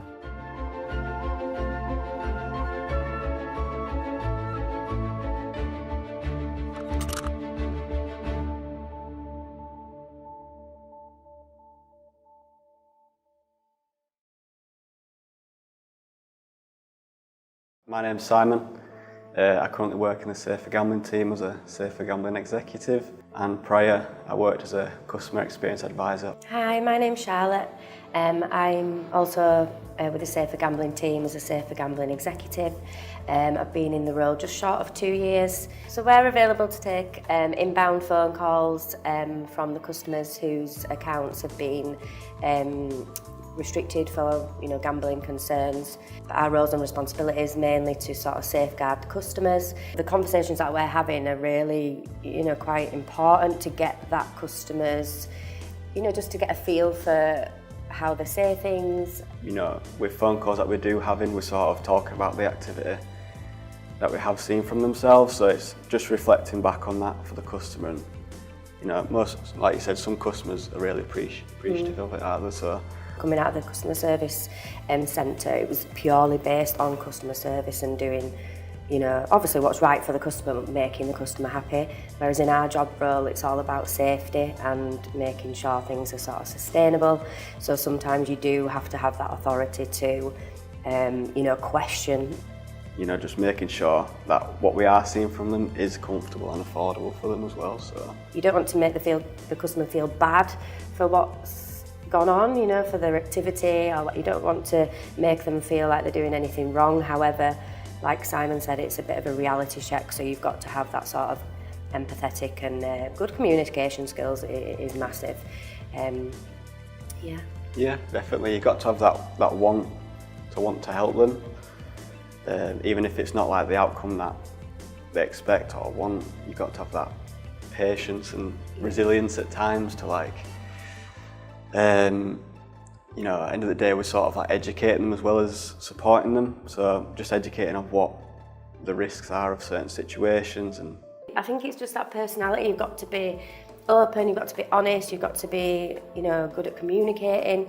And again, just non-judgmental, put yourself in your customer's shoes. Yeah, obviously on the phones, we are there to help and support customers, which at the end of the day, it's a great thing, isn't it? Yeah.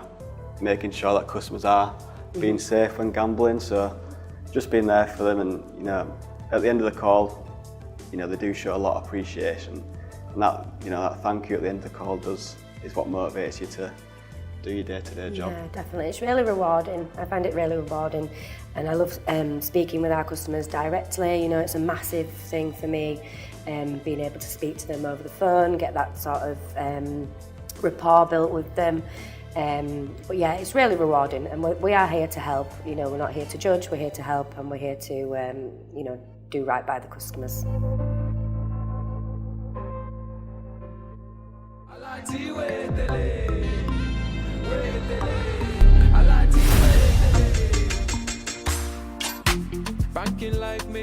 Hey sir, could you help transfer 10,000 naira to 0294277184?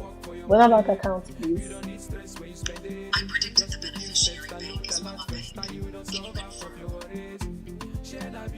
Yes, Wema Bank, please. The solution don't take all you need is a lot again, a lot every day, a lot. Oh, a lot is the way. A lot again, a lot every day, a lot. Oh,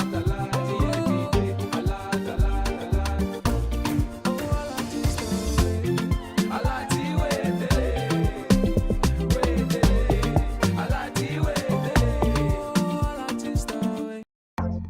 A lot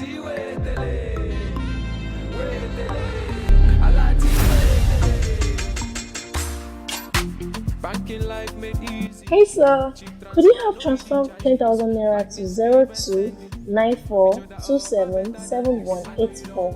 Wema bank account, please.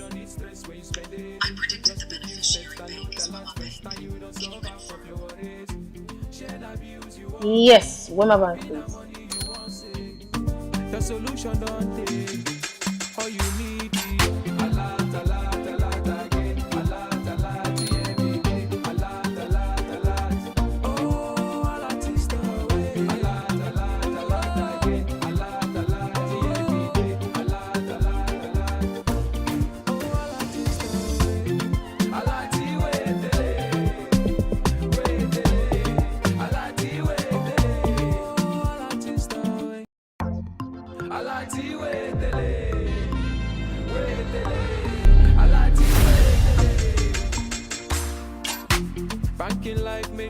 Hey sir, could you help transfer 10,000 naira to 0294277184 Wema Bank account, please? I predicted the beneficiary bank is Wema Bank.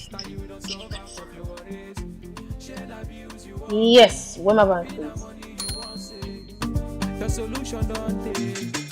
All you need is a lot again. A lot, every day. A lot. Oh, a lot is the way. A lot again. A lot, every day. A lot. Oh, a lot is the way. A lot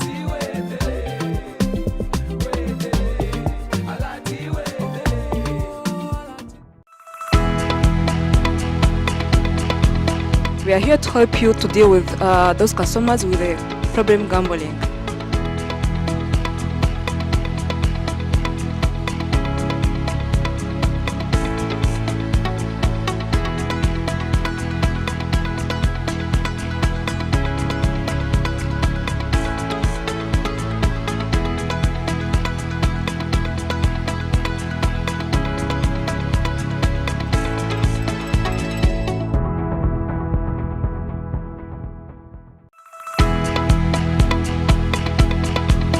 We are here to help you to deal with those customers with a problem gambling.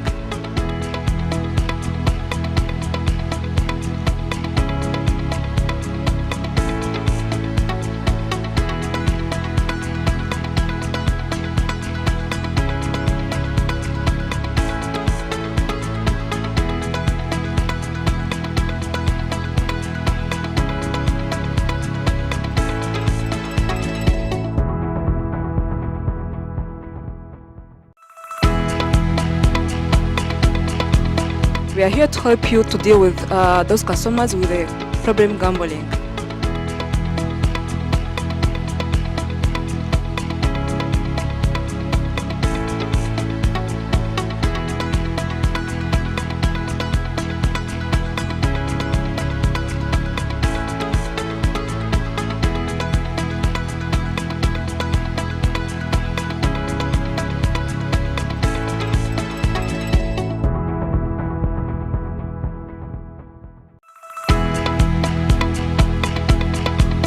We are here to help you to deal with those customers with a problem gambling.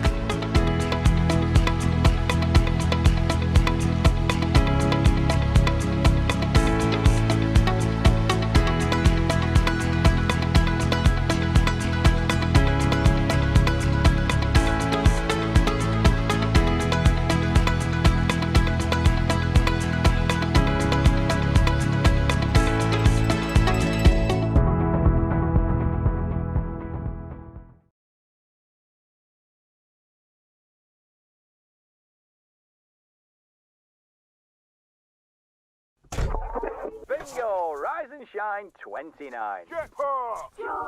18 plus UK depositing and wagering members only. What's with the belt? It's just a problem driver belt, mate.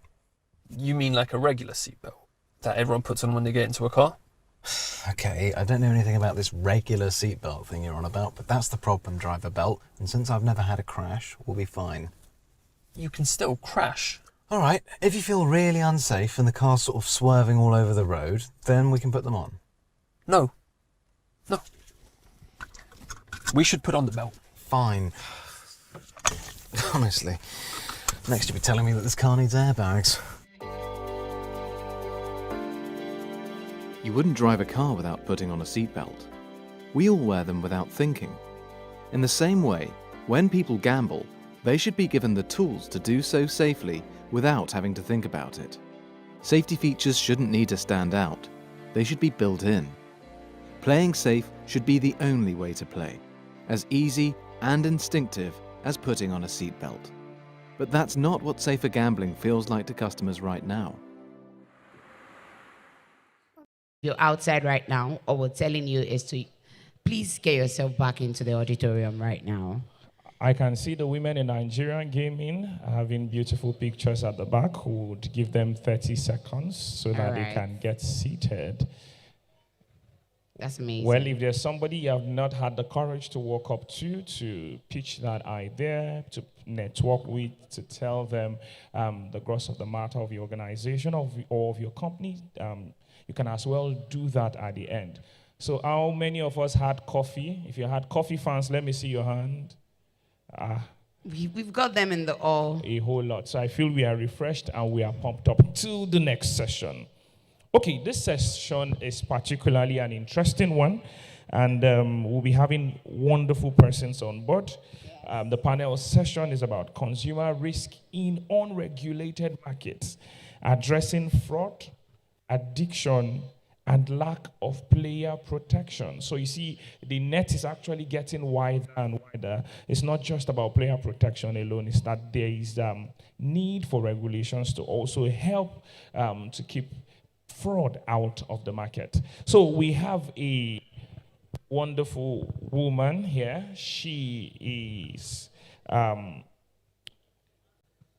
she's a result-driven legal expert, a compliance professional. Particularly, I like her because of her passion. She almost canceled our break and said, no, there's no need for us to eat. Let's just go to the next session. She's hardworking. And when she speaks passionately, and not just because I do say so myself, you would see her speak today. So she's going to be the moderator of the next panel, and she'll be inviting up her guest. Please, with so much joy, can we jam our hands for gift to Adebofa as she comes up.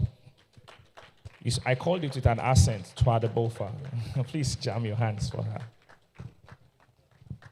Thank you. Good afternoon, everybody. Good afternoon, everybody. Sorry, I know we are tired, but just have to do this. So I'm going to start with this. Today's panel tackles one of the biggest challenges in gaming: consumer risk in unregulated markets, addressing fraud, addiction, and lack of player protection. Unregulated operators continue to attract players despite the clear risk of fraud, addiction, weak dispute resolution, and no player protection. This section will explore why players still chose this platform, whether the current regulations help or hurt channelization into legal markets, and what operators, regulators, and the industry must do to make illegal gambling less appealing. On this panel, okay, thank you. I'd like to welcome my fellow panelists. We have Mr. John Mutua, CEO, Association of Gaming Operators, Kenya, AGOC. Mr. Oluwaseyi Oni, the head of legal and compliance, Bet King, Kingmakers. Mr. Oketope Abayomi, Managing Director, Sachs Innovation Network, and the President of Association of Casino and Gaming Machine Operators of Nigeria. Last but not the least, Mrs. Olabimpe Akimba, the Group Head, Responsible Gaming, Power Tech.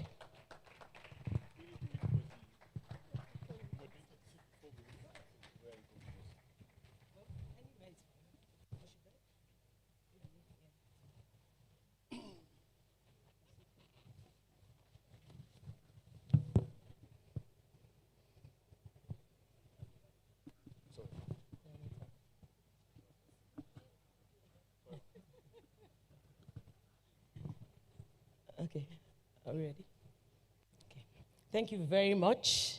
It's I'll say once again, thank you for this privilege to be your moderator. So I'll go into the questions quickly.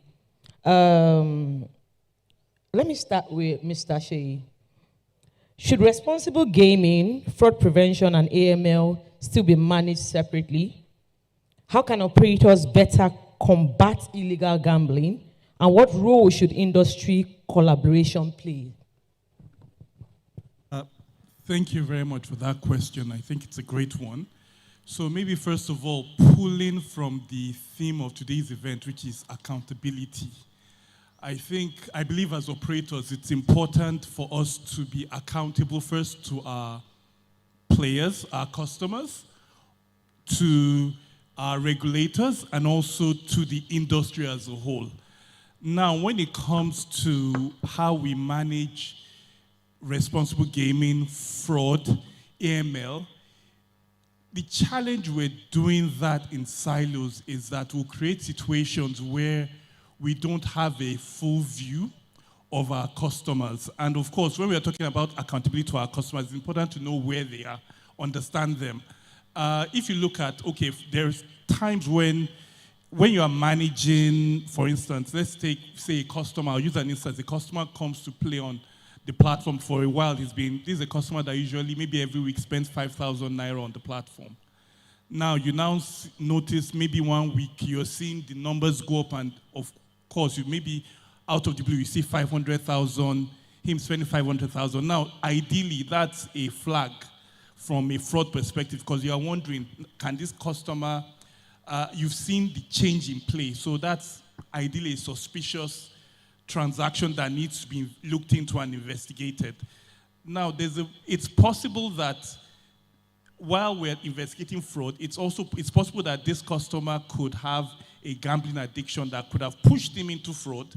It's also possible that this customer has committed fraud and is trying to just launder the money through the platform. So, of course, while we're looking at customer, we're reviewing or we're engaging with our customers, it's important to bring all those things to play. And I'll speak to our organization. One of the things we do while we're reviewing accounts, when we're checking source of funds, we're also looking at affordability as well. That's one test we're actually checking to see, okay, the customer, can he actually afford his level of play on our platform? And a lot of the times we ask them to provide us with bank statements just to be able to understand their source of income. Because if you say, okay, I'm employed, you need something to substantiate that. So either you're giving us pay slips or give us your bank statements, and we're going through. And sometimes we could see payments coming through from some loan organization. And of course, for us, that's always a flag. Because while we're doing AML review, but you're seeing payments come, and you engage with the customer, try and understand, okay, we are seeing these payments come through. Can we understand what it is? And you're noticing that this fund is going towards the platform. Now, that's a flag. We're not just going to say, well, because we're doing money laundering review, we'll close our eyes to the to the responsible gaming risk. We would engage, and of course, if we notice that those are real tells, and in that situation, we're pushing it to our RG team to also engage further with those customers to try and understand where they are, and of course, try to provide support as well. And for us, as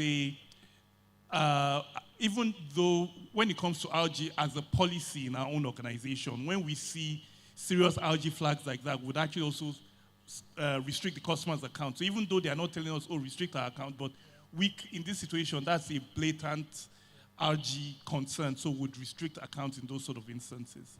Now, going to the second question you asked, talking to role operators have when it comes to illegal operators in the country. The reality is that illegal operators first of all, they harm the industry because, of course, they're operating outside the realm of the law, and they don't have to comply with a lot of the regulatory requirements that legal operators have to comply with.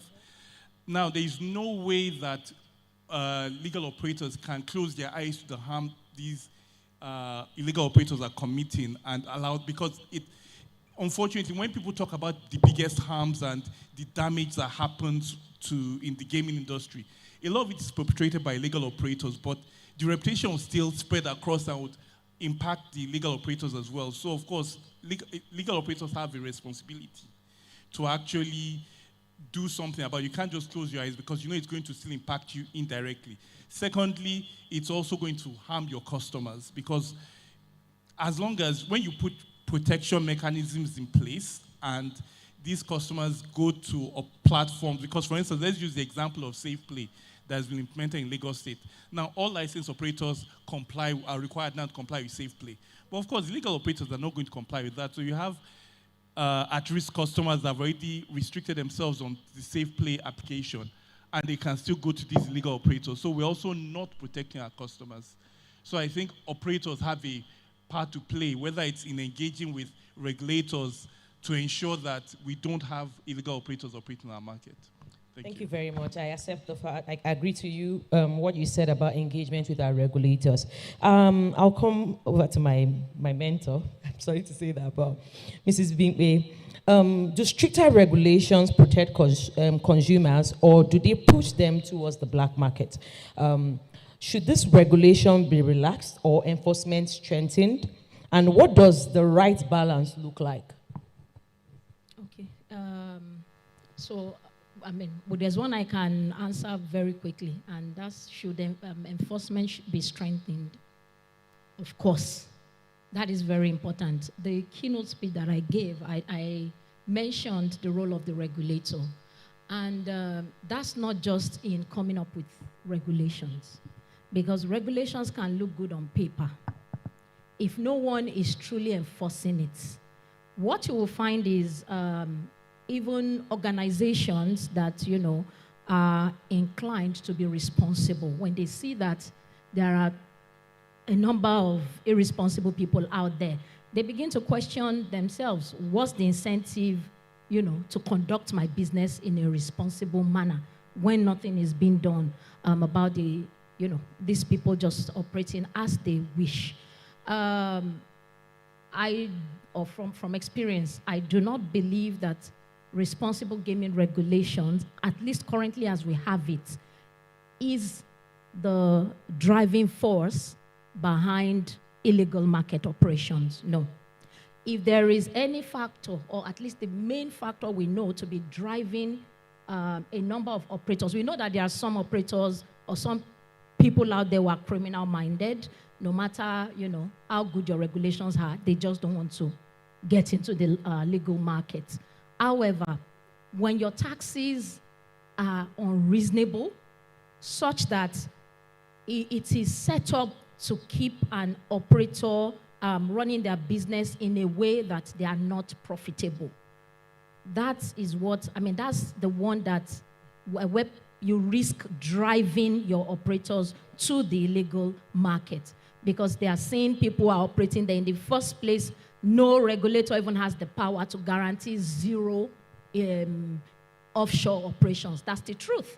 The only thing is you want to make sure that your channelization rate is high, which means you are channeling operators, at least, players, mostly to play with the licensed operators. So when your taxes are unreasonable, what you're telling people is, you know, we can as well just go out there and join the legal operators, and I'll be taking bets in your country.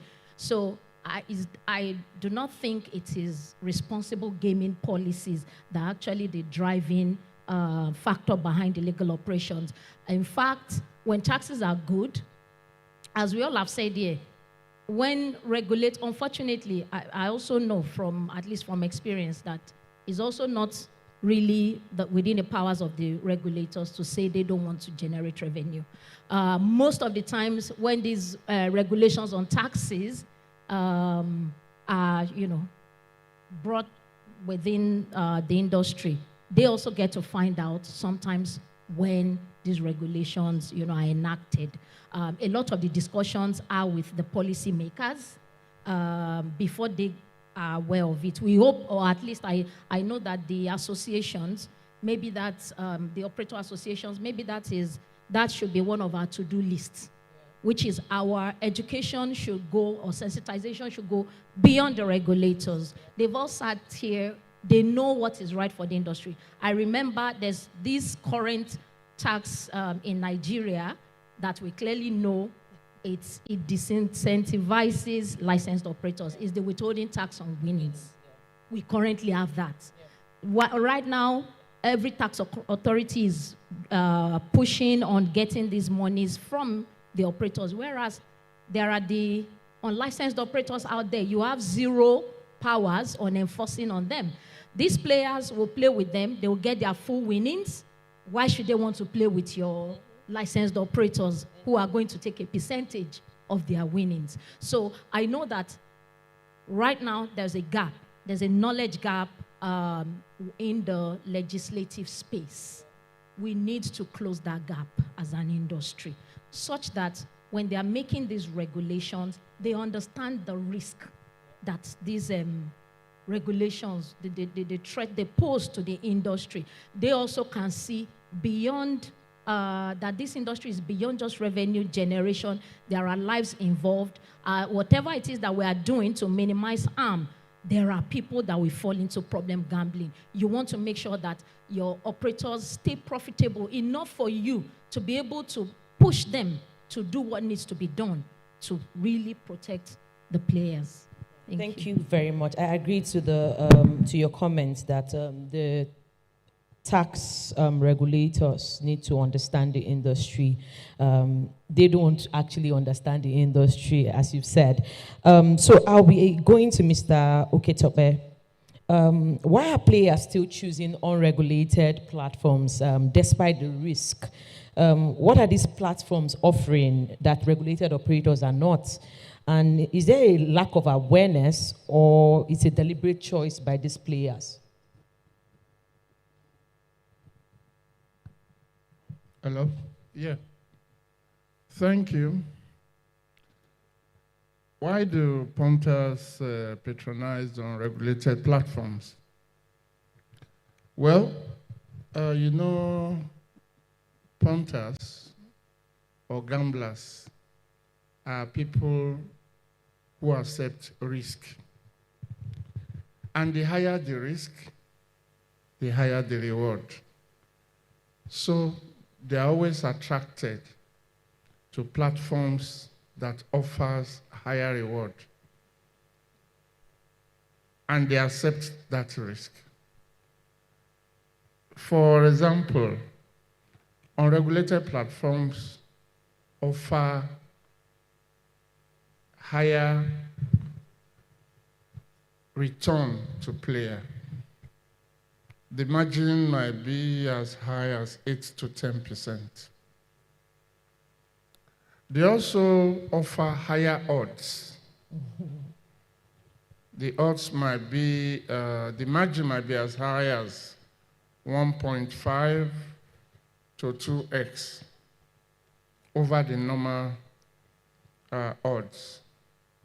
And then, one of the sessions we spoke about bonuses. They offer fantastic bonuses. And there are no terms, no restriction.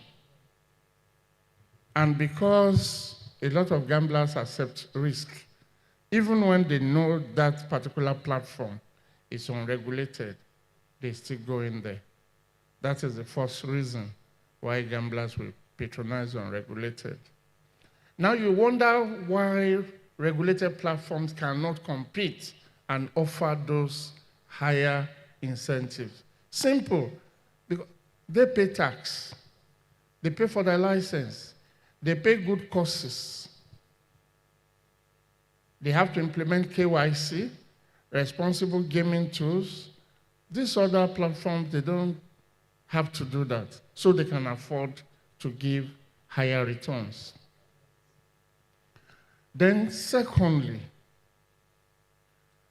you have restrictions in regulated platforms, but unregulated don't have restrictions. If you go to a regulated platform now, you want to play, they will ask for KYC. They want to know you. In some online platforms, even when you submit all the documents they require, you might have to wait for 24 hours before you can start to play. But when you go to an unregulated platform, they don't ask you about your KYC. They don't ask for your age. It does not matter whether you are underage, as long as you have your money. and then you start playing instantly. You can also be anonymous because some accept crypto. And there are some gamblers who want anonymity. They don't even want people to know they gamble. So they don't want a paper trail. So they feel more comfortable playing with an unregulated platform where they are anonymous. Then another reason why some people go to a regulated platform has to do with peer pressure.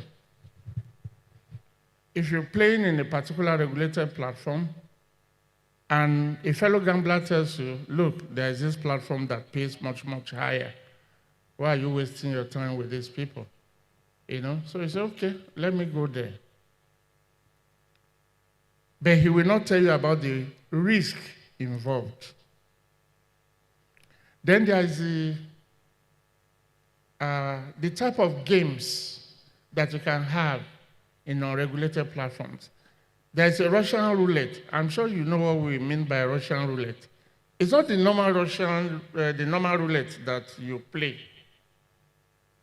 This is a game where people can blow their head off.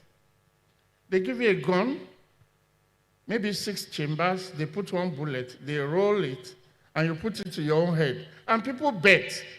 They stream it on dark web. And people bet a hell of a lot of money. And some people are ready to take that risk. 1/6 of blowing your head off. Now there is no regulator that will approve that type of game. But some gamblers, they love the adrenaline. They say, oh, this guy is lucky. The last time he survived, I'm sure he's going to survive this time too. And they put money on it. Heavy amount of money. So that also drives people who want extreme games. It drives them to unregulated platform. And then the last panelist was talking about overregulation. Overregulation too, when you overtax and overregulate the regular platforms. And a player comes, maybe a foreigner is coming in for the first time, wants to play. It's okay, I need your passport, I need this, I need that. You might get pissed off. I say, look, I don't have time for all this shit. And somebody say, look, there is a place around that. They won't ask you any question. You go and play there. So overregulation too, it can also force some regulated platforms to lower the standard because they want to break even. And then there's the issue of unregulated adverts, digital adverts. They are so ubiquitous now. When you open social media, they just start popping up and giving you offering to even play for free at first. And you are tempted because you are not really putting down cash. I think that was what Mr. Chima was talking about. You think you are playing freely. But before you know it, you are addicted and you start using your money to play. Now there's a lot of risk when you go to an unregulated market. They will give you fantastic payout and, you know, but at a particular time without announcement, they just close down the domain. All your wallet, every money you have there is gone. And they don't have an office, they don't have a location, there's no way you can track them. Some people innocently, they stray into a platform that is not regulated. But a lot of people deliberately patronize them because of the higher return, because there are no restrictions, there are no responsible gaming tools. In regulated, when you play to an extent, the system will stop you and say you need to cool off. Then there are deposit limits. You know your limits there. It will stop you that you are going beyond your limit. But over there, you can play to your heart's content. Even when you are out of funds, if you have an expensive wristwatch like a Rolex, you can drop it and they give you money in exchange. and you continue playing. You cannot do that in a regulated market. So there are so many reasons why people will go there. But generally, gamblers are high-risk takers. So they will always go where the odds are higher. Thank you, sir. Thank Thank you you very much for that. Yeah. I'm moving to Mr. John. We're still talking about the players now. How important is player education in steering consumers away from the illegal platform? How do we build trust when some regulated operators also fall short? Okay, thank you. I think that is probably a very strong build-up from what our last panelist has just said, because education then becomes absolutely critical in this point, because then you need the players to be able to identify. But I want to say it from the start, and I want us to remember this. Education matters, but it cannot be the only thing. It is critical, but it's not the only thing. Now, let us look at it this way. How then do we allow or enable our punters, our players, to be able to identify an illegal operation? There are simple ways to be able to achieve that. You can actually have, like I see with some of the regulators, they will open it up in a way that you're able to actually check and query on their websites and see if this person is, this site, is it licensed or not. There's also the other requirement that I know a lot of operators across the continent insist that you must indicate, your license number across your site. And these are just some of the simple tools that then we are able to give our players so that then they can identify. And they know that, yes, this is regulated, this is not regulated, but that is just the first part of the conversation, and I want us to pack that one. So then we look at it and see, now, running off the better odds that has been spoken about, a lot of the illegal operators are also unscrupulous, okay? So they will go and they will put a number there that is not a genuine one. At the onset, me as a punter, I'm taught to just look and see, do they have a license number? So the moment I see that, I'm thinking, okay, so this is it. But the license number there is actually not from any known regulator. So that now becomes a big challenge on the other side, because then we have now to go back to the other side and look at it and see how, as operators, do we also fail our players? We have to look at it from this other angle. And there are several ways that we will also fail our players. And I'll give you a practical example that we had, I see from our own experience in Kenya, where we set up a national call center to handle responsible gambling. And this is the interesting part, that 95% of the calls coming through was basically punters complaining about not getting their payments, their winnings not being credited.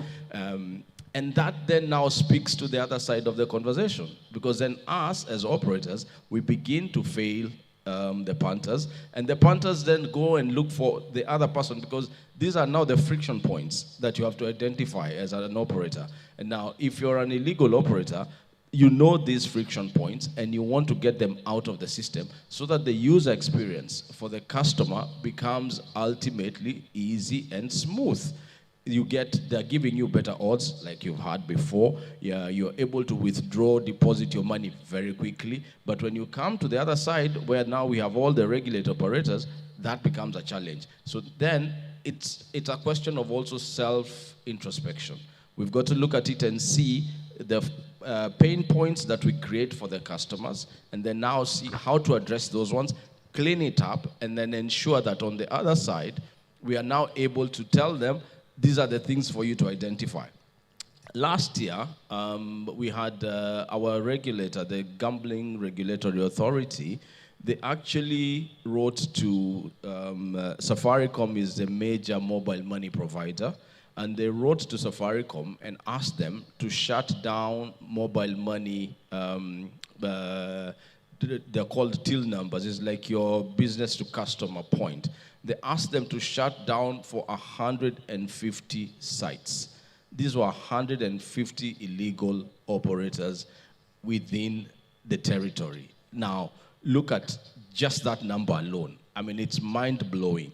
But me as a customer, I think it is not enough for you to place the burden of identifying on me. It's a systemic thing, it's a structure thing. We have to look at how are these people able to actually move the money, accept the money, and see how do we then shut that down, so that then the burden of identifying the illegal operator and the legal one is not just left to the punter by themselves, and also the system has to check in and government has to step in the name of the regulator and assist, these players so that they're able to identify some of those points. And then it becomes a much easier conversation because just telling them what you need to look at is not going to be enough. Education is good, but it's not sufficient. It's secondary. We need to also supplement it with other things as well. Thank you very much, Mr. John.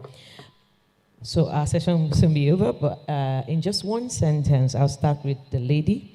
What is the single most effective action to reduce the appeal of illegal gambling?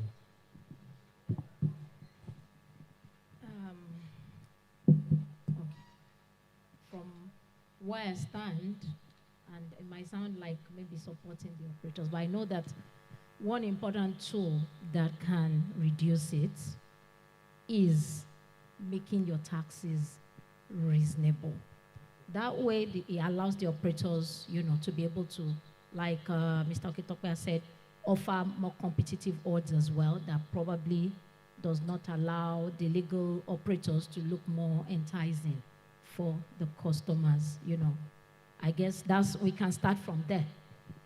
Thank you very much, Mr. Okitope, please. Well, I will look at it from the point of overregulation too. Taxes, like the withholding tax. I tell you, it will discourage a lot of gamblers. If you know gamblers, they don't like to part with money.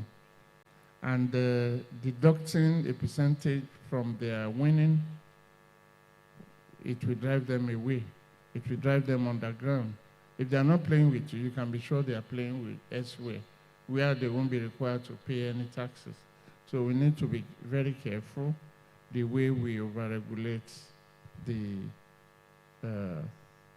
the gaming companies. Yeah, Thank you. Thank you. Mr. John, please. I think for me, I'll just reiterate again, and this is on how the illegal operators receive their money. If we can tighten that, then it becomes really unattractive for them and incentivize anybody who's operating legally to be able to collect money easily, efficiently. So for me, it still stands out that it's how you receive that money, make it difficult for these guys so that then it becomes attractive on the other side. Thank you very much. Mr. Shei, please.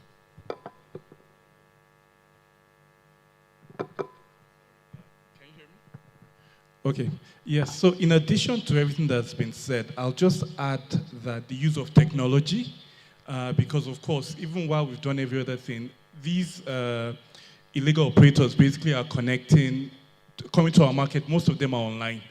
And I think we can actually put restrictions around how they can actually access our markets. So I'll say use of technology as well. Thank you very much. It was a wonderful panel. I'm happy to be here once more. That will be the end of it. Please, is there any question from the audience? Any question? No question?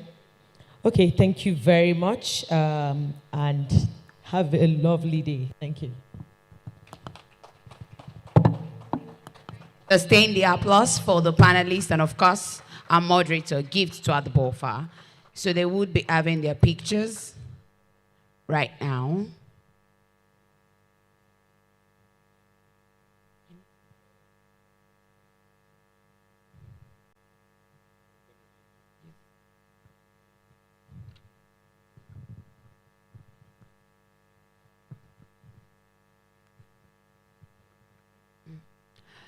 The session spoke to the theme Consumer Risk in Unregulated Markets, Addressing Fraud, Addiction, and Lack of Player Protection. And you would agree with me that the panelists spoke well to the theme, spoke about how regulation is quite very important to ensure that we have a safer, responsible gaming ecosystem. Ladies and gentlemen, while they're going to their seats, give them a resounding round of applause. Sustain the applause while they go to their seats. Thank you very much. In the same vein, I'll take you back to when we had the first technical presentation. And the technical presenter, in her entire words, said, she has been called to shake the table. Ladies and gentlemen, it's time for some tables to be shaken again. We have the second technical presentation right about now. Ladies and gentlemen, join me in welcoming a seasoned speaker who would be presenting a technical paper on the topic Signed, Sealed, Undeliverable, Are Self-Exclusion Systems Foolproof? This speaker of ours is a seasoned technology and gaming executive with over 10 years of international experience delivering digital transformation, gaming, sportsbook, fintech, and enterprise technology solutions across the UK, Nigeria, United States, and beyond. He currently serves as a technical consultant at SafePlay. Make welcome with me, ladies and gentlemen, with a resounding applause, the gentleman. Very much. We appreciate you. Thank you for the opportunity. And just to let you know, I don't think I'll be shaking any table. I'm just here to tell you about SafePlay and how it works, and also just before that, go through the topic in terms of what I've been asked to do here. Signed, sealed, under deliverables, a self-exclusion system foolproof. I hope by the time I finish my presentation, you're able to get the answers to this. I'll be speaking more from the technical side, and I hope it answers some of the questions and things that have been raised here. And it's been a very, very interesting session up to this point. I've learned a lot, and I know there are some things that we can put in place on the platform as well. But before I go for that, the next deck, please. You know, for me, I've had the opportunity to work with the Lagos State Gaming and Lottery Commission for the past over a year now, developing self-exclusion platform. And I must commend Mr. Bashir Arel for the opportunity, one. And two, there are sessions whereby we'll go in and then it will advise us in terms of the way things need to work. There are times we'll talk to the operators. There are times we'll go and just do like the field research and come back and just see how things are going to work to make sure that we're able to deliver something that works for everybody. So it's something that, please, I would like to appreciate him and thank him for all the effort that him and his team have been able to, to help us with in terms of developing the platform that we've done up to this point. So, the next slide, please.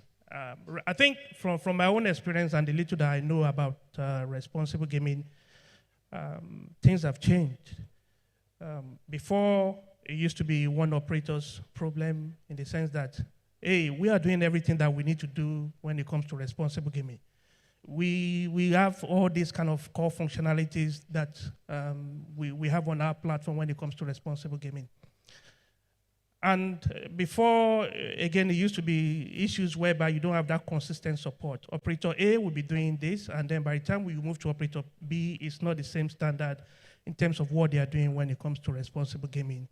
And also, some of it has been more like the issues whereby regulators will come in, they will tell you the way that they want to do things, and it's a bit hard in terms of the way, how you measure the way they are complying with it as well. So from the technical side, where we see responsible gaming going over time is more of a shared industry standard. I think if anything from here, one of the things that I got from almost all the speakers is that we all have to collaborate. All the operators have to come together. You have to share best practices from the regulator as well in terms of what works in other jurisdiction. How can we tailor it to what's going to work here? I also hear things around the cultural side of things as well. How do we tailor things to suit the region where we are as well? And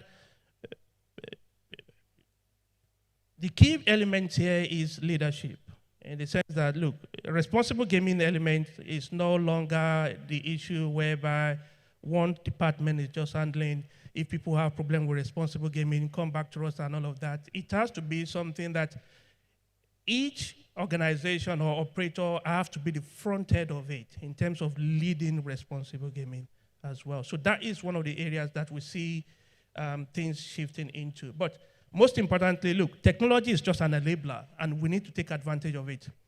The same way we're trying to use technology to react is the same way we can be proactive as well and use technology to develop things, look at where the industry is going, and develop solutions that can able to help us when it comes to responsible gaming. The next slide, please. So there are some key issues here. Most of them have been highlighted by all the speakers as well. One, and I think the biggest one is the true, and I'll get to that bit when it comes to the identity. If player, for example, self-exclude, let's say an operator here is doing everything that they need to do when it comes to responsible gaming. A player self-exclude himself from that operator. Tomorrow, with less friction, or even within few hours, you still have that, you feel like you still want to gamble or do something. You can pick up your phone and just sign up and go to another operator and simply just gamble as well. Nothing really protects you in that area. So that's a big challenge within the industry. The other bit is the regulator visibility as well that I highlighted here in terms of, look, regulators can roll out policies the way they want us to do things, but how can we ensure that they are measuring how operators are complying? Do they have more like a centralized database whereby they can see the industry trend as well? And then just for them to be able to analyze and come up with policies that can help them in that area as well. And you have some of these challenges, and these are not questions. These are something that we've experienced, working across the board with some of the operators, and even developing safe play platform as well. But these are the questions that we all have to ask ourselves. If a player self-excludes himself from one operator, what's stopping him from going to another operator? Have we really solved that problem?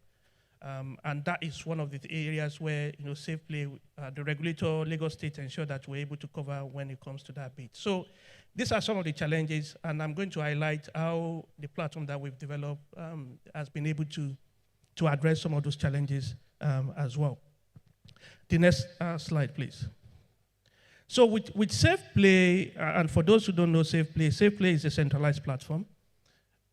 From the example that I gave from earlier, when the user has a problem and goes through, maybe they've taken all the measures and have to put that there. It's not just a case of, look, you've had enough, you decide to self-exclude yourself, but you've taken all the measures through the operator. Safe Play is designed to be that final layer in the sense that, look, once you self-exclude yourself from one operator, you come to Safe Play, and if you don't want to gamble across all the registered operator, for example, in Lagos, within a few minutes, you come to Safe Play, you self-exclude yourself, and all the operators are meant to see your data and also take that effect on their platform to self-exclude yourself. So it gives player that extra layer when they decided, to take the action in terms of, what, I've had enough here, I don't want to gamble anymore. And one of the things that we've learned is, look, it's not just a case of just rolling out a technology to help people.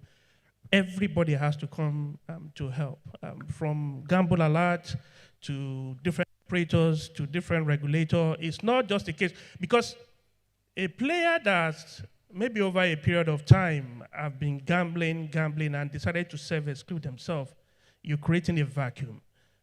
What else are they going to do within that point? And that's where you have the psychologists, you have others who can provide support and services for them as well.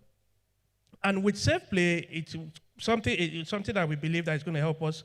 Same process every time. You come to one centralized platform, and that is the last layer of a self-exclusion.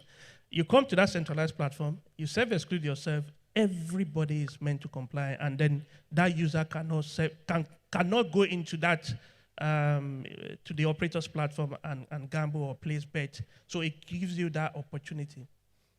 Most importantly, Safely cannot work alone. We need everybody to be part of it, especially the operator and also the regulator. We go back and just to keep hearing constant feedback in terms of what are the measures, extra measures that we can put in place to make the platform work very well.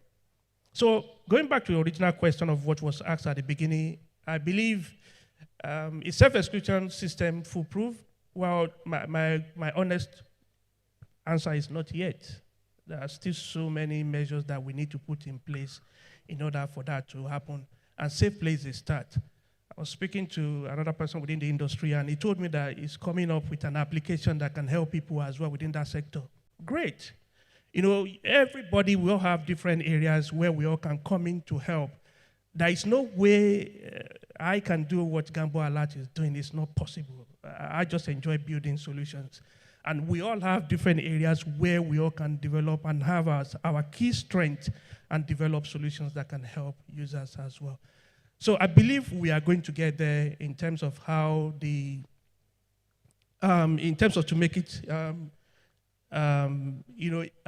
for it to be foolproof. Next deck, please. And these are some of the reasons why I believe self-exclusion fails. I've highlighted this one before in the sense that the player can self-exclude himself from one place and then just decide to go to another place and gamble, nothing stops him. If anything from this presentation or what all the speakers have spoken about today, it's identity.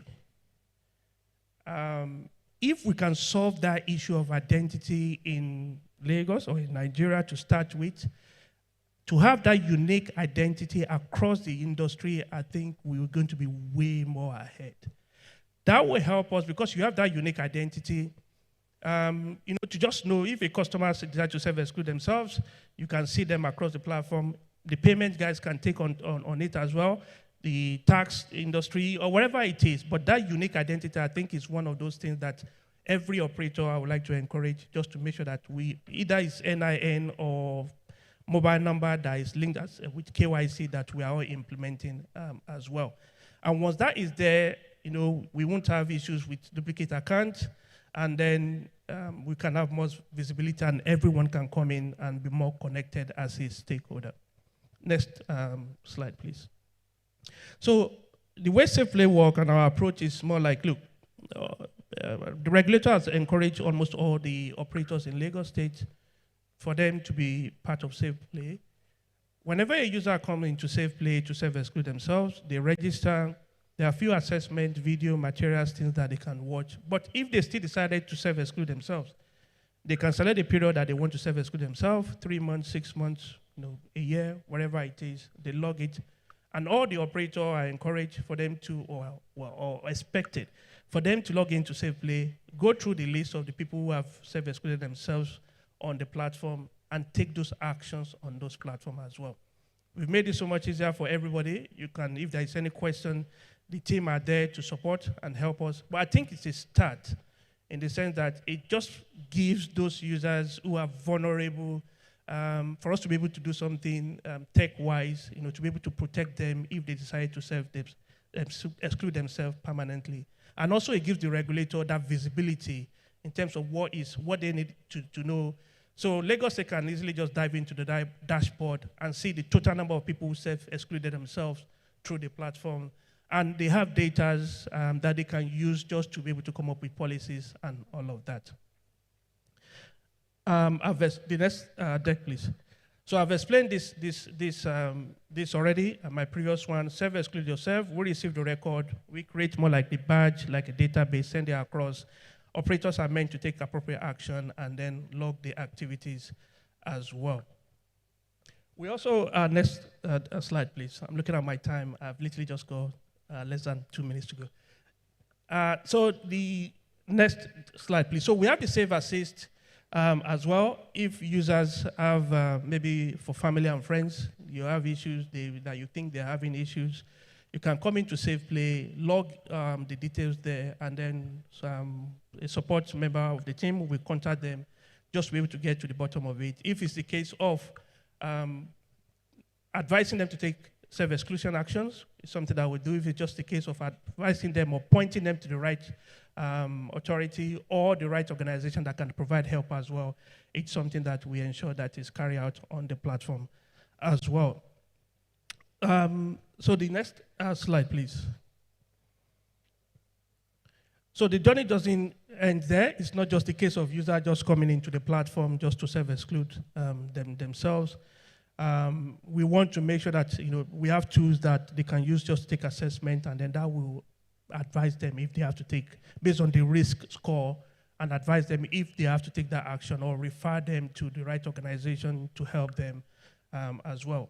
But if they decided to take the action of self-excluding themselves through the platform, that is something that we acknowledge and make sure that is processed, and also to ensure that even after they've taken the action of self-exclusion, they still receive that aftercare support as well. Next slide, please. I've already mentioned this. Whatever we're trying to do technical-wise, I'm begging, this is the critical identity. This is a critical factor here, identity. This industry needs to have a unique identifier. Is it going to be an NIN that we're going to be using as a unique identifier for everybody within the industry or all the users? I think that would help. It will create a foundation for all the tech products that will come into the future as well. So next slide, please. And once that bit is there, currently what we have is safe place, self-exclusion. That will give us more that opportunity to develop more products from payment integration and other areas as well that we believe will definitely help and enable innovation within the industry, if that's the right word to use.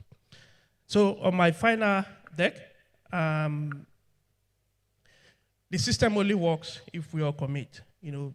Look, technology-wise, we can build anything, but we need the support of the operators. We need the regulators to be able to give us the right policy, and we'll create solutions based on those policies. We need to educate users, create a platform whereby we can create awareness for them to be able to log in and see all these things, information that can help them with responsible gaming. And we all need to come together as an industry to help everyone. Thank you.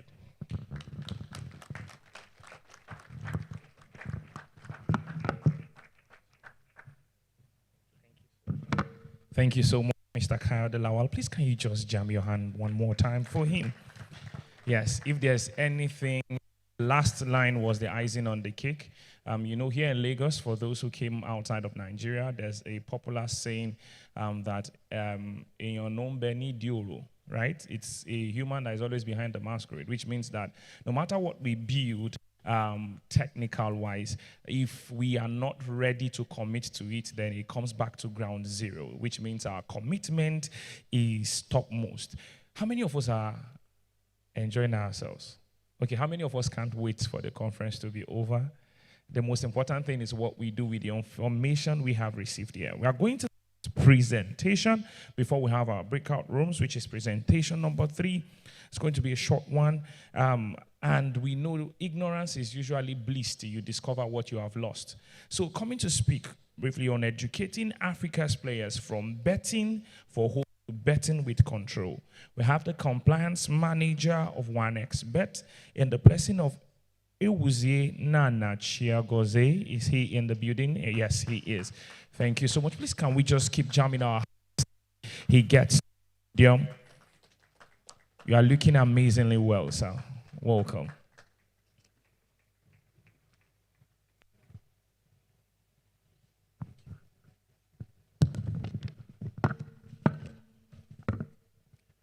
Good day, ladies and gentlemen. I still sit on the existing protocol. My name is Ewuzie Nana Chigozie, and I'm the compliance manager for 1xBet Nigeria. So today I'll be taking on a topic, educating African players from betting for hope to betting with control. And this research is commissioned by 1xBet with SBC Media compiling all the necessary research findings. So let's begin. Let's imagine a scenario. There is a man called John. John lives in Lagos. John has phone. He has little money. And John has big hope. For John, betting is not just a game, but rather betting is a chance for him to change his life entirely. So across Africa, there are a lot of people that think like John. They believe that they can bet and make a lot of money, thinking that betting is a way of income, thinking that betting is going to take them out of poverty. This belief that John has is the real player safety problem, and not the technology and not the rules alone, but the belief that John has. So today, if you want a safer play, we must educate and teach our players and not just only warn them. For years, our industry has built tools like the self-exclusion, bet limit, deposit limit, and these tools are good. But a tool only works if the player knows how to make use of those tools. And that's why we need a proper education on how to use those tools. Education turns a warning into choice, and it helps player move from betting from hope to betting with control. We've actually solved this problem, but not entirely. But I believe if operators and regulators come together, they'll be able to educate the players. In the next few minutes, I will show you what players across Africa told us about our independently commissioned Player Protections Index Series report. Where are the gaps? What is working and what we can do next? Please. Okay. African players are transitioning from betting for hope to betting with control, with true proper education. This shifts from hope-driven betting to informed-driven betting. Player safety in Africa is no longer a future issue, but an evolving reality that changes every month. Approximately 50% of markets now rate regulation at 6/10 and above, while 68% rate the overall effectiveness of current measures between 5 to 8/10. Next slide.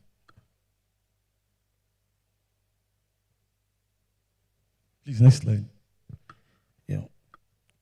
Africa has diverse player safety realities, with 56% of markets showing more consistent approaches with countries like Kenya, Nigeria, and South Africa, and 44% facing less consistent environment with countries like Democratic Republic of Congo, Benin, Cameroon, and Zambia. And this divide highlights the urgent need for us to have a unified standard in the continent. So education can create a common standard, helping players shift from betting from hope to betting with control, regardless of their own market. Next slide, please. And this other slide is about mindset challenge. In Africa, the safety challenge is also the mindset challenge, with 23% citing cultural attitudes and a 7/10 difficulty rating. Many players still see betting as a way out of poverty, treating it as an income rather than entertainment. So education can transform this mindset, turning betting for hope into betting with control. Next one. Players cannot take responsibility in the dark.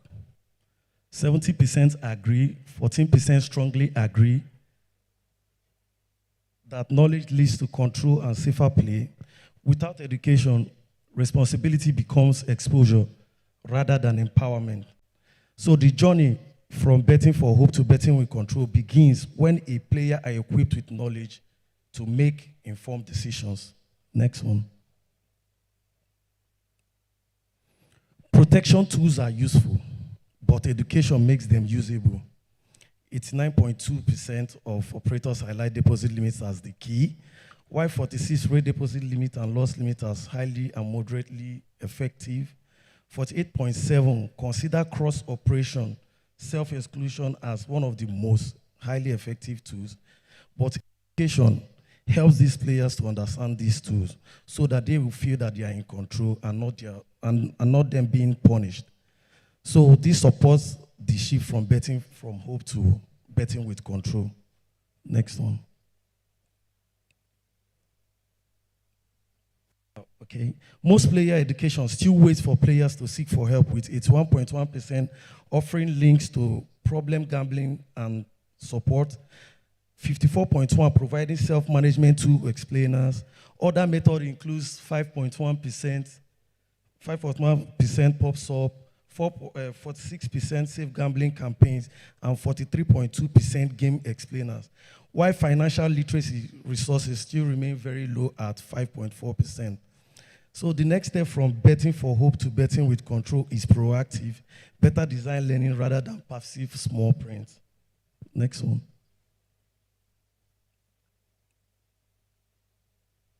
Positive play sends a clearer message.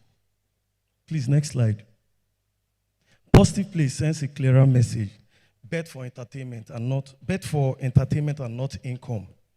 Only 5% strongly agree and 24% agree that players currently understand positive play, while 50% and above agree. 7% strongly agree that it needs more education. And the 4 pillars to this is that we have to teach them how to know their odds, set limits, take breaks, and also ask for help. And these are essential for moving the players from hope-based betting to controlled, informed entertainment. Next slide. Education must fit how African players bet in retail-dominated cash-heavy mobile money environment with limited visibility. And the recommended formats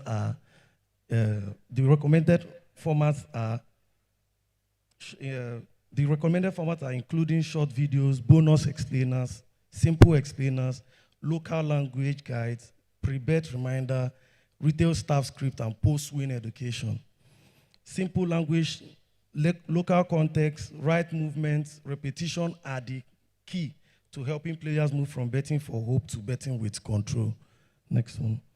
Technology can detect risk, while education changes the behavior.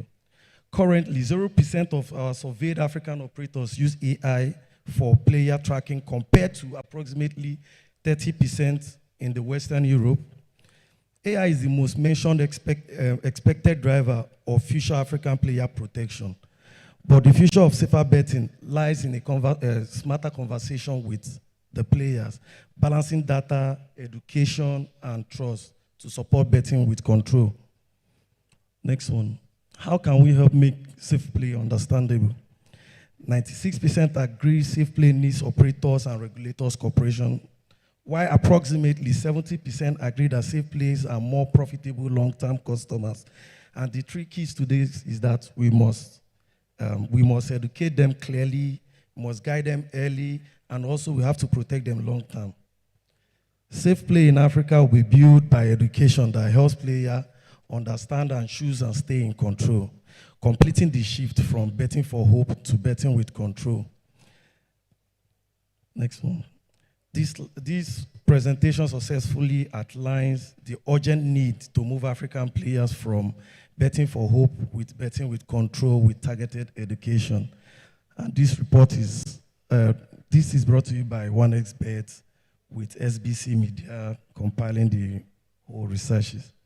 If you want to have more insight on this, you can scan the QR code on the screen and you'll be able to download the Player Safety Index Africa and the Player Safety Education. Thank you.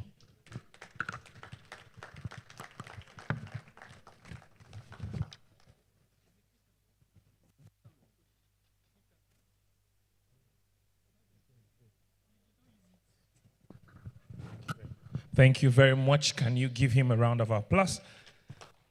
Okay. That was straight to the point and 6 cents. A round of applause once again.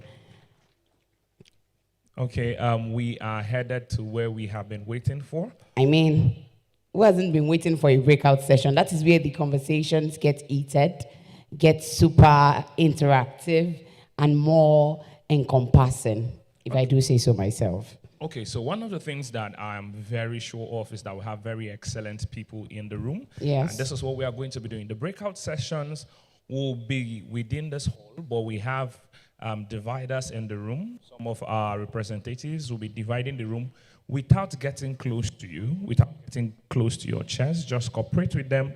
But however, if you look at your tags, everyone look at your tags. Yes, you see a unique color So if you are blue house, can you say I? We can't hear. Blues aren't in the room. If you have a blue tag with you, just wave your hands. Let's see that you're right here. Yeah. Amazing. When I was in school, blue house always carries third position. What do you mean? You were first in my school. I mean, blue house in your school, did they carry first? Yes, now. Exactly. Zela is red house. It's red house. It was a competition between the blue and the red. But yellow is last position, we know. Thank God we don't have a yellow color here. We have. Oh. Do we? Okay. So you check your tags, you see a color. So for the first color, the gold color, we are going to be having our breakout session where the press conference held. Yes. So you will be moving at our instructions after this. We can be moving there, and the breakout session will be moderated by. The breakout session will be moderated humbly by Mrs. Adeton Adeyemi. She is the board secretary, Lagos State Lotteries and Gaming Authority. And of course, the topic for that particular breakout session, that room, the gold color, is regulatory expectations in responsible gaming. The Lagos State responsible gaming regulations in view. So like my co-host rightly stated, if you are with the gold color, you would be moving to the press conference, but not yet. Let's go on. Okay, for room 2, beyond profit, ethical business practices and compliance in Africa's gaming industry. And the moderator will be Mr. Kayode Kolawole, the responsible gaming officer from Bet Niger. And that will be holding in the middle of this room. Just find the seats. Please make sure you take your belongings along with you. If you need help in any way, you can speak to our ushers. They would be glad to help you. And lastly? Yes, lastly, if you are with the blue color, the color that Jesse believes gets first position at inter-house sports competition, rather, you have the topic, public health approaches to gambling harm. Again, public health approaches to gambling harm. That would be moderated by Mr. Muluka Nalubamba, but ably represented by one of us right here in the room. She would be moderating that particular panel session. Jesse, you want to take us around that? Yes, so Muluka Nalubamba could not be here, and she sends apologies. But however, Michelle Briggs is going to be in charge of that room, and then that room is going to be like a panel session because we are going to be having the amazing Dr. Tolu Ajomale from the Ministry of Health. We are going to be having the very, very amazing Ladipo Abioshe from Gambul Post. And then we'll be having Temitokwe Okwoga from Federal Neuropsychiatric Hospital. And it's going to be an amazing session moderated by Michelle. So at this point, if you have the gold tag, please can you just rise? Yes. Rise gently to the back. Thank you. Ushers, please can you just wave your hands, direct them into the hall for the breakout sessions. Our sound guys will make sure that everybody has appropriate sounds that do not overlap. Yes, gold to the back, right? Yes, the gold room 1 is to the hall at the back. Thank you very much. And green is right here. Yes, just find your way to the middle. I know some of you are already targeting rooms that you like the topic. We'll come and be checking names. We come and check to authenticate that you're in the right room. I mean. Please just. So green right in the center. Yes. While blue goes right here, right? Yes. Please can I have ushers arrange chairs? You'll be having your screens, and can the divider in the room go down? So we'll be having soft music for just 2 minutes for that to come into place, and may the break rooms begin. After this, don't worry, we are all ready to go home. We'll just have our award presentations and the closing remark. And that's something that a number of us have been looking forward to, the award presentations. Yes. I think I should receive an award for the one who wore green the best today. I mean, you look dapper yourself. Thank you so much. Please cooperate with.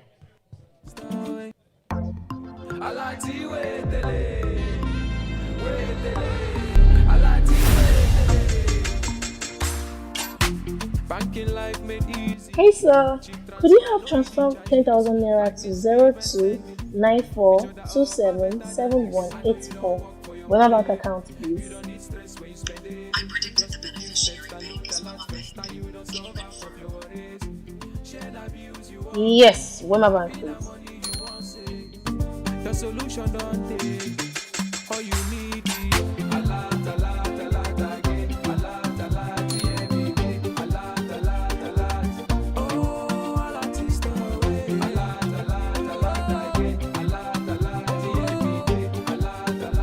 Oh, a lot is the way. A lot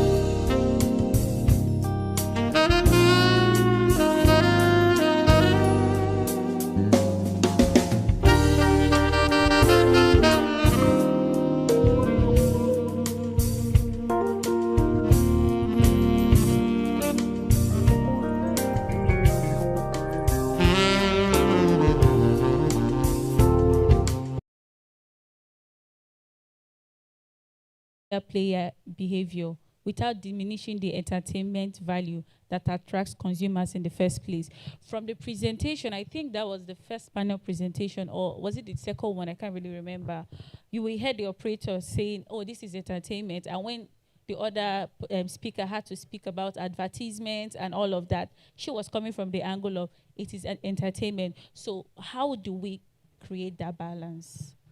So for me, right, I believe that while we create the balance, we should try as much as possible to make this responsible gaming tools visible. Let me give you an instance. As I said, I was once a player, and if you want to self-exclude, you have to go through, maybe go to account setting, then you have to click on something, then it takes you self-exclusion. Self-exclusion should be visible, right? Responsible gaming tools should be visible, they should be intuitive, they should be immediate, right? And also embedded into a player's journey, right? I think that's the right way to go about it. Okay. Thank you. So for you, Mr. Mitokbe, from your clinical experience, what are some of the early warning signs of gambling-related harm that individuals, families, and communities often overlook until the problem has become more serious? All right, thank you very much. I think that's a very important question, because a lot of the time when people present with gambling-related harm, we see that they come at a later stage where they have been very far gone consequences, right? So by that time, early warning signs have been ignored. So for individuals, some of the things to look out for is when people are becoming more preoccupied with gambling, they are thinking about it more, they are talking about it more, they are being around, they're around gambling, areas all the time. They're on their phone gambling. So that preoccupation that takes away their time, their money, it's a sign that needs to be looked at. Apart from that, we see them having, urge that they cannot control to gamble. That's also something that should spring a red flag to an individual. For families, you see families, some people, they become more secretive. I think families need to be more curious about, their family members. When this person is becoming more secretive, is borrowing money more, or he or she is borrowing money more, he or she has unexplained debts that you cannot, really pinpoint. Their mood is changing. So those are the things that should make people curious.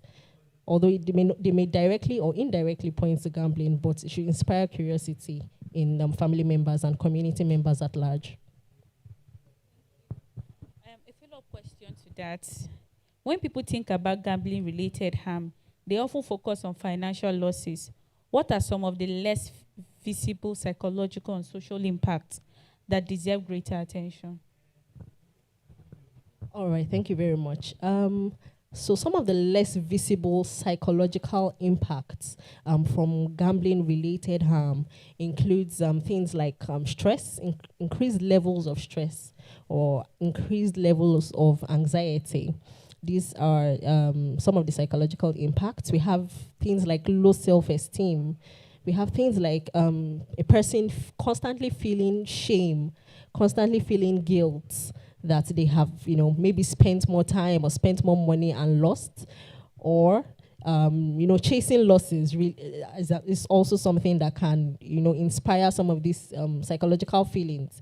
They start to feel hopeless, or maybe I'm never going to win, and that hopelessness translates into other aspects of their lives. Maybe I'm a failure. So those are some of the things that can affect people psychologically. And even socially, they start to, reduce productivity at work or school. You see even sleeping problems.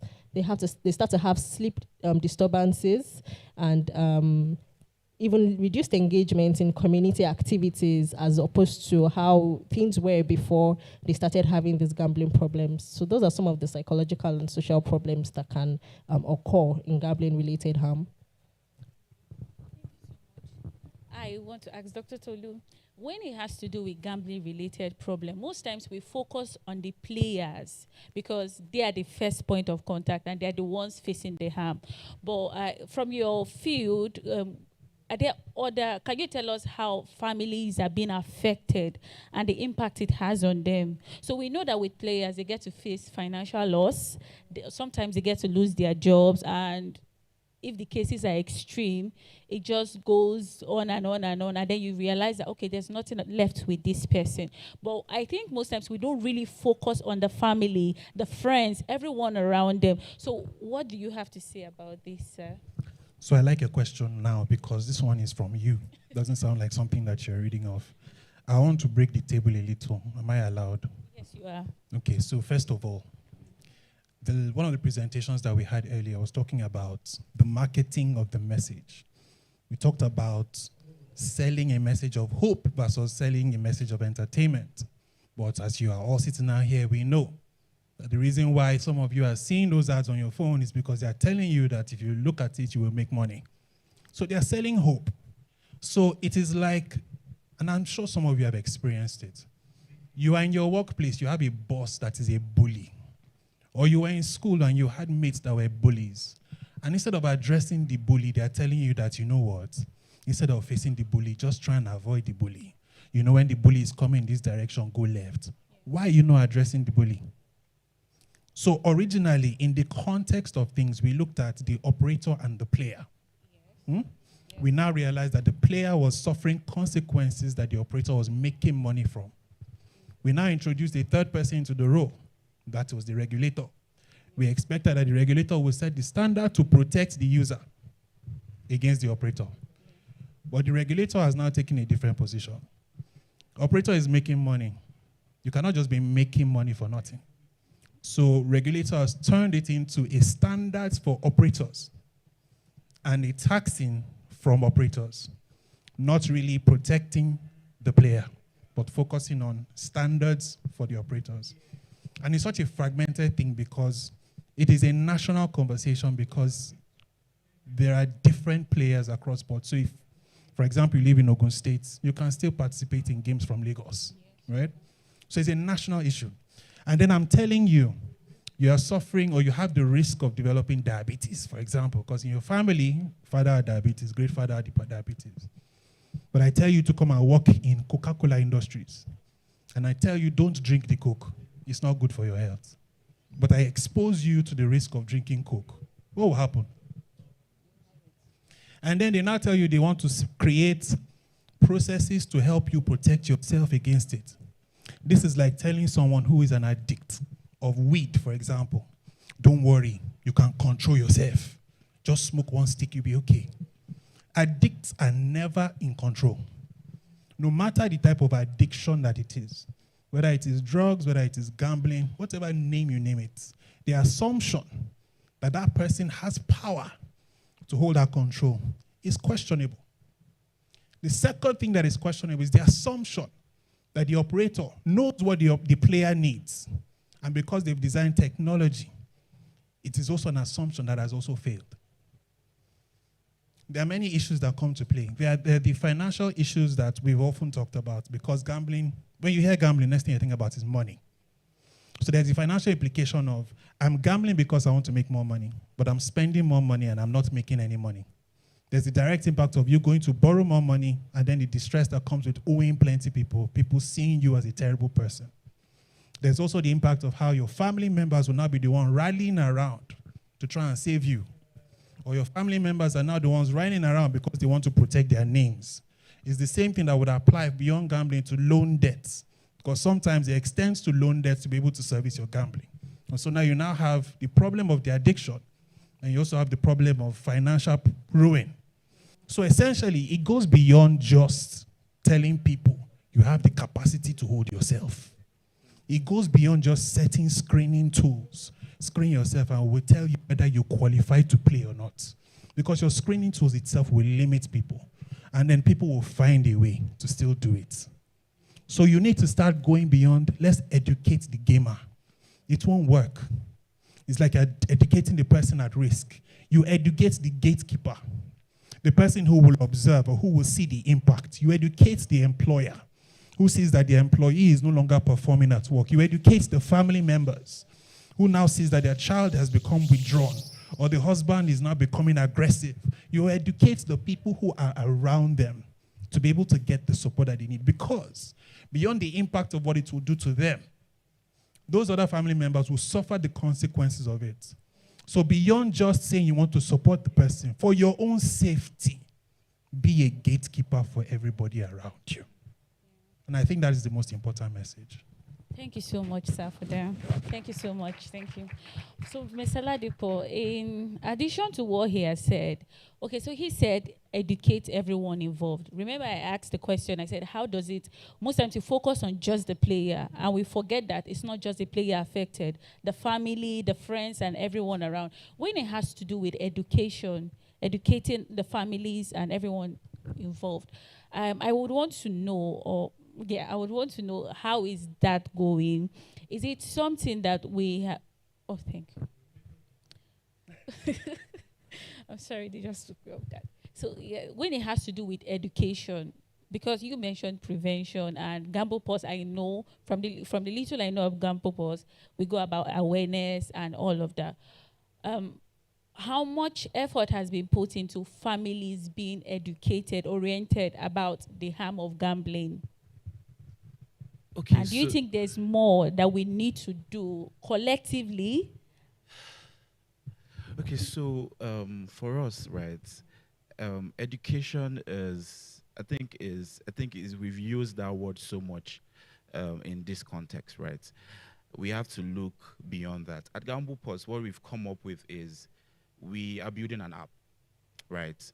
And the whole essence of building an app is we are just tired of having to have conversations around helping people, around protecting people in relation to gambling harm or gambling harm, right? We need to look past what we have on ground. Now, in terms of awareness, we can talk about awareness, but we have to switch it to technology. And that's why we are building an app that should be out next month. And what features we are looking at on the app is basically parental control, right? We've had conversations around age verification. Everyone talks about age verification. Someone from Ghana spoke about how they've implemented it in Ghana, right? How I'm not going to talk about amplifying the problem. I would have to create solutions to it. And I'm not going to wait for anyone, right? That's why we are building an app to protect children. Do you understand? Also, we also have built an app that's also going to provide in self-exclusion, right, to players against the licensed and unlicensed operators, right? So those are the things that we are putting in place to educate people, right, and protect people, most importantly children. Thank you. Thank you. Before I come back to any other questions, let's ask, do we have any question in the audience? Oh, well, we have to. Please, can someone help me with? Okay, please, you go. Good evening, everyone. So, from the mental health... Tell us your name. My name is Silas. So, from the mental health perspective, right, we know that there is no classification system for gambling disorder in isolation, right? So, the DSM that professionals use has classifications for addictions and addictive behaviors, but there's no separate classification for gambling. Now, given that as the case, is there a framework in Nigerian mental health space that addresses that issue? Because when there is no framework in the classification system, there are limited approach on how to address those issues. So in mental health space in Nigeria, has there been any approach that, aside from the classification, people have been using, or a framework that already exists in handling gambling addiction? That's one. Then secondly, we know that treatment or intervention for gambling disorder, there are always ongoing supports. It's not a one-time thing. Right? Given that case, it means that most people who have actually experienced gambling disorder before, they don't stop at a place. They need ongoing support for them to maintain abstinence the longer time. Now, is there any framework for that also in Nigerian health space? That's secondly. Then thirdly, it's a whole new session. Very quick. You should have been the moderator at this point. Very quick. You mentioned something about control that people who have addiction problems, they think they don't have that control. But for mental health intervention, we understand that self-efficacy is a very important skill for recovery. Now, if people believe they don't have that control, how does self-efficacy come in for them to regain recovery? Thank you. I think I want to take the second question so the answers can go out. Raise your hand. My question, asking my question now as a student. Tell us your name. Okay, my name is Ismail Nasruddin Olamide. So I'm popularly known in my school as Anasiri. So my question, I'm asking this question now as pertaining to student line. So I've heard of someone that's played gamble to the extent that the person used his school fees that was meant to pay for his tuition fee to play gamble. And at the end, he lost the money. So instead of looking for a better way to sort it out, he decided to take his life. So he committed a suicide. So please, I'm directing this question to you, sir, because you're working in the Ministry of Health. So you should be able to, maybe you can help us. Is there a way that you can help us relay this message to the ministry that the student's body needs a form of sensitization or a precaution, lay down precautions that should be followed by every institution in order to guide students so they won't fall a victim of this, sir? Thank you. I don't think we'll be taking another question. So, all right. Thank you very much for the question. I'm going to be answering Silas's questions. Okay. So, well, I think those are very important questions, and those questions speak to the fact that we may not be doing our jobs properly. That's the first thing I'm going to say. Or we may not be doing enough as regards awareness and education, really, as regards gambling. In Nigeria currently, we actually do have a guideline that we use. So not just in Nigeria, because we have an international classification of diseases which is used worldwide. It's a WHO standard. That's what we use in making diagnoses for mental health conditions. So it is there, very well stated. When a patient comes with gambling disorders, there is a diagnosis for that based off of that particular guideline. And that's what we use in Nigeria. So I think that answers your first question. The second question, okay, let me just answer the second one. Oh, no, you should answer the second one. Let me answer the second one. Okay, so you have rightly said that it's not a one-off treatment, right? So most times, it's rehabilitation, really. Same for substance use disorders, if you remember what I said earlier, that they have those similarities. So it's a long-term treatment process, along with treating other comorbid conditions that may be there. So maybe after the session, I'll just maybe speak to you more. But those things exist in Nigeria, and we do them at the Federal Neuropsychiatric Hospital at Yaba. So that's at the clinical level. Okay, so national frameworks, like you've described, there are no national frameworks at the moment.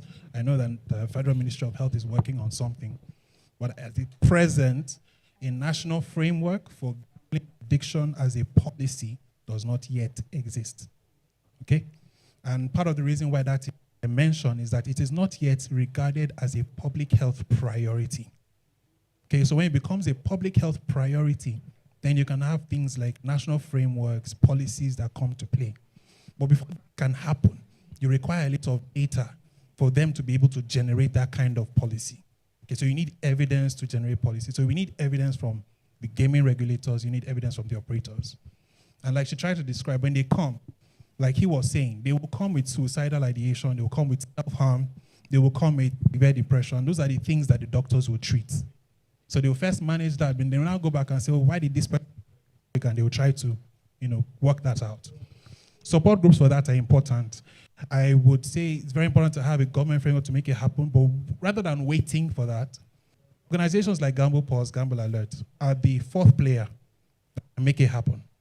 So they are the ones that can generate the evidence, create framework or propose the framework for support group systems, create a standard for how that will operate across board, looking at it nationally.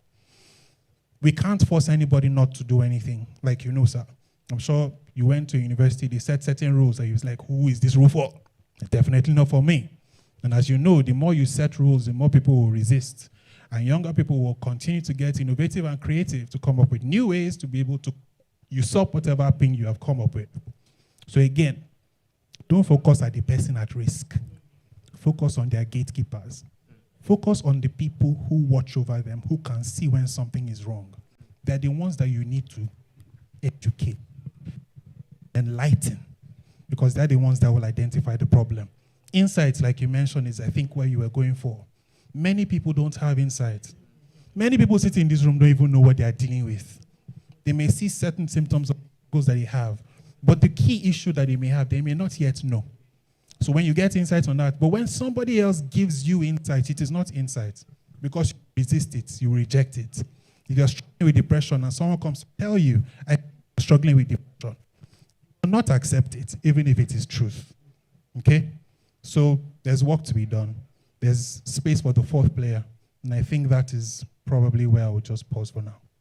Thank you so much. We won't be taking more questions because of time. But for our speakers, the last question I have is, what does a truly effective public health response to gambling harm look like? And who should be leading it? I know you've answered, Dr. Tugu, but let me start with Mr. Ladipo. Who should be leading it? I think the regulators, clearly, right? Okay. Because, so for me, like my professional background is I work with the law enforcement agency, right? And for you to enforce anything, right, there has to be like proper regulations.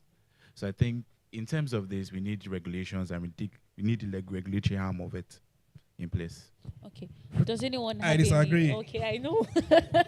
I was expecting that. Okay, please, in 1 minute, tell us. Remember we talked about the operator. You've talked about the player. We've talked about the regulator. There's a fourth player that we have introduced. Gamble Pause, Gamble Alert, all those people, they're your fourth player.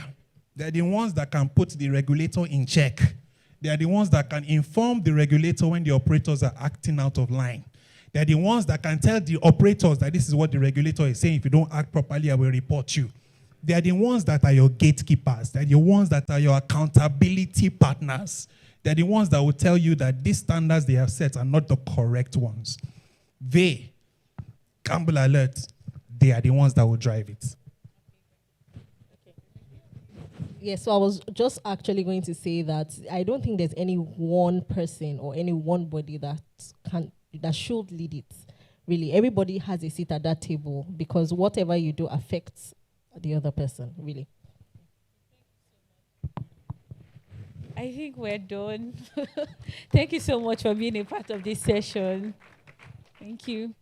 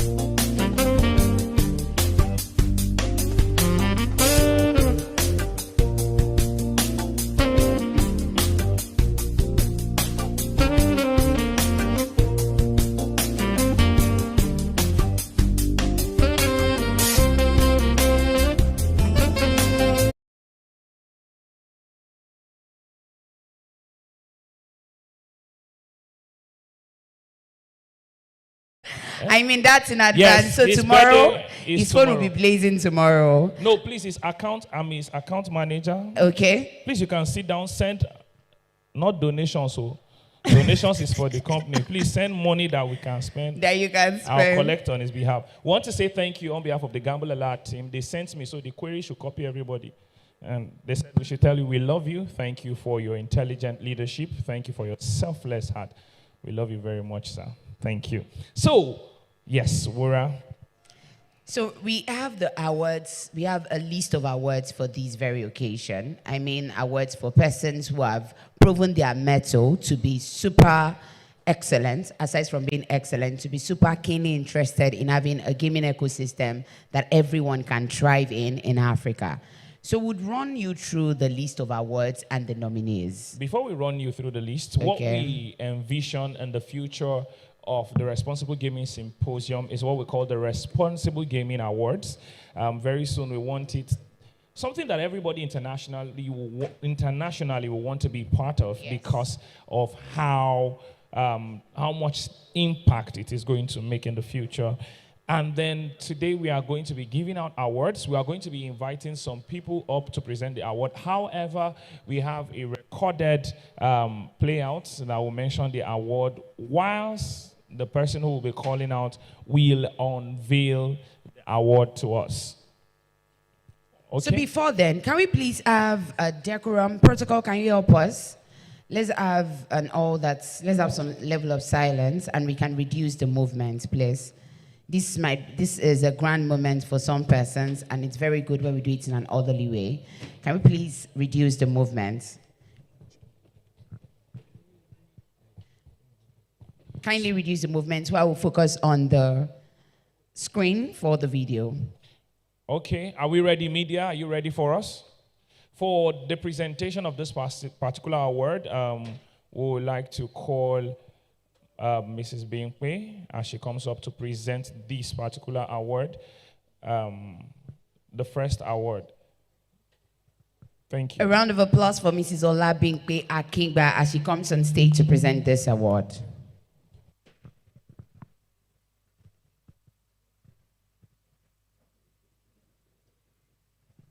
This is the Responsible Gaming Awards. This is the 2026 Responsible Gaming by Gamble Awards Alert. 2026 by Gamble Alert. For the Safer Gambling Champion Industry For the Association Safer Gambling category, Champion Industry the Association nominees are category. The nominees are Association of Gaming Operators Kenya, African iGaming Alliance, Association of Nigerian Bookmakers. And the winner is Association of Gaming Operators Kenya.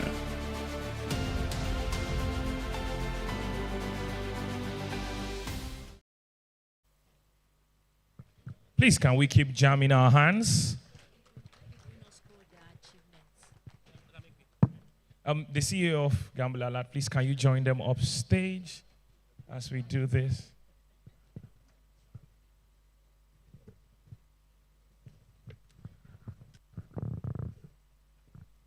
Okay. Yeah, I'm excited about this one, and I'd like to, say something. Just so, this award is very well deserved. I saw what you guys have done under your leadership as the chairman of the Association of Gaming Operators in Kenya. What you have done with the regulators jointly last year in terms of campaign awareness, the Chukwa control, is commendable. And I'm really proud, that you are recognized for this kind of initiative. Congratulations. Congratulations, sir. I think I was told that there are two things I will learn as I leave Lagos. And the first one, they said, this is Lagos. And the other one, and there's a good lady who said it. She said, it's not me, oh. It is? Thank you. And I think I just want to elaborate just a little bit on what Bimpe has said.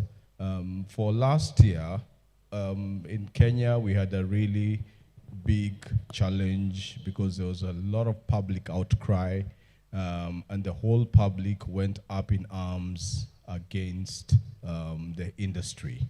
And of course, as government does, government reacted through the regulator, and they basically stopped every single advertising that the industry was doing. And of course, as the association, then we brought together all our members, and we said, look, we need to do something about this. We put together a campaign.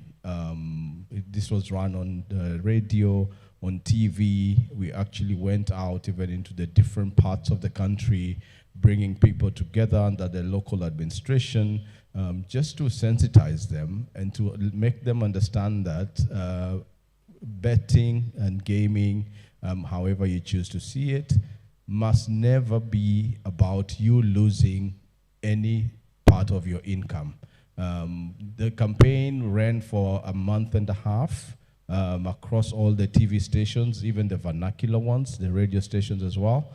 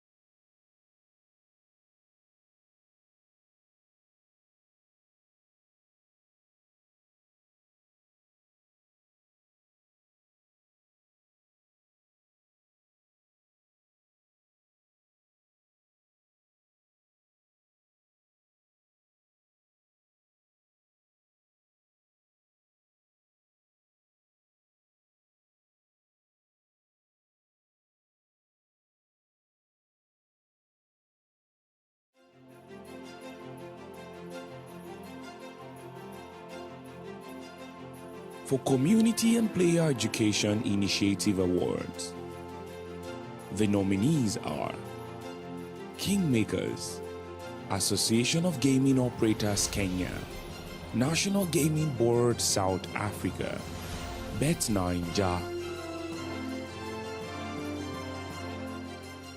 and the winner is Bet9ja.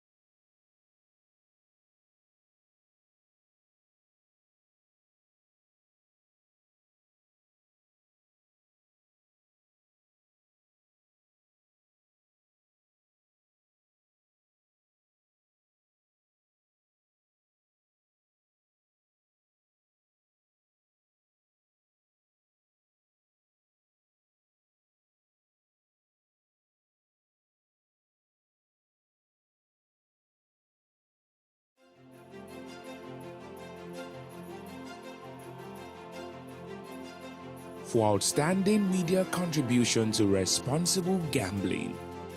The nominees are Gaming Week, Gaming News Bite, iGaming Africa,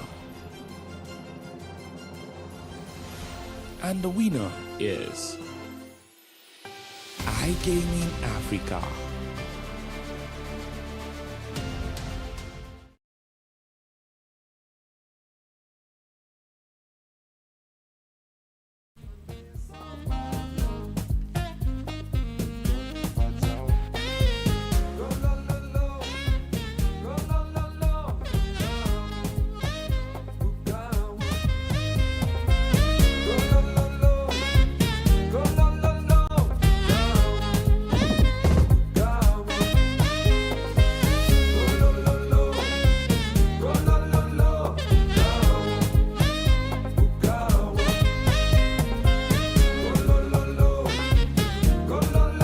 Congratulations, iGaming. Let's sustain the applause for iGaming as they go to their seat, as he goes to his seat, rather. Thank you very much. Right now, I'd love to crave the indulgence of the attention of Veronique Dorier to please come on stage to present the next set of awards. A round of applause for her as she comes on stage. Don't be tired. Sustain the applause. Thank you very much.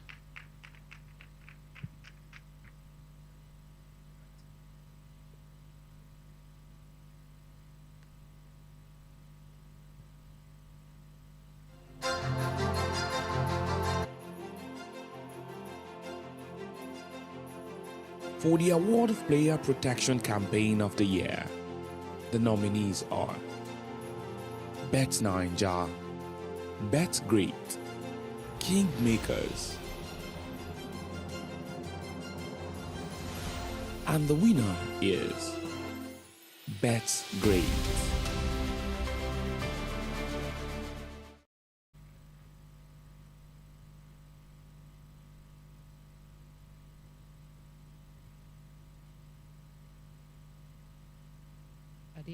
All right, ladies and gentlemen, in absentia, let's sustain the applause for Bet Great. Please sustain the applause. Thank you very much. So we'll go to the next set of awards.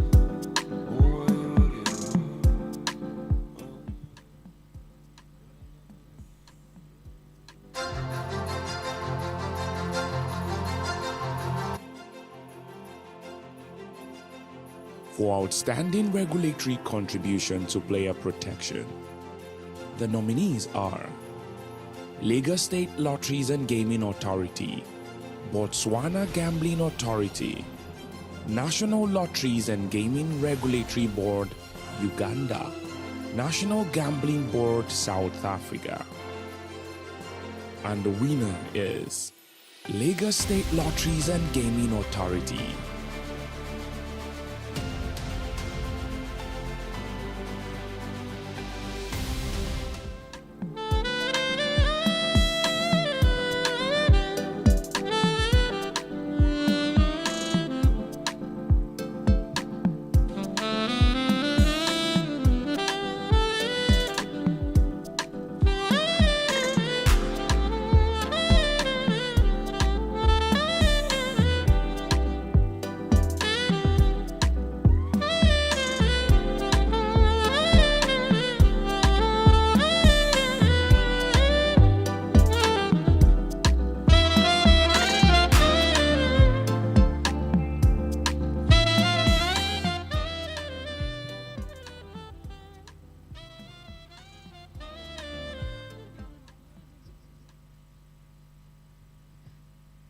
So we have the next set of award. Media, over to you.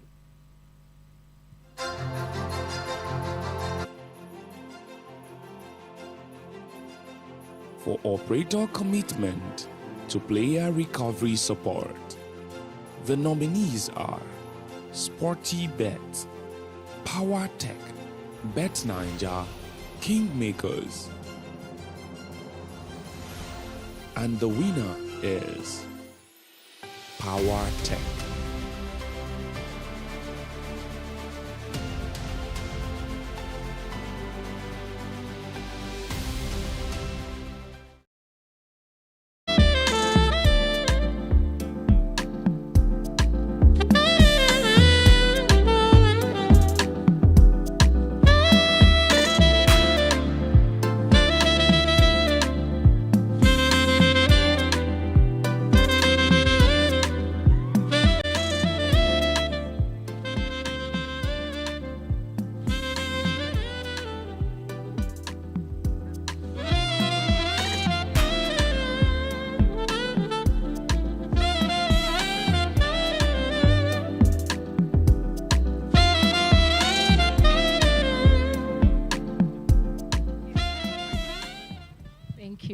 I mean, I just wanted to thank Gamble Alert for this award, specifically to dedicate it to all our counseling treatment support partners across, our various markets in Africa. Tranquil and Quest Behavioral Health in Nigeria, Fountain of Hope, and, on and on. I could keep on mentioning names, but this is dedicating it to them for really doing the job, because it's one thing to actually engage partners to support you, but another thing to see indeed that, your customers who probably are going through addiction are properly supported and, they are properly treated. So thank you very much for this recognition.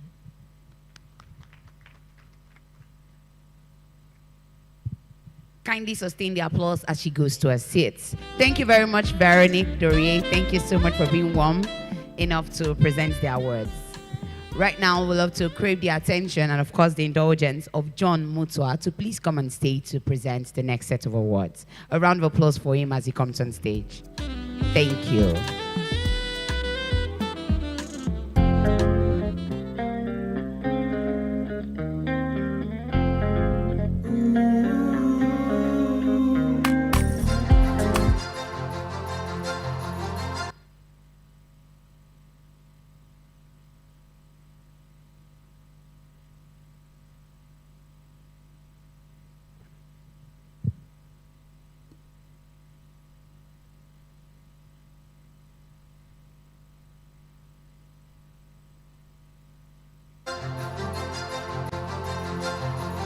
For the honorary award categories, the Responsible Gaming Governance Award. Bashir Are, CEO, Lagos State Lotteries and Gaming Authority.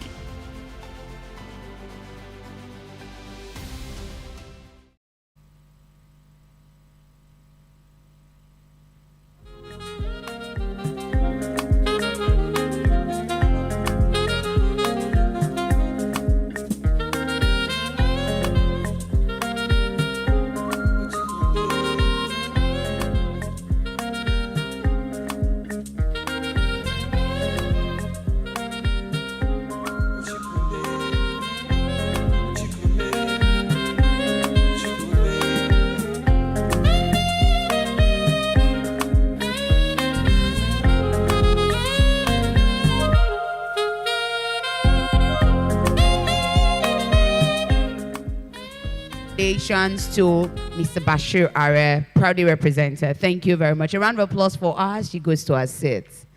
So the final award media, do we have your attention? Yes, you have it.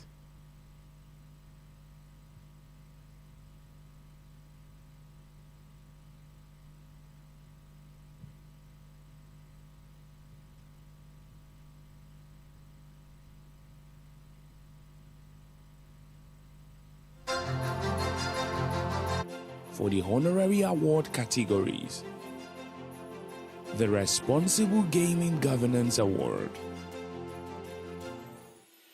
Olajide Boladuro, the DG Oyo State Gaming and Lottery Board.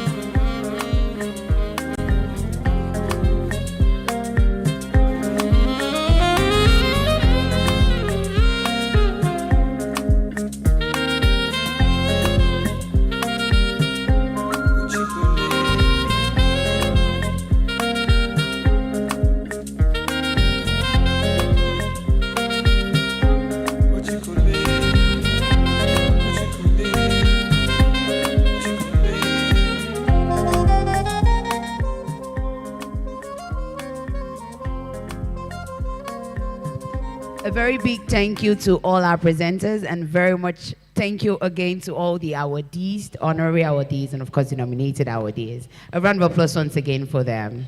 And there's just one more award for you for staying to the very beautiful end. Exactly. Thank you so much. So, Responsible Staying Award goes to you. Can you jam your hands for yourself? Jam your hands together for yourselves Thank now. you. It has been a wonderful time with you all. And then to wrap this all up, we'll be having the amazing Veronique Doe. She's coming to give us the acknowledgement for today. I know you don't like being put on the spot, but we don't have bleach, so we can't clean spots here. I mean, you keep dropping bars. By the way, in his words exactly, he calls you the vivacious Veronique Doe. So please, a round of applause for her as she comes for the closing remarks and acknowledgements. Thank you. So just as a closing statement, actually is those race. Yes.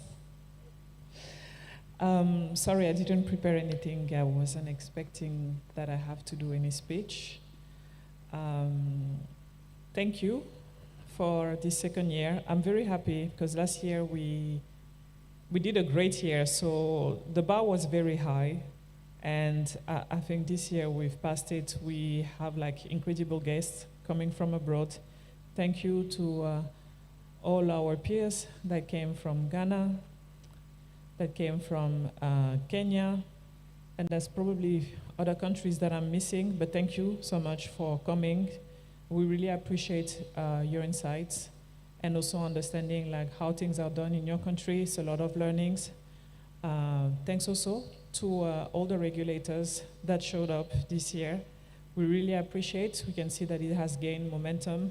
Also the health sector, the operators, the providers, and all the people that actually have stayed till the end. I think like you should clap for yourself. It was a long day, a very insightful day.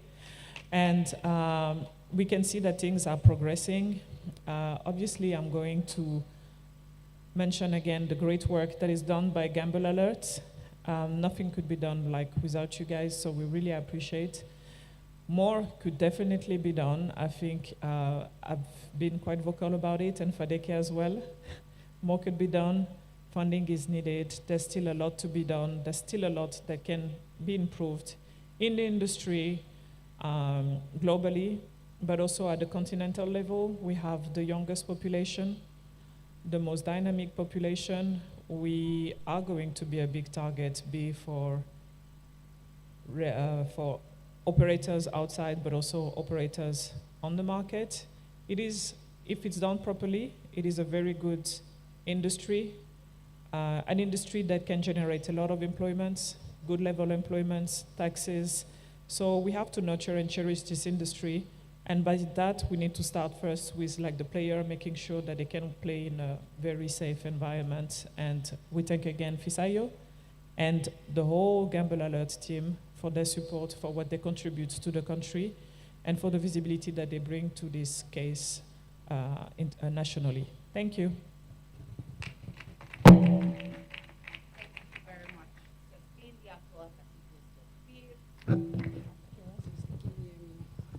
Thank you very much, ma'am. Please sustain the applause as she goes to her seat. Veronique Dosres. Apologize once again for not getting it prior. Thank you for the correction.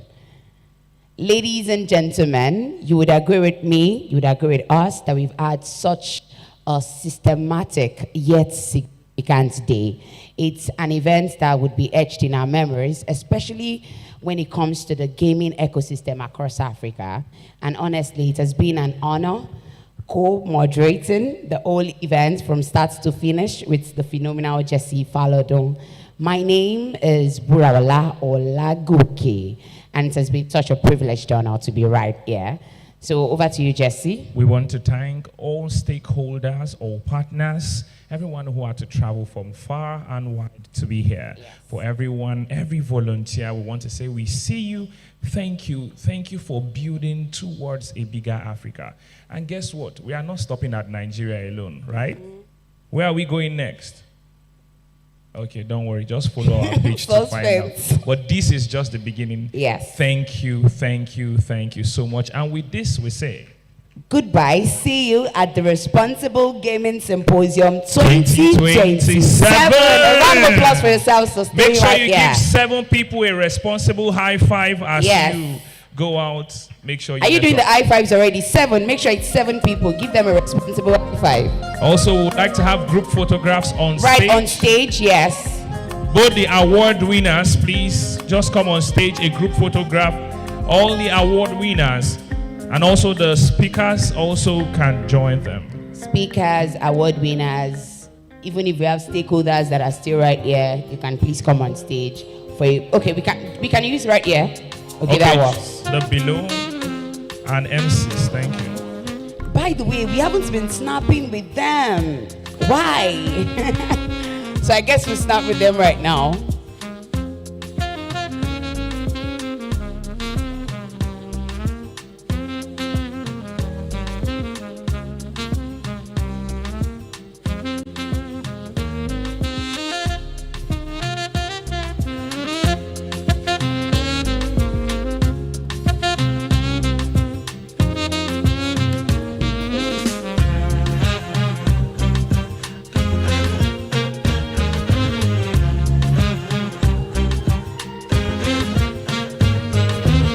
Alert team members, too, for a group photograph, please.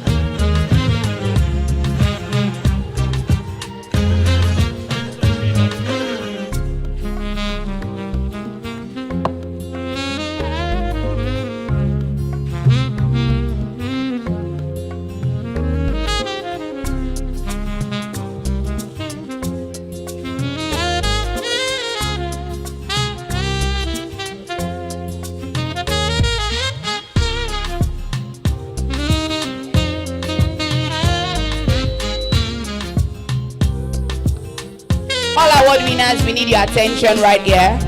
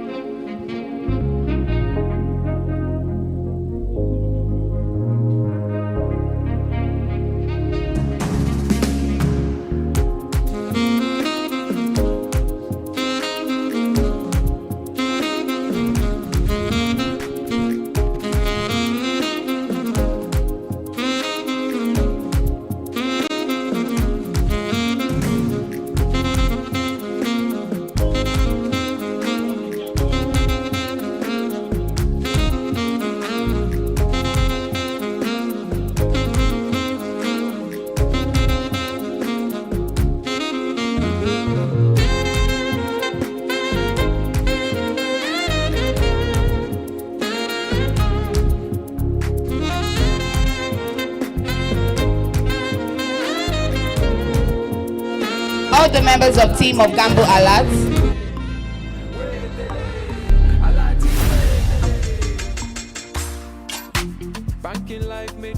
Hey sir, could you help transfer 10,000 naira to 0294277184? Wema Bank account, please. I predicted the beneficiary bank is Wema Bank. Can you confirm? Yes, Wema Bank, please. The solution don't take all you need is alert, alert, alert again, alert, alert, every day, alert, alert, alert. Oh, alert is the way. Alert, alert, alert again, alert, alert, every day, alert,